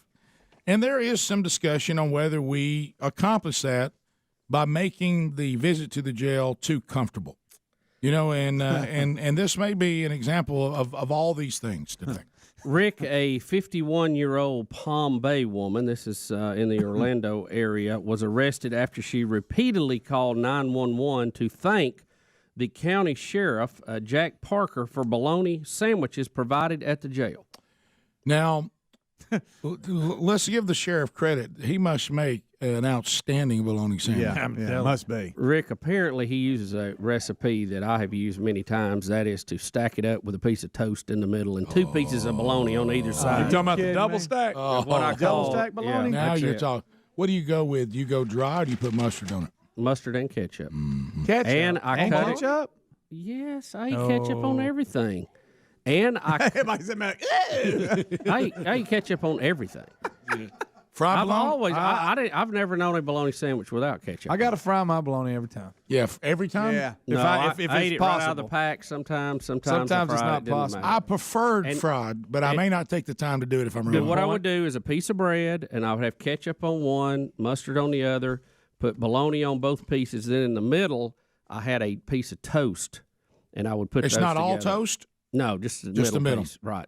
So you get a variety. You get regular okay. and toasted. Interesting. And then I had to cut it because that's the way Aunt Bessie used to do it from corner to corner. Oh, sure. So you had like two Absolutely. pieces, 2 triangles. Absolutely. It was easier to handle. When you that. fry it, do you make it into the German cross? Oh, yes, absolutely, every time. Well, it kind of makes itself into it, doesn't it? It Well, tears if you don't cut it. You got Yeah, well, I've seen some Are you people. talking about the Iron Cross? Yeah, Yes, I'll go ahead to the Iron cross. I've You want heard the Iron Cross for I've me? heard. I've seen some people don't not cut it enough, and you got to come on down. Yeah, with it. you Well- better burn it too a little bit for me. Yeah, get it I want a little just burnt. black around the edges. Yeah. But a lot of the make it times I was hungry. I didn't have time to wait on all that. So I would toast a piece of bread, but I just eat the bologna out of the pack. All right, let me tell you something. Pull the red ring off and let her be. Just for me, personal taste. You back that ketchup off, you got yourself a sandwich. For me. I like the format. I like a little mayonnaise on there. I would. Really? I'd even put potato chips on there sometime for fun. Oh, you know. yeah. just Yeah. something, you Oh, know. yeah. Throw a bugle in there. Kind of like stacking them in it. Yeah. Oh yeah. And then when you push it down, they all crunch. Ooh, You I'm know. hungry now, especially after getting out of the pool and when you're really, really hungry. Oh, yeah. After you've been Something about swimming. water makes you hungry. Nobody Yeah. knows. Nobody's ever Thing figured about the most sandwiches will stick to your roof of your mouth, though. I don't know what that Love is. it. You ever notice All that? right, let's hear the 911 call. She's this is our tax dollars at I work. thought she was complaining. She was thankful. Oh, she's thankful. She wants to talk about how good it is. Well, good understand. experience there. I evidently. Here we understand. go. Here's the 911 call. Ooh. Kristen. 111. The last time I was arrested, the sheriff gave me his bologna sandwich. Ma'am, I was do you have an in paper emergency? bag. Ma'am, do you have I an remember emergency? that. Yo. Tell him Ma'am. I remember that. What is your name? Do you have a emergency right now? No, I'm not on fire yet. Pardon me? No, I'm not on fire yet, but I remember him. I remember what he gave me to eat. All right. Do not call 911 unless it's an emergency. I'm disconnecting this Okay, line. you tell him. All right. I called 211, but they're stupid. Why don't you listen Ma'am, to why are 211 stupid? you still calling 911? Because they're stupid. Okay, don't call 911 unless it's an emergency, all right? We've All right, had this is numerous it. 211 calls stupid. from you today.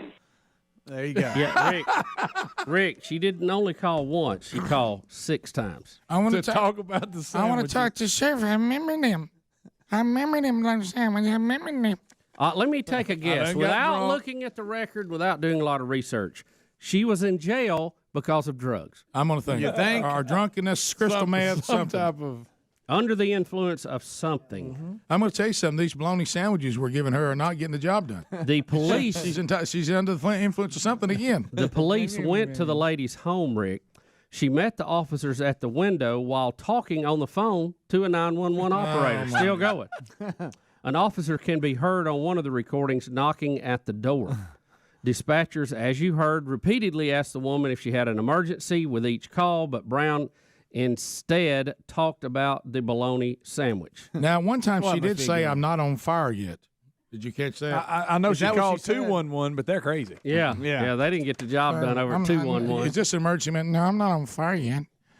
You tell the sheriff I remember him. I remember him. Why don't we look? We've I got, remember them blokes. I remember them. you know, we've got Last time I was arrested. we've got 411 for information. You know, 9. There's all kind of 11s now. So why don't we make? What and is see if we 211? can standardize 211 for thank the jailer for the food. There you Yes. go. Yeah. Any. Yeah, if Hello, you've been two- incarcerated, you want to thank the jailer for the food. Remember 211. Hello, 211. Yeah, I like to talk about bologna sandwich. What county was that? What sheriff? Yeah, he does do a good bologna sandwich. You're right. You should try his chicken finger. May I suggest if you're arrested next time, ask to go to so-and-so. They have a peanut butter banana. They'll knock your socks off. There you go. Highly rated. Highly rated. By the way, peanut butter banana #1. It's a good sandwich. Go ahead and toast that bread, too, if you want to go to the next level. You know, I never have been big on banana sandwiches. I don't know why. I just never have. Peanut butter banana? I'm not nuts about bananas, but I'll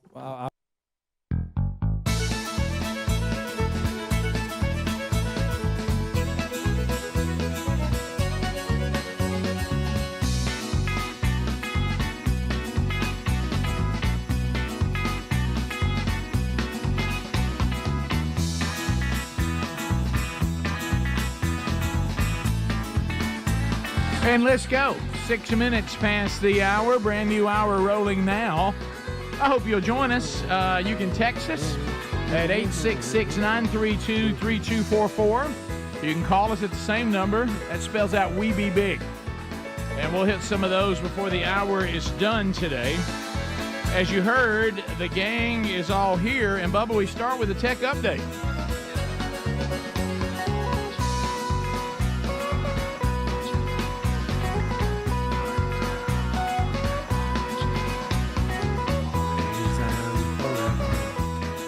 Yes, we know.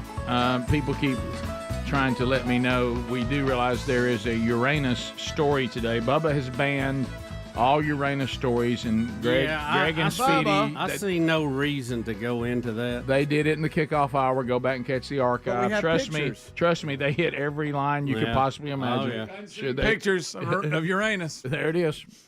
Yeah. Shows everything. I thought they were going to lose their mind when it actually said now that they've been able to light up Uranus, they can see better. Yeah. And so anyway, let's move off that. And because Bubba, I know you've had you need rare to, photos. If of you Uranus. can get them to either change the name, I mean, completely. No, Yeah, I'm out on Yeah, it. you're right. I'm out. So we have and I'm not familiar with this guy. He's a tech reviewer on YouTube. What's his name? His real name is Uranus? Marcus Brownlee. No, it's That's not. not his name. Yeah, Speedy. right. But he goes by MKBHD.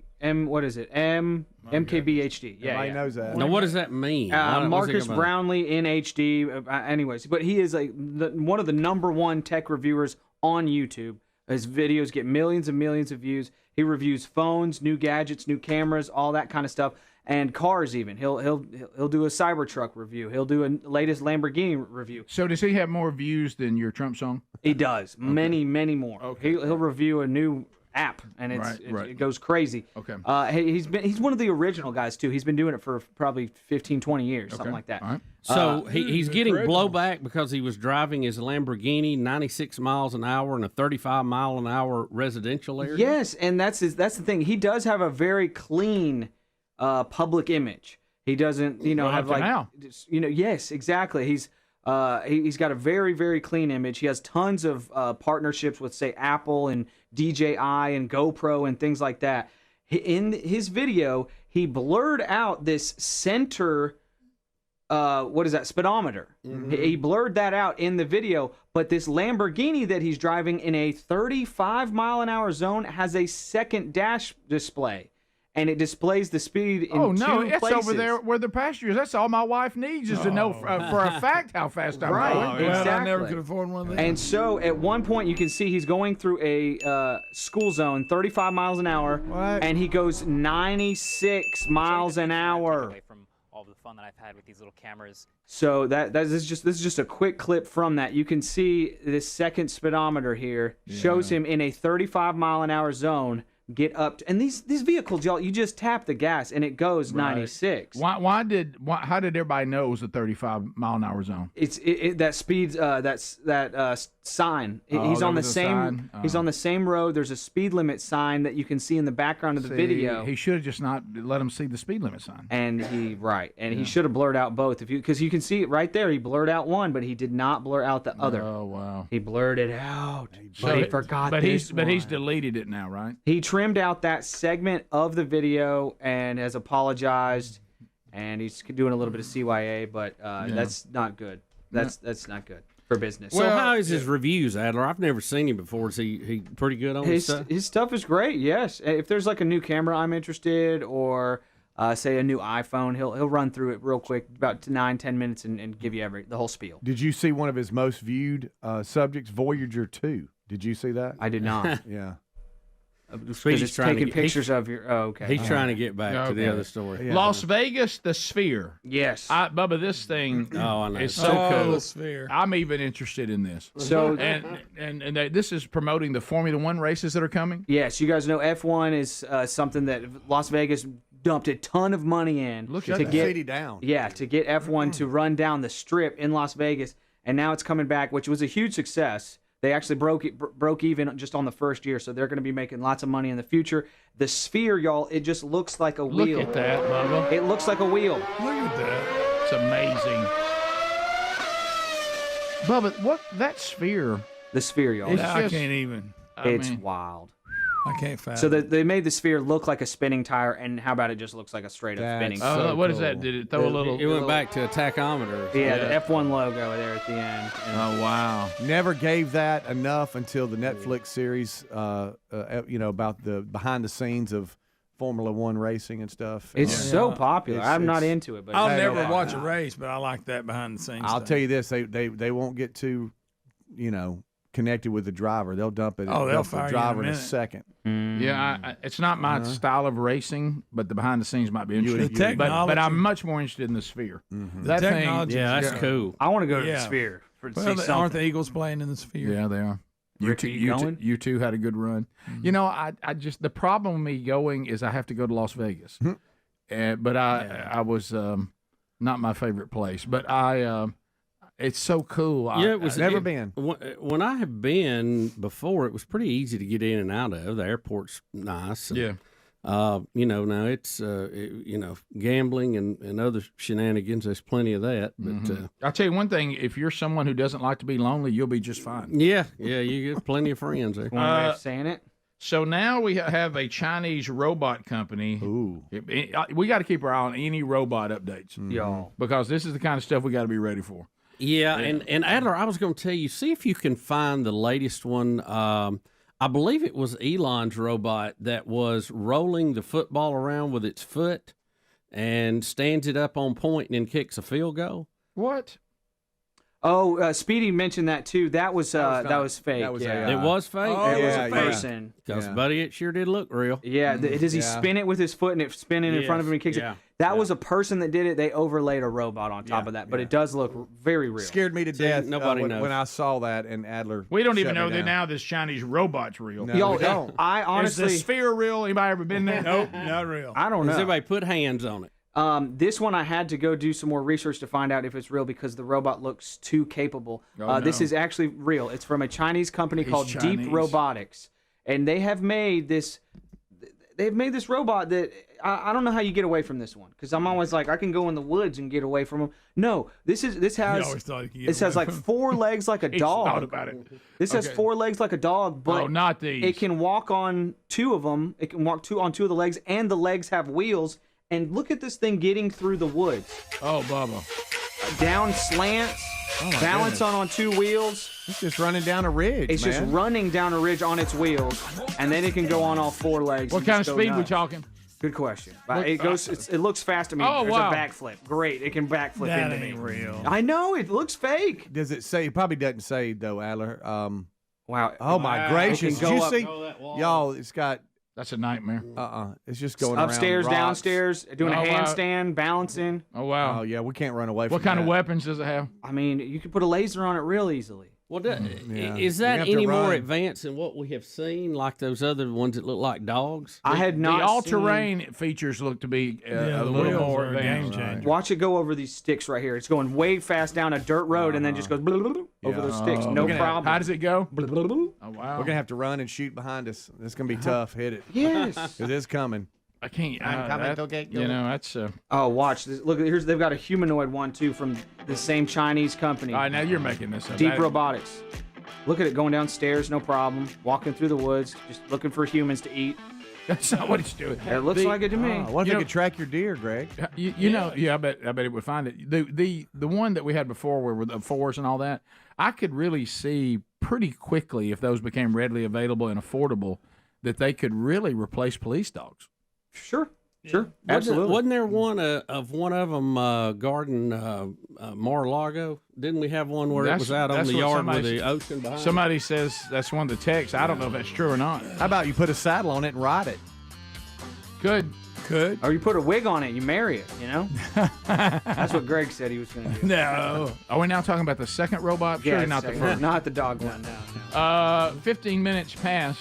Y'all, we're going to have moats. We're going to have steel nets around our houses. We're going to have Gatling guns and Uranus. Rick and Bubba. Here's.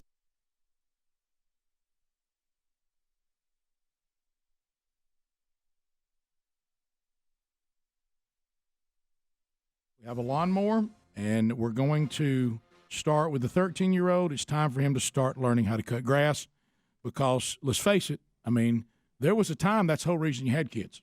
Yeah. Was to work the farm. Do the job. Right. And now our children have grown up a little different than us. Okay. So, you know, I had to hearken back to when I worked for the city, when I was, what'd you call it, a technician? I was a weed removing technician. Yeah. I was the guy that, had cut the grass everywhere. I remember, in the early days, I remember saying, whenever I make enough money to hire a landscaping company, I'm going to do it. And that is the easiest check I write every month. I love landscaping companies. I hate yard work. Okay? Rick, with my allergies, I'm the same way. And I told Betty, I said, the first time I have a quarter that's right that is not spoken for, we're going to get this grass cut. Because even when they cut it, it bothers me. Now, growing up, it was just, I mean, I'd go for 3 days. I couldn't see, couldn't breathe. You know, it was awful. But it dawned on me, why am I assuming that my children would be able to have a landscaping company? They need to learn how to do it. That's right. So I said the farm's a perfect place. There's minor errors we could make there. We can't chance Mama's world of plants and flowers that she's created. My wife loves the garden, loves flowers, loves trees, loves plants, loves it. So you don't want to mess any of that up. Now, Greg said we could come out and train at his house, my kids, your kids, anybody else's kids in the Pleasant Valley area that'd like to learn. As a matter of fact, Greg talked to me yesterday. He's already hired Brooks. I may come up with a grass cutting training school. Let me say this. And they meet once a week. Once a week. Based on what I went through with him, you don't want to hire him just yet. Oh, he's not ready. So I got a lot of room, though. We get down there, and he is kind of excited about it because it's a riding lawnmower. Now, he wouldn't be excited about a push. No. Which that'll Well, that ain't really cutting grass. You ain't pushing. So he's like up a hill. He's like, yeah, that's good. So in my mind, I start thinking, well, surely every boy is born understanding how you cut grass. How hard is that? So I go, look, I'm gonna give you an outline. I'm gonna come around one time. You got 48-inch cut here. Dad went with the 48-inch cut. I said, but don't use all 48. It'll mess up. You probably want to put it right down the middle of the tires. Throw the grass to the outside so it doesn't clog up. Throw it to the outside. And look, we're gonna do a circle. Circle. I said, you got line format. You got circle format. Just follow the circle, son, and stay where the grass is cut. Go where it's not cut, and just keep making laps. Have you got that? Yes, sir. Yes, sir. So you understand what I'm talking about. Here's how you run it. Here's how you turn it on. Here's how you drop the blade. And, of course, they've gone, which they should, overly safe now. Yeah. We're so out of control. You now can't get off a ride lawnmower. It goes down. Yeah, you sit up. It goes down, all that, which is a handle getting stuff. I know it. If you can turn you got to turn the blade off, and then you can get up. Especially when I shot about 3 lacrosse balls across the field. Yeah. But I'm like, whose is this? 4! Right. So anyway, so I turn to go get the weed eater, which is going to be our next lesson. Oh boy, because I got to get that gasoline. So I go into the little barn to get that, and I hear, and I notice he's not coming around, and I'm like, he's getting distant. Maybe I'm like, here he comes. Oh. I'm like, he should be coming around. And I'm like, where's he? What is he doing? I go out. He's riding it like it's a go-kart or like it's a four-wheeler. And cutting? He's got the blades. I'm looking. It looked like where's crop circle. It looked like one of those puzzles on the back of a magazine. Can you get somebody out of the maze? And there's just line. I said, what are you doing? And then of course, huh? What are you doing? Huh? Turn it off. Shut it down. Huh? Turn it off. Like that, and and I said, "What are you doing?" You have to scream at this point. Yeah. What are you doing? Yeah, and I'm like, "What, son? I'm cutting grass." I said, "You're cutting random grass. You're just no pattern at all." He says, "Well, when I see grass needs to be cut, I'm cutting it." I said, "Son."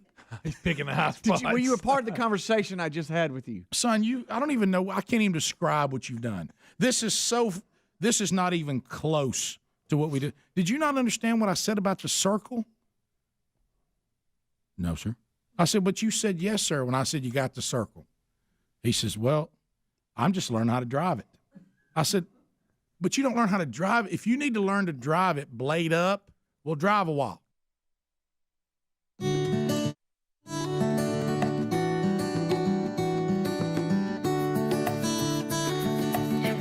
We're back 21 minutes past the hour. Thank you for being with us today as we roll on. So have you ever flown on Spirit Airlines? I have not, Rick, that I'm aware of. Greg, Speedy, Adler, anybody ever been on Spirit? Nope. My son, he loves Spirit. I know. Taylor's got bad news for Taylor today, Greg. I think he was like a frequent flyer or something. Taylor Burgess will mourn Spirit Airlines prepares for bankruptcy.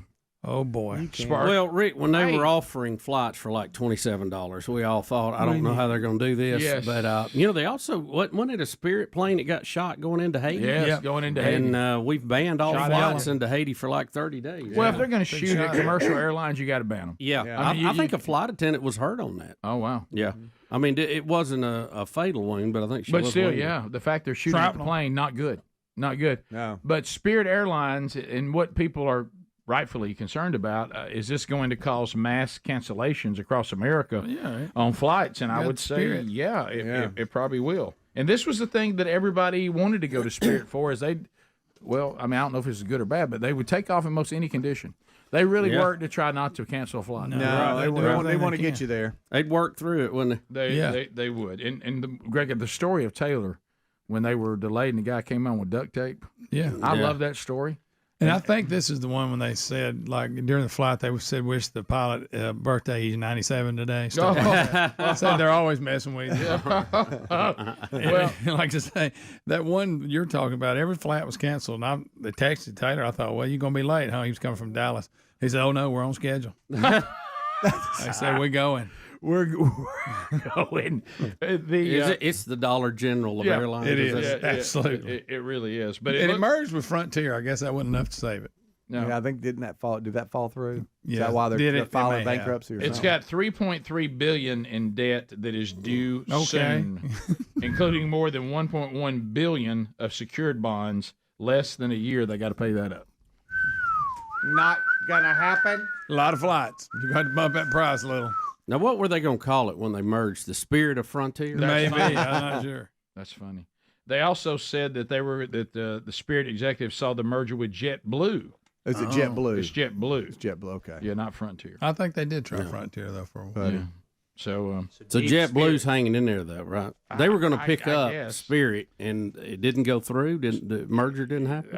I guess. Is JetBlue the one that had the cartoon jet on it? Yes. That made you nervous. Well, some of them I saw were like a dark blue with white letters on it, but they may have had some. So the cartoons. yellow Spirit plane didn't bother you?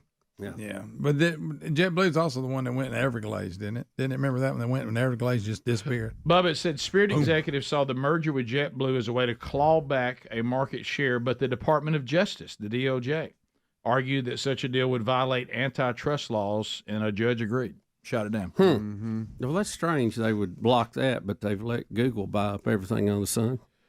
Yeah, well, that is true. Facebook. Yeah. So anyway, it looks like if Spirit Airlines was your choice, that choice is going to be taken away. It looks like your air miles are no good. So is JetBlue? All right. For instance, like we know you brought up we saw some textures too, bringing up the Dollar General analogy. Right. So is Spirit your standard Dollar General, and JetBlue's the nice Dollar General? The newer ones. I would think. Market. I would think JetBlue is a little higher on the rung, Rick, so to speak. Yeah. Now I may be wrong, but in my mind it is. Well, I understand about trying to save money. I really do. One of them's DG, one of them's Dollar General, But there's just something about when I'm stepping onto an airplane, that's just not a place to cut. Yeah, I'm kind of that way too. I know this sounds crazy. I've never flown them, but you would think I would. I would have pictured. Match made in heaven. If I were them, you'd become their spokesperson, and we'd put your head and your face on the plane. I'll tell you, I'm all about nonstop. If somebody offers nonstop, I am in. I am in. It's like so hard to find. JC, I think they opened their season somewhere south of Jacksonville, Florida. Well, trying to find somewhere to Jacksonville, it's tough. It's not as easy as Orlando or other places. Well, by the time you go and you lay over somewhere, you're like, heck, we're an hour longer if we just drove. No, you're right. You know, because what am I going to do? Go to Charlotte or Atlanta and wait 4 hours? Yeah. I mean, I could, so we're trying to sit make in your own car, listen to your Yes. own music, not have people breathing on you, telling you what to do, and you're in total lack of control of your life. You feel like a prisoner that you paid for this position. Wow. I ran out of air. Settle down. Those of you that do it fly every day and stuff. I don't know how you do it. I don't know for your business. I just don't know. I know think you you have built to in. almost hypnotize yourself and get in some kind of zone that you're not with the rest of us. Right. I'm not going to use this person's name, okay? But speaking of that, someone who does fly a lot, I won't use their name. But this was a text that you ever have your friends that'll just kind of give you their scene where they are, like we do location checks. Yeah. And then I get this from my friend. Always a special blend of respect and abject sadness at the guy who's pounding margaritas at 7 a.m. at the airport lounge. Yeah. He goes, part of me tips my hat at the sheer audacity of it, but the rest of me is deeply concerned. Concerning. Yes. Babylon B has weighed in on Kamala's Lost. They have some funny videos that are circulating. They have a guy who plays Satan. In Babylon B, Satan devastated after Kamala loses election. So here we go. And he walks up. It's like a press conference, like a coach that lost a game. He walks up with his drink, and it is Bud Light. So he's gonna reference that right out of the gate here. Oh, that's good. That's nectar of the demons. Well, no beating around the bush, okay? We lost the 2024 election, but it's been one heaven of a week, okay? One heaven of a week. They have him going on and unpacking how they lost and all that. Pretty funny. The commitment to makeup there is something else. Let me tell you something. I don't know what that was the real devil. Yeah, I don't know what it's called, but this Instagram account, and it comes up every now and then. I don't follow them. I just get it on the feed sometimes. When they do press conferences of dads, so talk to me about the birthday party. I mean, look good. I mean, I thought we were ready. I really did. And they do all the things that go south, and they break it down. Got away. They broke it down like water slide. That's always risky. And they start going. We had first kid go down. I knew we were in trouble. At that point, we needed to adjust. We just make adjustments we needed to. And those are very, very funny. Yeah. Here's another quick clip from it talking about players that they had. Okay. Know that we on our side have a lot of talent. Okay, we've got MSNBC, Joy Behar, Rachel Maddow, CNN, crying Jimmy Kimmel, and all those demon-possessed kids on the they/thems that they're screaming on TikTok right now. It's like...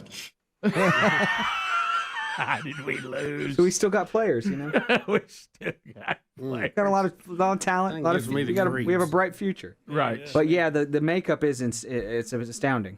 On the devil creature there. Really committed to it. Yeah. Some of the videos, the reels of family members that they won't talk to their family, but they'll send their family video of why they're not coming for the holidays. Yeah, whatever. Because they found out they voted for Trump. Can I tell you something? Can't do it. If you're the woke person that ruins Thanksgiving, do you think anybody cares that you're not coming? All you did, that was like sending good news. Yeah. Oh, yeah. Everybody's celebrating. Everybody was dreading you coming anyway. Right. Yeah. They only see you when they have to anyway. We'll be back. Bottom of the hour. Rick and Bubba, Rick and Bubba.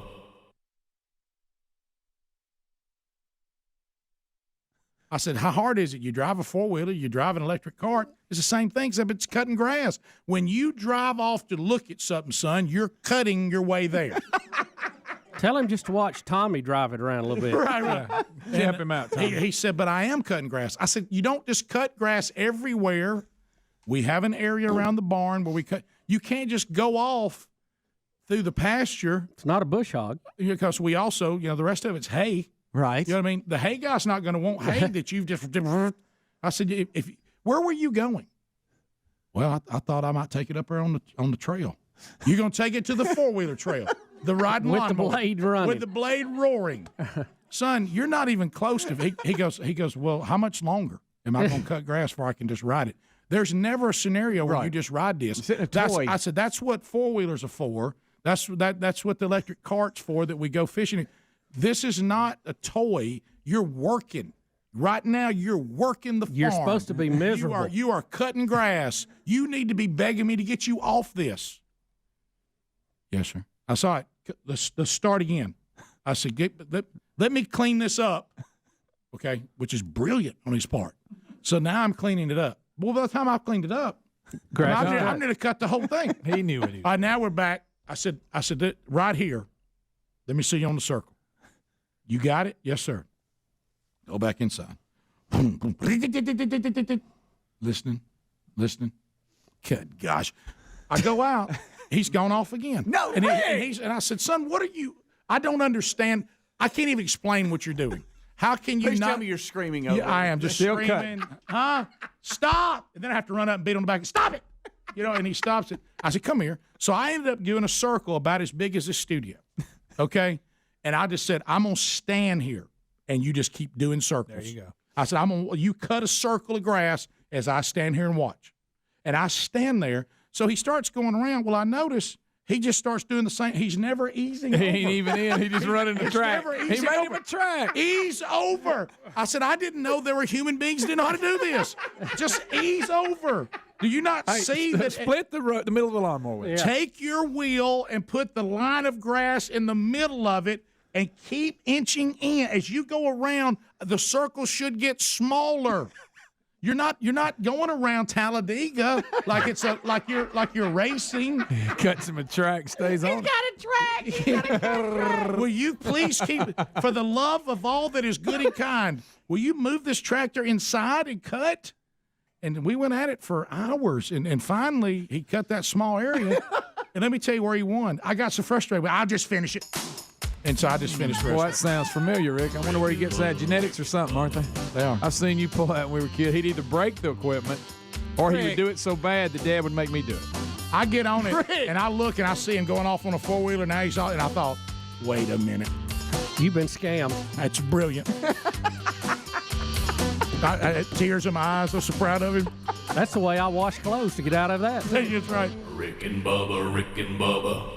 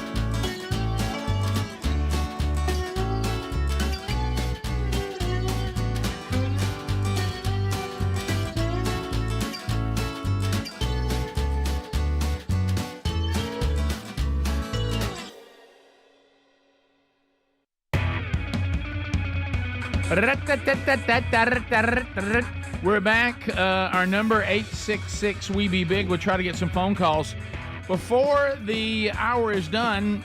This portion of the Rick and Bubba Show brought to you in part by themanchurch.com. 3 big conferences coming up next year. These are great Christmas gifts to give the gift of tickets to one of 3 Man Church conferences coming up. We'll have one in January, 2 in February, and then the third one kind of spills over into the first day of March. Birmingham, Alabama, that'll be January 24th, 25th. Panama City, Florida, February 21 and 22. And we said Decula, Georgia, or some people Decula, Georgia. Definitely not Dacula. Right outside of Atlanta, about 45 minutes outside of Atlanta. That's on the 28th of February through March the 1st. And if you want to see the speaker lineup for any of these, you just go to themanchurch.com, click on that. We also have some hotel blocks that we've got if you want to get your men together, your group, and come and see us. Let's face it, when you look at the state of things in our culture, if you really, we always have, this is one of the things that we've adopted, disciple men, change everything. And so Birmingham, Hugh Freeze, Granger Smith, George Wright will join Andy Blanks and me speaking. Chuck Hooten will be doing the worship in Panama City. You've got Dean and Sarah, pastor out of Tallahassee, Rich Wingo, and Ted Traylor speaking there, and Andy and I'll be with them. And then over in Georgia, you have Jeff Struker, who is, if you've never heard his story, incredible, Black Hawk Down. Scott Dawson speaking there. Pastor Landon Dowden be speaking as well. So you can go get all of that at themanchurch.com and click on it for all the information. And hopefully you can join us coming up. And again, there'll be a price increase on the tickets in December.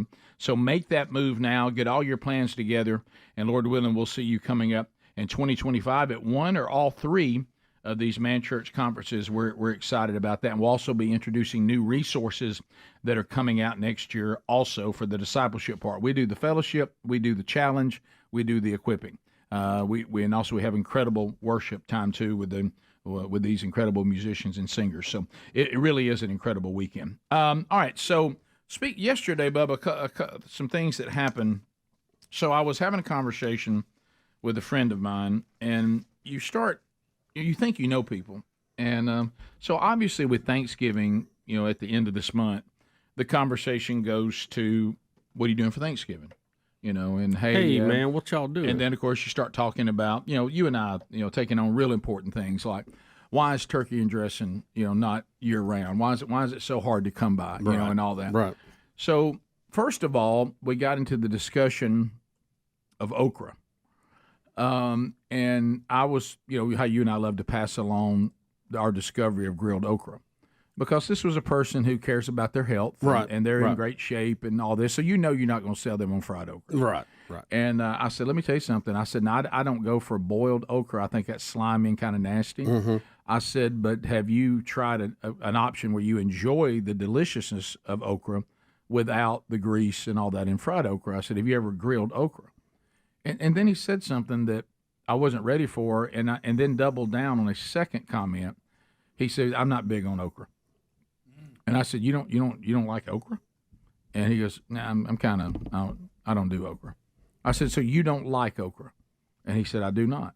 Have you ever met those people that don't like okra at all? No, I mean, I don't think so. Wait till you hear what he says next. Not fried. The boiled maybe. He didn't like any okra. He said, I don't like it fried. I don't like it. I don't think I'll like it grilled because I just don't like okra. I like it fried. And yeah. Yeah, and for sure. And we were discussing, the way we grew up. I didn't even know vegetables weren't fried. Did you? I didn't know that existed. No, I thought that was standard. Yeah. First time I saw somebody eating vegetables that wasn't fried, I'm like, what is that? Yeah. Yeah, battered and fried. I never really knew what a piece of squash looked like because it had batter on it. I mean, and then I thought, well, I guess okra is probably not as uniform. Maybe that's fine. So we get to talking about Thanksgiving.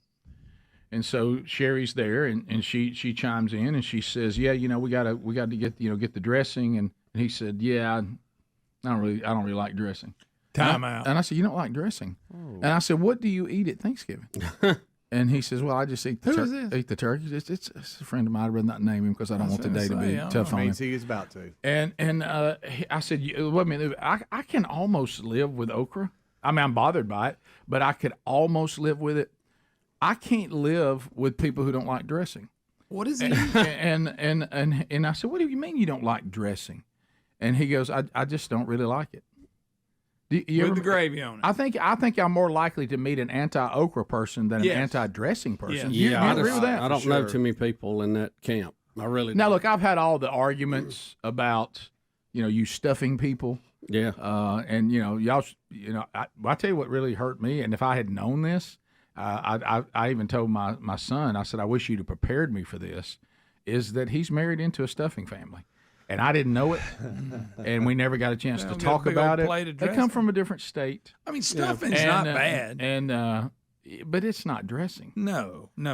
And I'm not a stuffing guy. I don't care for stuffing. I mean, the only thing I want us to do with the inside of the bird is to make giblet gravy with it. Right. I don't want stuffing up in there. I like a big pan of I don't like stuffing. Dressing. Stuffing is, to me, stuffing is frustrating you.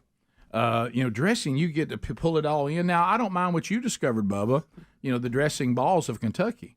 Because that still gets it good crispy in those balls, and you mash it out. I mean, and put your gravy on really, top. Dressing, I don't if you like if you like the crust of dressing, which I do, Oh yeah, the balls were a great way to go because you actually had more of the crust, Or the and sphere. you know, Oh, and you, yeah. and you, Well, the yeah. sphere of dressing. Yeah, but and it gets crispy. I could see that. And you mash it out and you put your gravy I on. will say this: the very first time I was there, and they said, "How many balls of dressing would you like?" I was like, "Say what?" Right. You know. At first you went, what? Yeah, caught me. I go, "What is that?" And they go, "Dressing." Yeah, yeah. Another thing, here's Bubba, on that note, I didn't know this. So I'm talking to the same individual, and I think we're from the same culture. And I said, I'm going to ask one more question. And I said, how this goes could determine where we go from here. I said, please tell me you're not anti-cornbread. Oh, Rick, that's fighting words. And he said, no, I like cornbread. But he said, here's something that is odd, though. He said, my grandparents and my parents did what the Kentucky people do to dressing. He said they made like a hush puppy piece of cornbread, but it's made with what you make cornbread with. And I said, that's nothing but a hush puppy. Yeah. And he said, no, it was the same cornbread that you eat, but they Bake it. He said, and what we do, we'd make chili. Look, and now you drop the cornbread in it in a ball form. And I said, no, that's not. I wouldn't mind trying that. And he said when he got married, he went to his new in-laws, and he said they pulled out cornbread in the pan for him. He said I thought it would be in balls. No. So I mean, it was a tough day. It was a tough conversation. Wow. I'm trying to figure out the difference between stuffing and dressing. I know we've Here talked we about go. this before. Here we go. But what I can find here is that stuffing is stuffed inside the bird dressing. It's just that No, it's not. It's very similar. No, it's not. It's not the same. It's very similar. No. Get you some stovetop stuffing and compare it to the others. It's not the same. Okay, well, I let me just say that I don't think stuffing is good, and the stuffing cooks way faster and different than the actual bird. You shouldn't be trying to cook those things at the same time. Especially up his Right. Well, I will tell you this, and Sherry's mama, God rest her soul, she came from the camp that you put a whole chicken inside the dressing, so it's got pieces of chicken in there. Lord, That's Lord, great. Lord, It's fantastic. boy, it's good. You love chicken. I don't mind that. You know me. Do you think people can go a little sagey sometimes? Yeah, they do. Easy on the sage. Little back off. Easy on the sage. We always I had want it chicken done. livers in ours. No, That's good. Bubba, don't So what is don't the say difference that. then, Rick? What's the difference between stuffing and dressing? Dressing is made like a casserole, and it all holds together really good. And the ingredients isn't even the same. The part of the stuffing you're trying to call dressing is kind of slimy. It's almost like a pathetic attempt at dressing. It has little crouton type things in it. They're not quite croutons, but they pretend to be croutons. It's got some of the innards, some of the stuff that needs to be in giblet gravy. They've got that in it. It doesn't. It's not the same. It's like you look on your plate, and it's almost like it's a bunch of pieces, where a piece of a slice of dressing just sitting there ready to go. You can all cut it together, like a all mixed. lasagna. Yes, correct. Yeah. You didn't have to say innards. Well, I'm like you. I don't really want to eat anything that we cooked inside the cavity of the turkey. It's going to cook at different rates, different times. You're going to mess up both if you do that, frankly. Some people do it. It's their thing. All right. But I mean, I didn't know my son was dating a stuffing person. I had no idea. We shouldn't be And, stuffing anything in right. stuffing. And so There that's it a little is. bit of a, So there's a big difference right there. I eat that. I mean, I'm not saying stuffing should be outlawed. I'm just saying it's just not you. It's not It's as good just as for you. dressing, and not Yeah. as good as dressing. That's Yeah, all I I'm don't saying. think If all you got stuffing, let's make it. But I mean, I'll eat it, don't let me know we could have had dressing and we got stuffing. That's what I. So can't you live don't bring it up if there's no dressing and there's just stuffing and you're over at somebody's house? No, if I'm at their house, I'll Makes a scene. I'll make a face, according to Sherry, but I Yes, uncontrollable. but I won't say anything. Well, you say, oh, man, this stuffing's good. Now, if we get over to my house and the dressing comes out, I may talk about it. So if I showed you a picture of stuffing and a picture of dressing, you could pick them out. 100% every time. Can I test you during the break and see how it Yes, goes? you may. Okay. All right, we'll be back. Yeah, I think I can do that too. Yeah, it's not the same thing. Hey, they're very I close. know taste-wise, I could do. I know your family's from Wisconsin. I get Well, this. you don't put it inside the bird. Bubba, Rick and Bubba.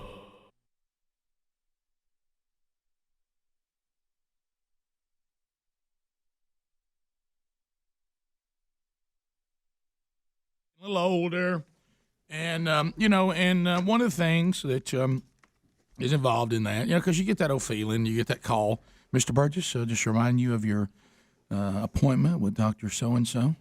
Okay, what is this about? Well, last year, remember, we put you down for your annual physical. That's a great call. That just takes your edge off coming to work in the morning knowing that that's looming out there behind you, so to speak. And you know, let me be clear before we go any further, because I know some of y'all half hear, and then you get third-hand information.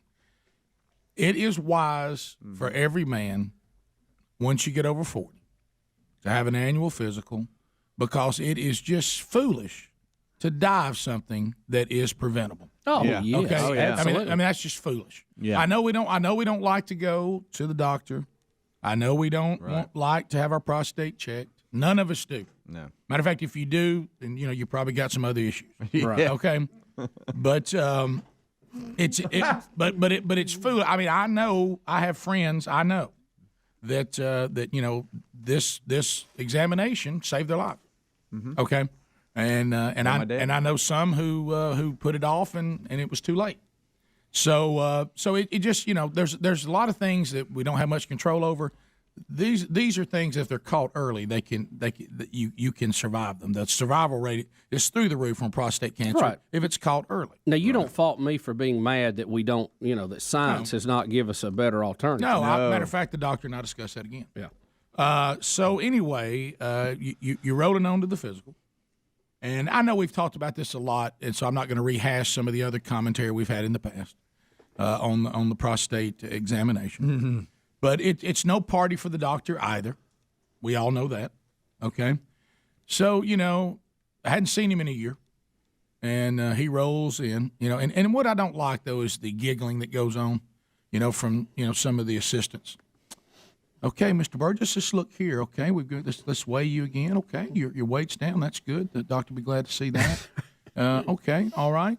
Of course, you're due that at and they give it some initials. Oh yeah. I got you. And that's not going to be much fun. No, ma'am, it's not. But Rick, I ask you this. And then There's an understanding. And then you have to get the speech from them. Well, it's nothing like what we go through. Okay, all right. We got that. Look, how about this? I agree. Okay, I agree. Whatever. It's just like I said, but we're talking about degrees of what? Degrees of horror? And it's all still horror. Rick, let me ask you this. In the medical community, is there another organ they have to physically put their finger on to check it? I'm just testing. I'm just wanted to know. Well, and there's the blood test. They don't even touch your There's the eye. blood test, the PS something that helps. And I keep asking, why don't we just do the blood test? And he says, well, and he said things. It works, but it ain't perfect. He said things I don't want to talk about. And Right. So he comes in, and what's always kind of uncomfortable between the doctor is that we act like we're going to talk about other things. Right. and I said, look, brother, let's get this over. Let's get We're it not done. going to talk about the Super Bowl. You schedule this to be the week after the Super Bowl, do you? Yeah. I listen, That's pretty good planning. Listen, I don't know. How about them Steelers? I don't know what to do, but there's just no moment in any grown man's life that anybody can say that it's a good feeling when another man in an office says, "All right, Mr. Burgess, let's get down to your underwear." And you does that mean you want to be able to hear my heart real good? And you never know what to do with your hands. Yeah, You're like, do you put your hands on your hip? There's a moment. I suggest brace. Yeah, there's a moment you're just standing there. Get you a hand, Hope. Yeah, you're just standing there in your grippies, because I'm not a boxer guy, and you're just standing there in the guy's office. You're 6'2", you're 268 pounds, 270, and you're standing there, and there's another guy in there, and he's over making notes, and you're just like, man, could this be any more uncomfortable? And it's cold. You have a robe? Yeah, and so What about a fire in here somewhere? yeah, it's real cold. and then there's always a heater. Then there's always that floor's uncomfortable hard. Yeah. And there's always that uncomfortable moment. There's always an uncomfortable and moment cold. where you begin to question where you're giving him the proper angle. Oh, Rick. That's the part I don't like. Mr. Burgess, I need a little more. He's going to have to You know what I adjust. mean? I'm sorry. a little more. Yeah, Mr. Burgess, you're not been over like you need to be. And I said, boy, I hadn't been in this position since April 15th of last year. You're right. But at the accountant's office. But He said you had to bend over. well, he didn't use the word bend over. He tried to use a different word because he Here we didn't go. want to say that either. Mr. Burge, you could just move forward just a little more over. A little more over. Kill him.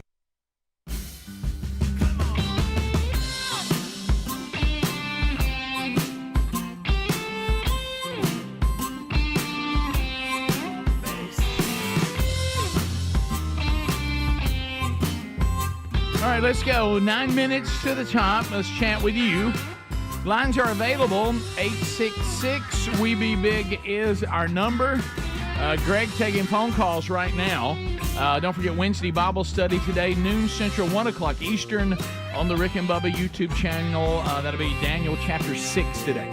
Starting with Annette. Annette is joining us. Annette. Annette out of Sweet Home, Alabama. There's lines available if you would like to join the show. Annette, hello. Hello. How are you? We're good. What's on your mind? Good morning. So I am from Michigan. I've lived here for 2 years now in Coleman, and stuffing and dressing in Michigan is one and the same whether you cook it inside the bird or outside the bird. So Michigan just calls it stuffing, but it's cooked like dressing? Yep. And no matter what's in it, whether you put raisins or cranberries or whatever. We don't put that in dressing. We don't put raisins, and we don't put cranberries in dressing. You may put it in stuffing, but you don't put it in dressing. Yes, in Michigan, yes. Well, that doesn't mean it's right. I don't know about down here. That doesn't mean it's I don't know right. about You're down in here, but- Coleman now, Annette. You're not in Michigan anymore. Annette, let me ask you this. Annette, do you do your dressing in a platter or in a ball format? Well, when you cook a dressing, you should, if you're cooking the stuffing outside of the bird, I usually cook it in a casserole dish. But 9 times out of 10, I'm going to stuff my bird because it's easier. I've been doing it. I'm in my late 50s, and I've been cooking a turkey since I was in my 20s. Always stuffed it, never had a problem. My mom, the same thing. So I usually cook the stuffing and the dressing within the turkey. But yeah, we put sausage in our stuffing and our dressing, and golden raisins or cranberries. It's not dressing. Celery, That's stuffing. yeah. That's stuffing. It's not dressing. That's stuffing. Listen to me, Annette. I wanted you to know this seriously. Now, have anybody come to your house that are from Coleman, not Michigan, and have they come to your house? No.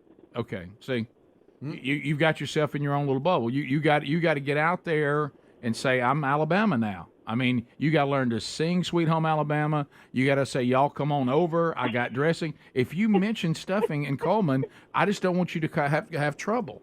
I mean, you got to be careful throwing this word stuffing around on Thanksgiving in Coleman. I mean, if you were maybe in Birmingham, maybe over in Mountain Brook, you could get away with it. But you're not going to get away with that in Coleman. Okay, I just want to warn you. All right, so you drive 45 minutes in either direction from Birmingham, you're in a whole new culture.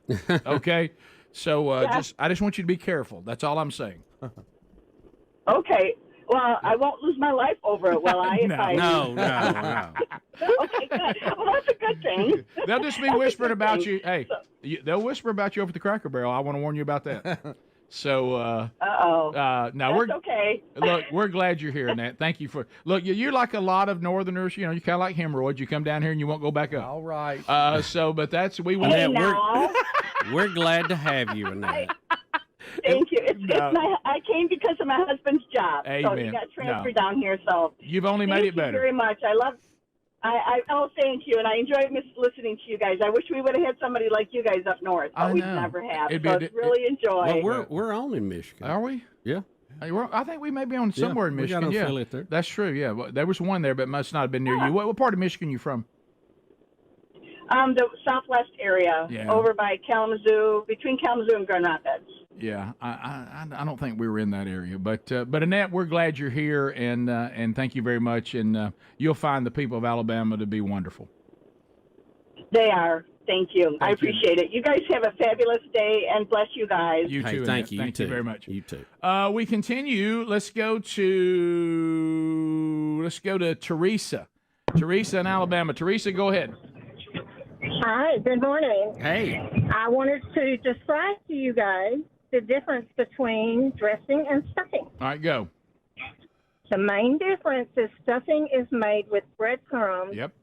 And dressing is made with cornmeal. Yeah, cornbread dressing and stuffing aren't the same thing.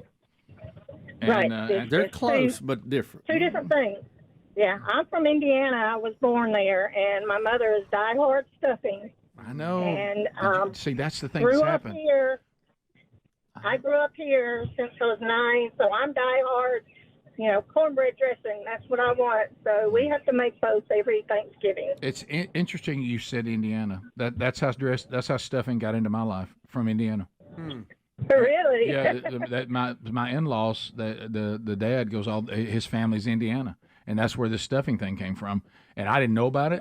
I'm having to kind of adapt on the run. My son didn't cover that with me, and I was like, I didn't know we were uniting, dressing and stuffing people. Yeah. And I just didn't want it to get awkward. And Adam's been showing the stuffing and dressing map. It's pretty overwhelming stuffing. Yes. I was surprised. Stuffing Look is at that. everywhere except the South. You see Texas, Oklahoma. Of course. Through Alabama, Georgia. Okay. So if you're going to eat, and somebody said, well, the food is being made in the South or it's being made in some of these other places, which place would you rather go? The South. Okay, not me close. Right? It's not close. You can make fun of us on things you don't think we do well. We do food real well. Real good. we got a lot of award-winning chefs. We got it all. We continue. Eating the dog, eating the cats. Crockett out of North Carolina. Oh, who knows what they're bringing to the table. All right, go ahead, Crockett. Hey, Bubba. Hey. I got you with the crispy deal. My mother-in-law has done it for over 30 years that I've been married. Put the dressing in a muffin pan. Everybody gets a crispy piece. Yeah. Look, I'm actually not against that. That actually sounds pretty good. Yeah. I mean, I don't think I could have ever sold my mom on that. Certainly so not. it would be Not my mother-in-law. similar to the dressing balls, but just a just more put it in a organized muffin pan. presentation. Yeah. Got it. I don't mind that. The Now, ball format is easier to eat. You know what I mean? Are you going to take your spoon, though, and smush it down and put gravy on it? No, I'm just You're saying. going to hold it and eat it like well, you're eating a biscuit? I'm just saying if not almost not like not sitting down as a meal, but almost like having it as an option if I'm hungry or I want to snack. You have it in your hand and you're eating one? Yeah, I'll eat it. Kind of I've like a just- protein ball or a I've always sausage grew ball. up with it in the Dip it in the in gravy? I could. in the pan, so I'm used to dipping out. But I do say this: if I can get a corner piece, I go for it because it's got more crunchy. Oh, the on corner it. piece is it. The crunchy, once you put the giblet gravy on there, is number one. Yes. Oh, I'm hungry right now. I am too. I'm starving, and we shouldn't be because there's a plate of food in there I know. waiting on us. Just thinking about it. Thank you very much, America. We've enjoyed this hour with you, and for some of you, we're wrapping up our day together. Don't forget the Rick and Bubba archives. Any part of the show you miss, not a biggie. Pick it up on our YouTube archive or our podcast archive every day. The entire show, including a best of our own boat. Rick and Bubba, Rick and Bubba.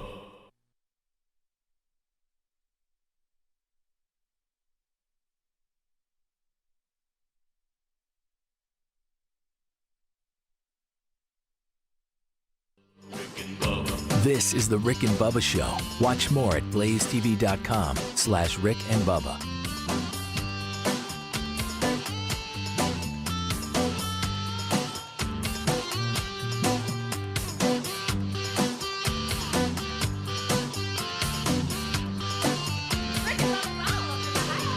Rick and Bubba, Rick and Bubba.